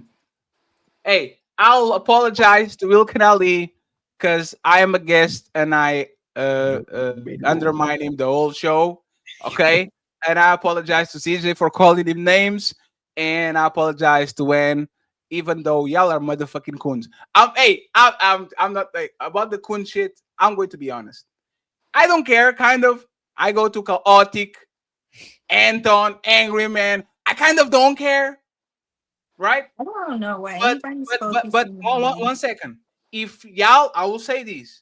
If you can talk about lefties and gay people and women and say the most disparaging shit about them, and we have to take that shit, right? The progressives, y'all are communists and all that shit, y'all can take the coon shit. I'm sorry. Aren't you calling names to people that don't agree with you and are on the other side of the aisle, snowflakes and all that shit? So if I feel that you are a coon, don't take it personally. Just motherfucking tap dance, Negro. That's all you need to do. Just tap dance for the white man. And I will say this, and once again, I believe in meritocracy. I believe if a person is more competent, they should get the job. I'm not on the black power. A black person should get the job no matter what. I'm not in favor of that shit. But the fact that y'all can criticize white people for nothing. Nothing. There's nothing they can do. There's nothing they can do. You can criticize them for nothing. And as soon as a white person, oh, this is a terrorist attack. Like, it's incredible. To me, is incredible. I am fair across the aisle. You are not going to tell me that Joe Biden wasn't a dead man walking and Democrats are not corrupt. You are not going to see me telling that. But every time y'all have the opportunity to prove that you are principled, every time that you have the opportunity to show that you believe in something, every time you have the opportunity to show that you are a Christian, y'all disappoint the shit out of me. Y'all are the most vile, disgusting, selfish people in the motherfucking planet, but you are the party of morals. Where is the Epstein files, niggas? Huh? Where are they? Where are they? Bring them motherfucking out. Because all these distractions, all these shit, okay, are done. If you want to support their leader and whatever the fuck they're doing on the other side, before y'all go into a racial war and a liberal versus conservative war, let's put the Epstein files out and then we can fight afterwards. Before you put the Epstein files out, there's no conversation, there's no fighting, there's no nothing. Put that shit out. Let's purge the Democrats and the Republicans that are fucking kids. And after that, we can shake on it, we can punch each other, we can do whatever we want, okay? So thank you very much once again, Ali, for having me on your show. You had the patience of a saint. You can scream at me after the show. I deserve it. I will be back on Wednesday. We come back with 2 channels, the regular one and the old one. And my studio is 10 days away. So, Ilkan Ali, I appreciate you. Thank you very much for having me. Yes, thank you so much. Thank you very much, you and the twins, for showing up today. Before you leave, though, that the thing that you're addressing is critical to address, is that, and it bothers me that even when we can have the man-woman conversation, we can hold women accountable, but when we had the white-black conversation, we can't hold a white man accountable. Never. And racism and what our people are doing is hiding behind nationalism. Because if we have to hold black people to a standard, then why we ain't holding white people to a standard? And how it leads to being how one side could be racist, and then black people who are trying to hold black people to a standard but not white people ends up being self-hating. So white people can complain about their government all day, but we never say white people. But as soon as black people complaining about them, we're victims to black people, a lot of black conservatives and white people. It's funny. They're not victims. They're Americans. They have the right to speak, but then it's not constitutional anymore. We're not Americans anymore when we complain. And that's the problem. We're saying I'm a black conservative, but I'm not American black conservative. For me, if I had to go back all day and forth about LGBT behaviors, I don't support none of that. I support family. I support law and order. I support being a holy person, a clean, righteous person. I don't know which God yet. I believe in a higher power. Me and Fatty go about that as well too. But I move as a conservative. But I don't move so conservative that I fail to see what the people that look like me are going through, or the people that don't look like me are going through. Because if most people that's on welfare is white people, and all the white men complain about all the things that white men are doing to them, how do we become victims then, complaining about the same thing that people are complaining about? Yes. It is the victim Olympics. When we talk about white people and complain, is victim Olympics and we're crybabies. When Charlie Kirk complains about white people, he just tells it like it is. Facts over feelings is just facts. When we talk about black people, it's just facts. When we talk about white people and Charlie Kirk, why are you being a victim? Why are you complaining? White people hide behind Martin Luther King when they talk about us. Oh, y'all should be more like Martin Luther King. He didn't see color. He wanted everybody to come together. But Charlie Kirk said he was an awful person. He wasn't a good person. And then there's other people we should support over Martin Luther King. So how can you on one side try to push Martin Luther King for us to be just like Martin Luther King using race politics, but then he turns right back around and says he was an awful person, not a good person. And that's the person they ride to push us to be a certain type of person like like Martin Luther King. But he was killed. They are going to run after the dog whistle. Oh, it's plausible deniability. You didn't understand what he said. You know what actually showed me that Charlie Kirk was a racist? This is to me the bullet, like the smoking gun. Juneteenth shouldn't be a holiday.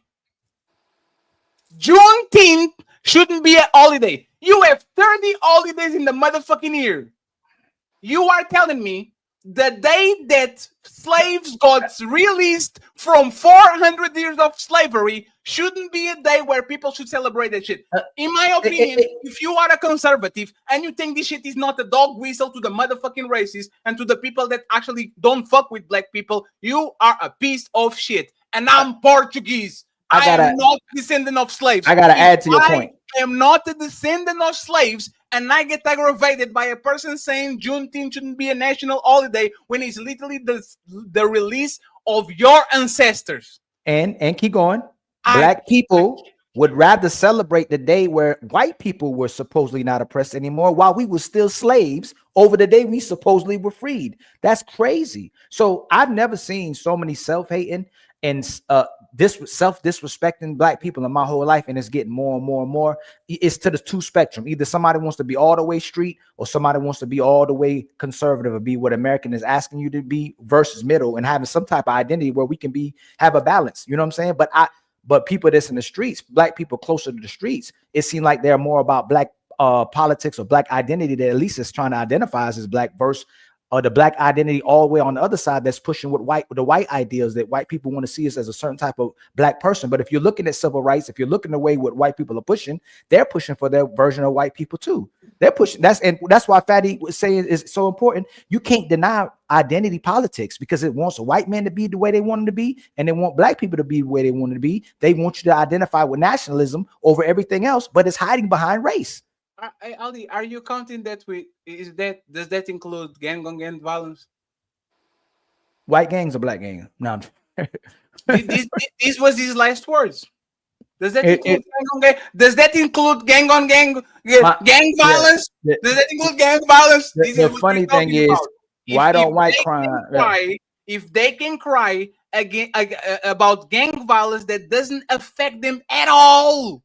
Gang violence doesn't affect white people at all. These black people killing other black people, and they go out of their way to say 40% commit 50% of the crimes when 90% of that crime is committed against black people.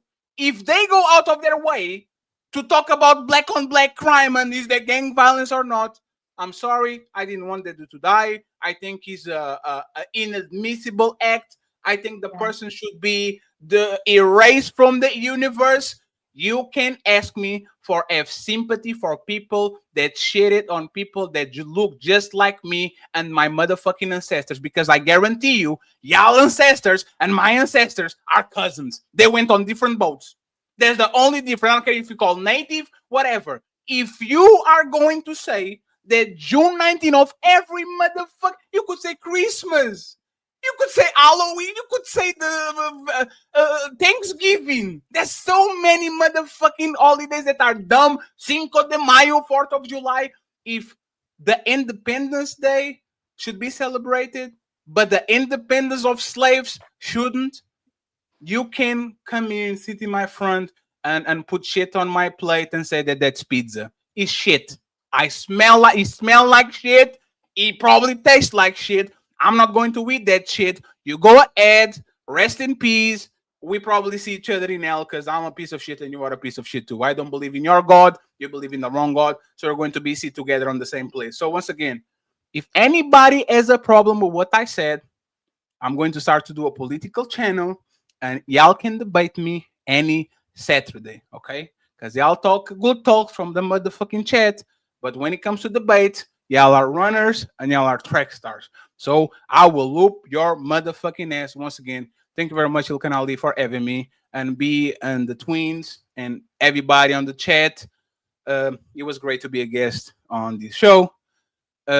Nino probably going to go next. If not, we're going to Discord. So appreciate y'all. And see you later. Much love to you, my brother. And then B, I'll give you last word, but I want to say this.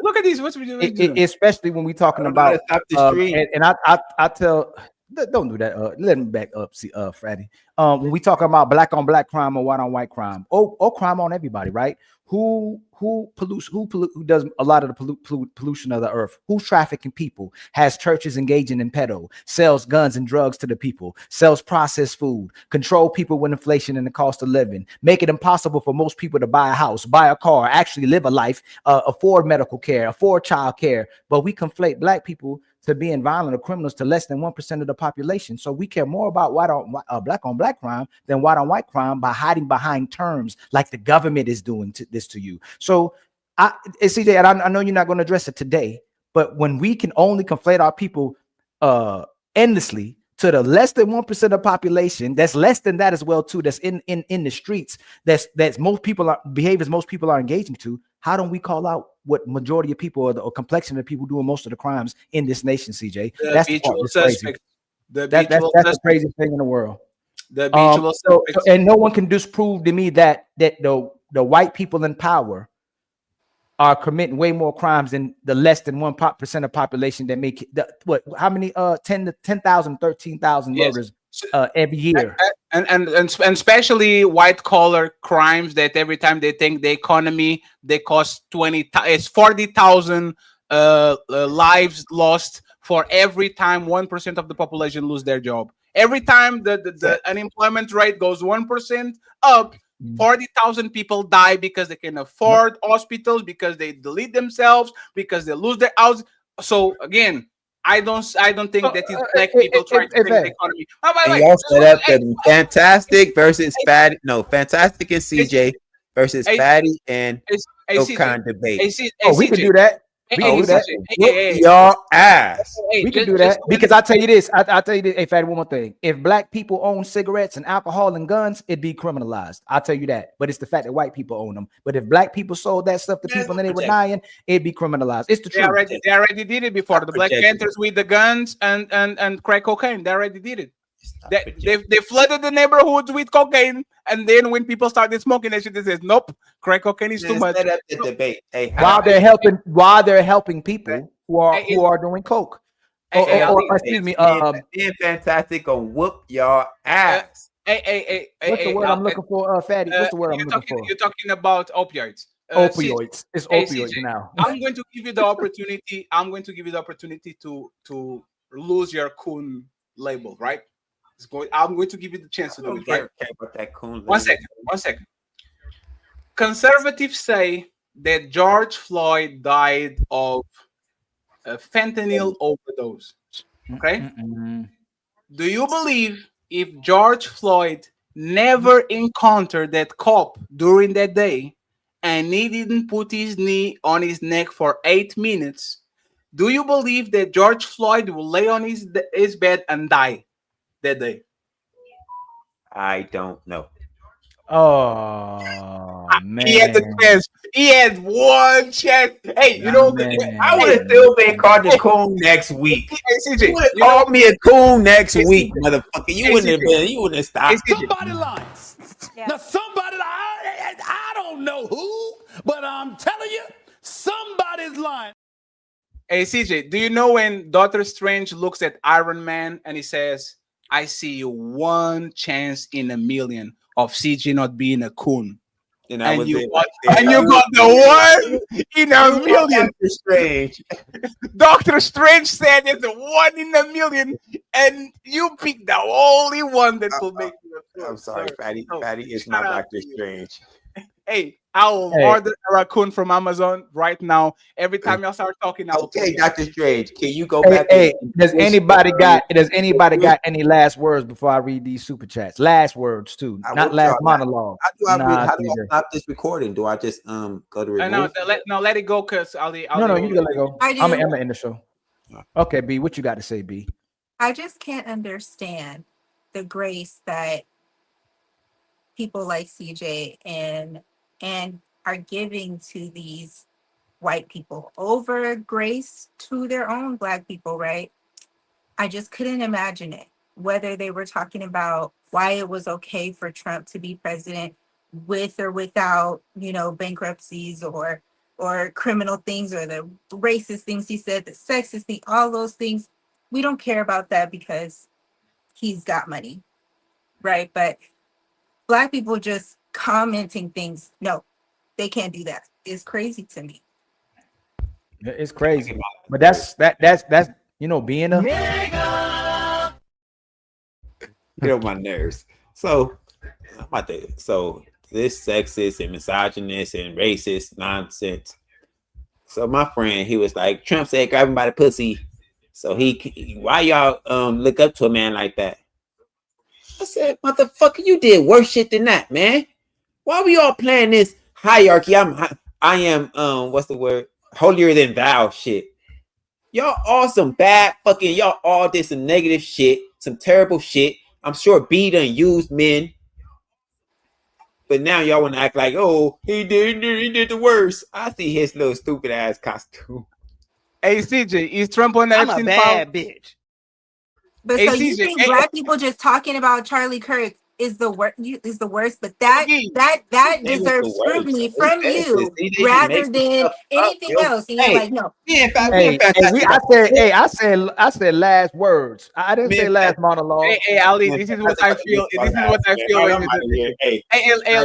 Hey, last question. Hey, CJ, is Trump on the Epstein files?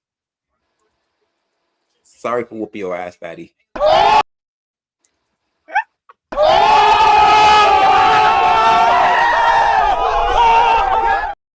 Sorry, and you know, stop overtalking people, man. What's wrong with you?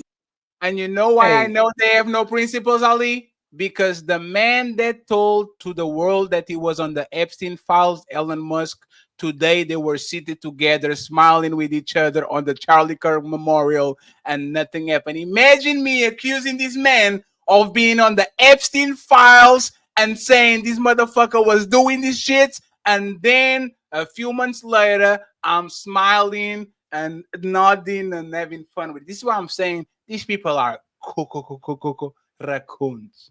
They will say that they have no principles, they have no honor, all they respect is power and money. So, Black people, go get your motherfucking money.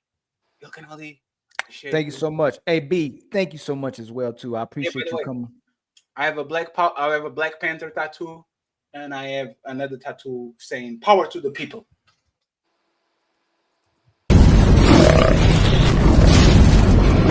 It's time for some super chats.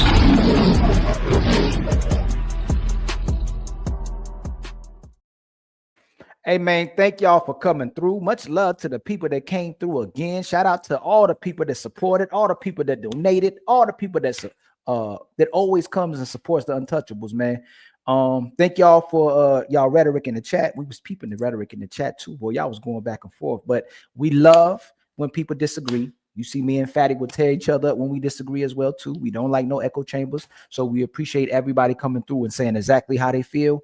I don't think that CJ and Fantastic all the way coons. I don't think they coons like that. I think they support black people. I think they want black people to be more responsible with identity politics, with who they are as a people. But I just ask y'all, man, make sure y'all keep white people consistent as well too, and make sure y'all demanding that white people hold a standard for themselves as well, the way they treat other people as well too. Because I don't hear that rhetoric, but I'm gonna let Fatty he gonna go on y'all head.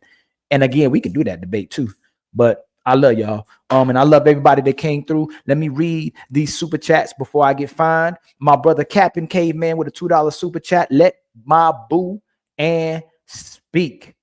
Okay, we let her speak, and she did a great job too, and did a great job with her perspectives. My brother Wayne Lundy with a $10 super chat. Messi's Miracles. Here's a donation to help save our young leaders. Get a coffee. We're cleaning them up. Much love to you with the $10. Let's go. We got $10.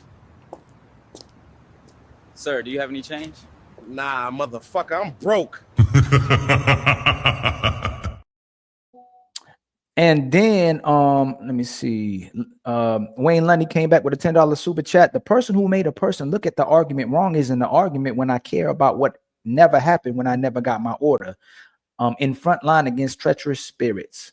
Let's go. We got $10. Sir, do you have any change? Nah, motherfucker, I'm broke. And then Phoenix, my brother Phoenix. What's up, Phoenix? With the $2 super chat. Imagine white people protesting Nipsey death. Yeah, right. And then the one and only T.O. with the $10 super chat. Black folks jumped in because of the racist thing. Yeah, they gonna keep we can be prejudiced, but it's very difficult for black folk just to dislike somebody because the color of their skin. Now they may treat you a certain way because how they perceive you to be because of your color of your skin, but as soon as we know you're good people, you invited to the cookout. You know, I tried to get in the pool before, they wouldn't even let me in the pool, and I'm light skinned. But we ain't gonna talk about. Let's go. We got $10. Sir, do you have any change? Nah, motherfucker, I'm broke.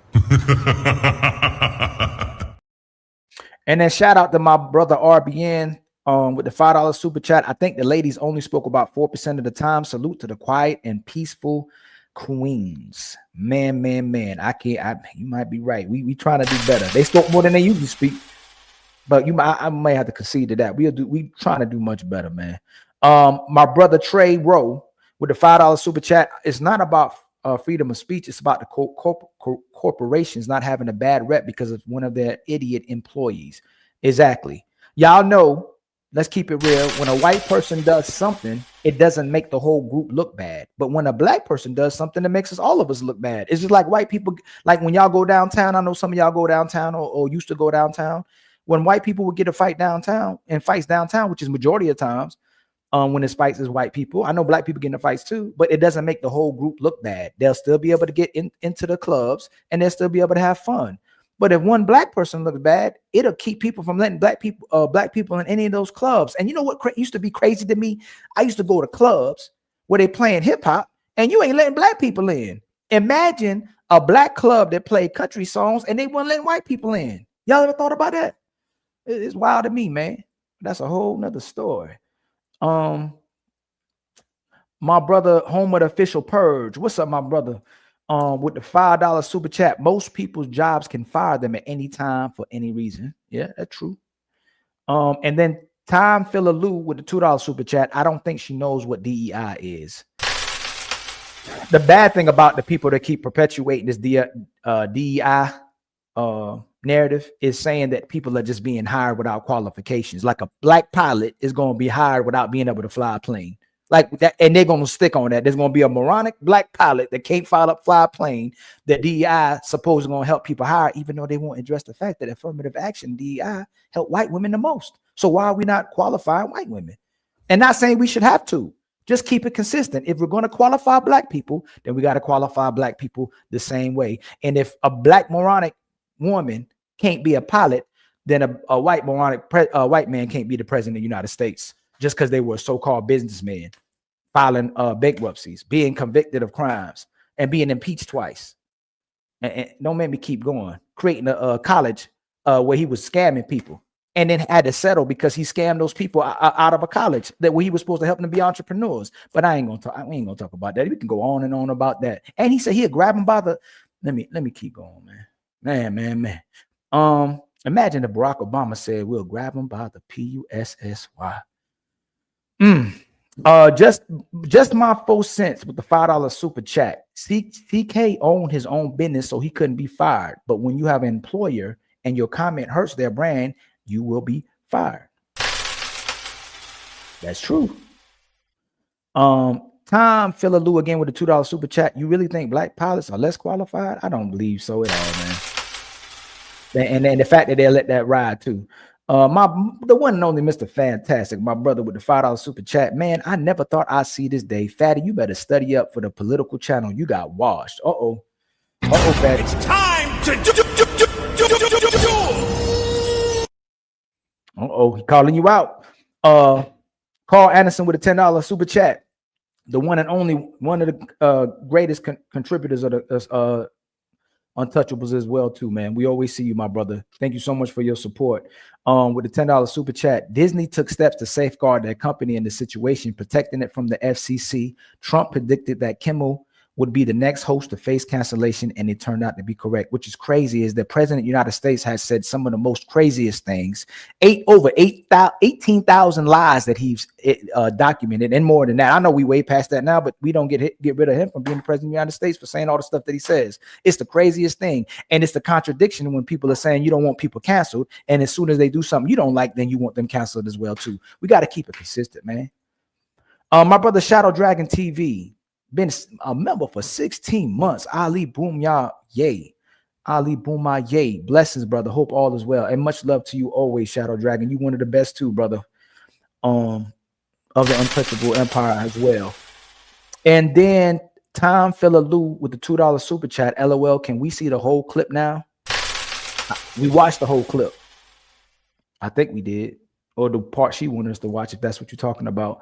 Tom Philalou with the $5 super chat. Y'all don't remember them saying Obama wasn't qualified because he was a community organizer, even though he was a senator and had a law degree, and they were trying to act like he was in black too with the birther movement thing. Come on, man, trying to disqualify a brother, saying he wasn't even a brother. Even black people are saying he not all the way black. Oh man, it gets deep. The $5, Mr. Fantastic, my brother, again with the $5 super chat. Fatty is doing the same exact thing he complains that people do to him. He uses conservative coon the same way people use atheist foreigner towards him. That's a fair argument. I have to admit that's a fair argument. But the difference is what we're speaking about and what we're reacting to as well too. But it doesn't justify it. Fantastic. I could probably concede to that one. No name calling, right? But so if there's no name calling, there shouldn't be no firing of Jimmy Kimmel, right? Or suspension, excuse me. And who else got suspended? I forgot the other guy's name that got suspended.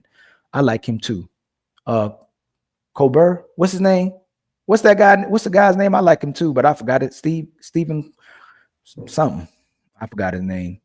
But it's hypocritical. Let me see. My brother Tom Philalou again with the $2 super chat. Are they still killing white folks in Africa? I think so. But I think that's their land too, right? But I guess if we support what Israel does to Palestinians, I guess you can't be mad at that, right? Or should you be mad at that? Whose land is it? You know, this land is your land. No, never mind. What now? 23G with the memo for 4 months. Black conservatives think white people are perfect. I am a black conservative. I don't know what the word mean anymore if it's playing semantics, but I'm not the country's version of conservative, black conservative. But I would agree without playing semantics, the ones that get put in the spotlight, they're doing exactly what white folk want them to do. Majority of them, they don't address white people in the same capacity that they address black people. And without addressing the positions black people have been put into this country is very telling, man. Mama. Man, love your mamas, man. Love your mamas. With the $2 super chat. A lot of white people don't agree either. They don't. And like I said, I think people are more ignorant than people are naturally racist, and people are programmed and socially engineered to engage in racism. And I think naturally, I ain't gonna say naturally, but collectively worldwide, people are racist, whether it's positive racism or negative racism, based on how you perpetuate the racism as well too. If you're viewing pro-black or pro-white or pro-Arab or whatever as racist, versus the being anti another race because you're pro your race. I think it's the difference. But I think most groups of people are racist in that capacity. I ain't gonna say the negative capacity, but then is that a branch off? When people become racist, you end up being anti another race as well too. But if you're gonna say a group of people being anti-race, you gotta acknowledge when you're being anti another race as well too. That's the part that matters. Y'all, shout out for coming through. We even putting politics into the ladies first as well too. We're going to address more political conversations, race conversations, and man and woman conversations. All of them intertwined with each other is important because it causes the divide or the unification of people on all aspects, depending on where you want to connect or actually have the conversation. All the conversations are needed. So we're going to make sure we add them into the ladies first conversation, and we're going to keep trying to best we can make sure the ladies can speak up as much as possible.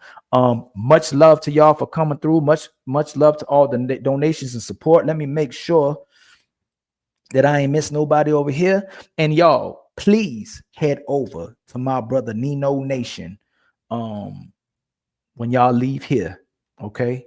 Ali is being slow, and he's still hasn't learned how to send people over to Nino's page. But I will know next time. I promise you, by the next show, I will know. But Nino, let me see if Nino, he'll be live at 10 o'clock. I'm gonna put his channel down here. Y'all, please go support my brother Nino Nation. Why didn't it? Man, here we go. And again, if y'all want us to address certain topics, anything y'all think is important, or think it could be insightful for us to discuss, man, hit us both on IG, hit us on YouTube, hit us on TikTok. We'll cover it, man. We actually talk to people. You know, we don't think we better than people. We'll talk to you all day long. We can have the conversation with anybody, even the little baby. You know, if the little baby got something to say, man, come on through. I don't mean that. Technically, y'all know what I'm trying to say. I just don't want to devalue the baby or devalue a child that may have something to say. But in general, we will speak to anybody. We'll take criticism for anybody. I know some of y'all will say sometimes Ali and Fatty can go all day long, even though it's our show. And y'all don't get the other people the same energy. When they had a show, they talk more than anybody else on the show. It's our show, y'all. What y'all want us to do? And then when we don't talk, y'all tell us to talk. So as much as possible, we try to take y'all criticism and apply it. I swear we do. And y'all can be as critical and critique us as much as possible, man. It doesn't bother us at all. It really doesn't, like other people, man. We got tough skin, and we actually want to do better content, be better for the people, and have better conversations and more insightful conversations, and actually solution-based conversations, contrary to popular opinion from other opinions. But we love y'all to death. Again, much love to y'all for coming through. We love y'all. And shout out for all the people that became members and donated again. We'll see you on the next one.